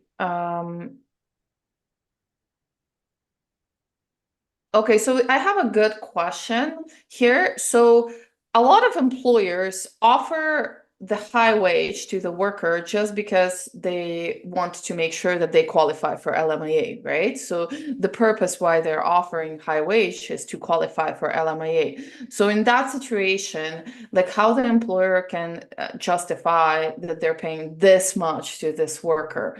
You know what I mean? Because sometimes it does seem a little bit unbelievable, especially right now in a high wage, that you need to pay so much in a high wage stream. It seems to be a little bit unbelievable that somebody would pay this much to, I don't know, like admin assistant or whatever, right? So how do you deal with that? Yeah, it's not easy. And it's not easy not just because of that, but because you will get a lot of candidates in that position with that wage. So Yeah. I don't encourage clients to do that because it's risky. Right now, they tried, like, considering the immigration levels that we have talked since yesterday, it's too risk. Like, I will tell the employer what is the risk. The risk is too many candidates, and two, how you can justify that. It could be a promotion if it is a different position. But with a different position, then you have the problem of a lot of interest from Canadians or permanent residents. If it is the same position, you cannot justify that jump. And officers know that. And they just want any pretext to deny the LMIA. And then the government can reach the objective of the goal of immigration. So I wouldn't suggest that. It is Yeah. like it's a temptation, but the employer must know that it's risky. And if they want to go with that, it's their prerogative.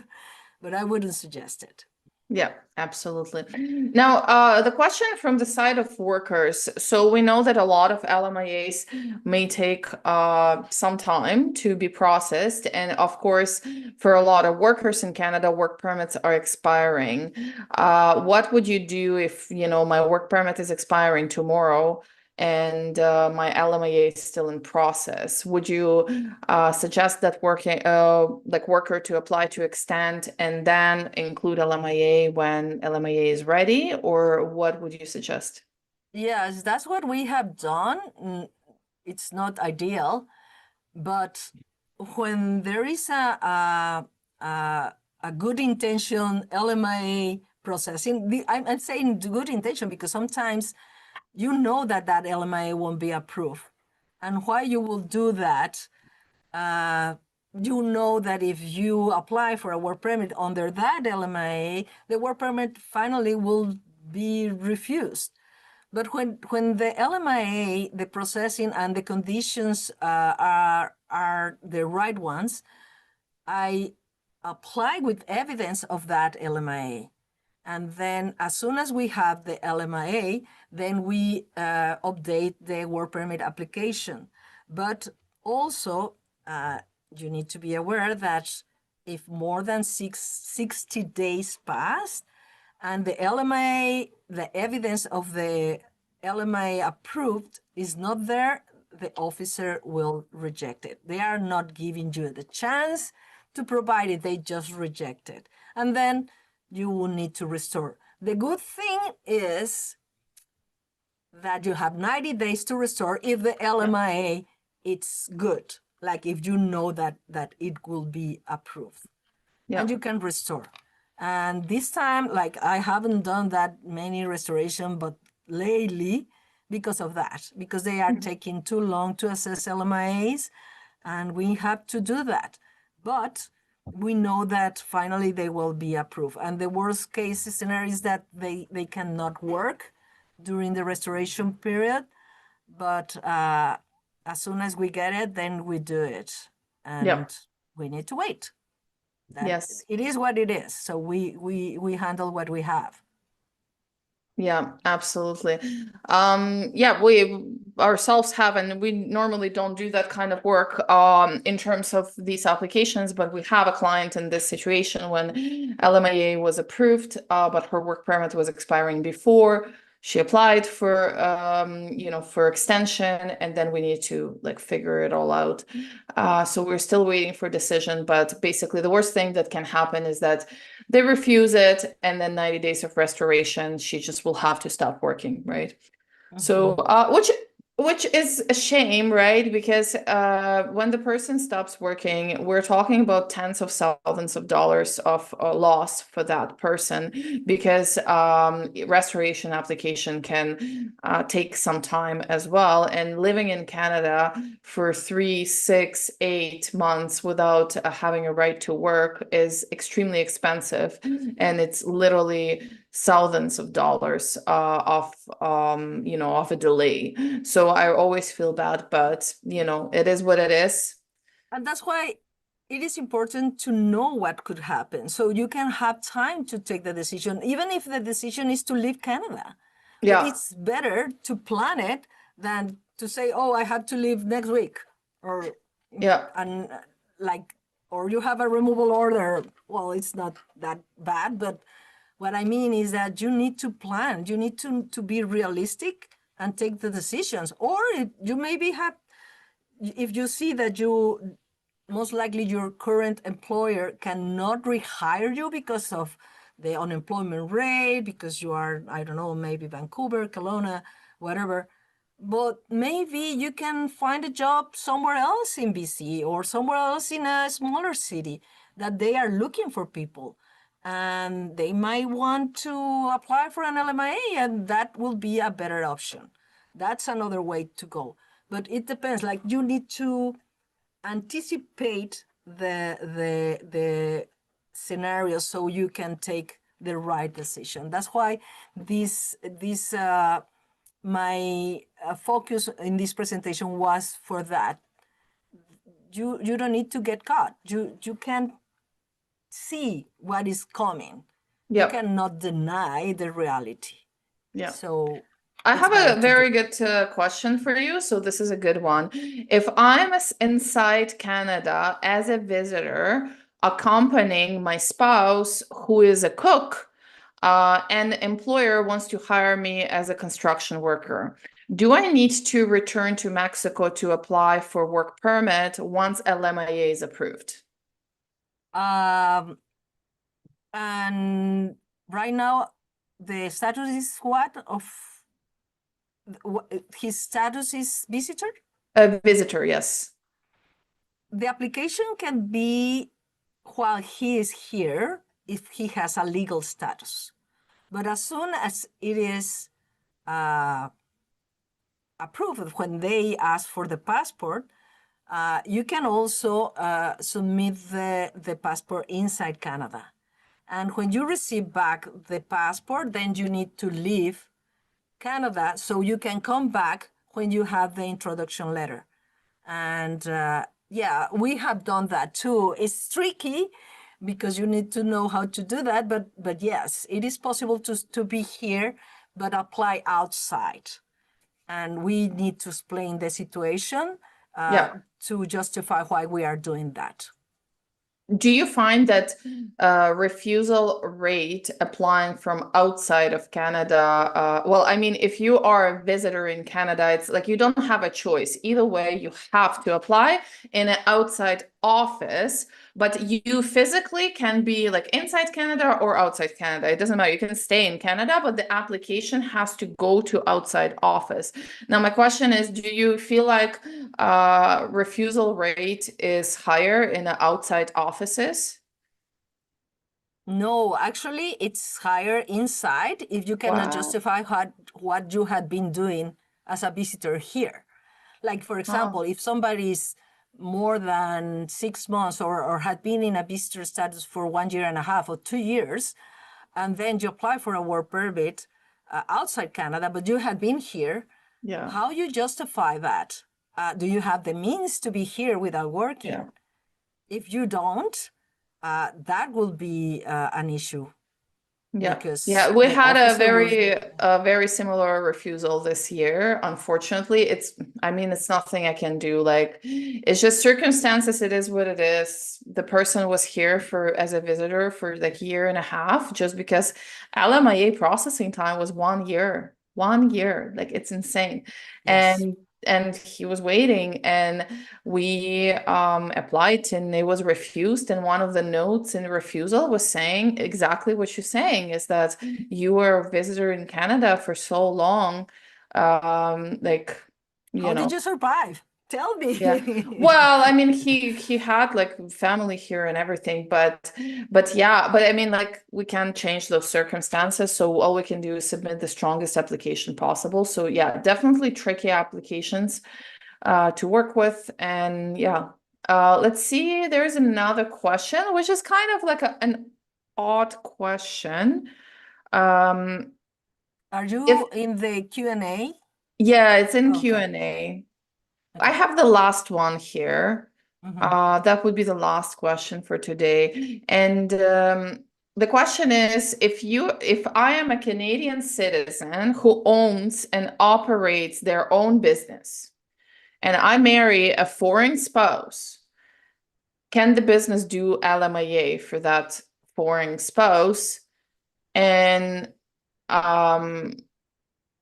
then, like, I guess this person is just trying to bring their spouse in Canada. Now, I don't understand why we're not talking about spousal sponsorship here, but what do you say? That was the first recommendation is to sponsor, like apply for PR under the spousal sponsorship, because that's much easier than anything else. And if they relate them, because you need to be truthful. You need if when it's outside Canada, you need to put the family information, the spouse information. So it gets kind of suspicious. But it is possible in theory.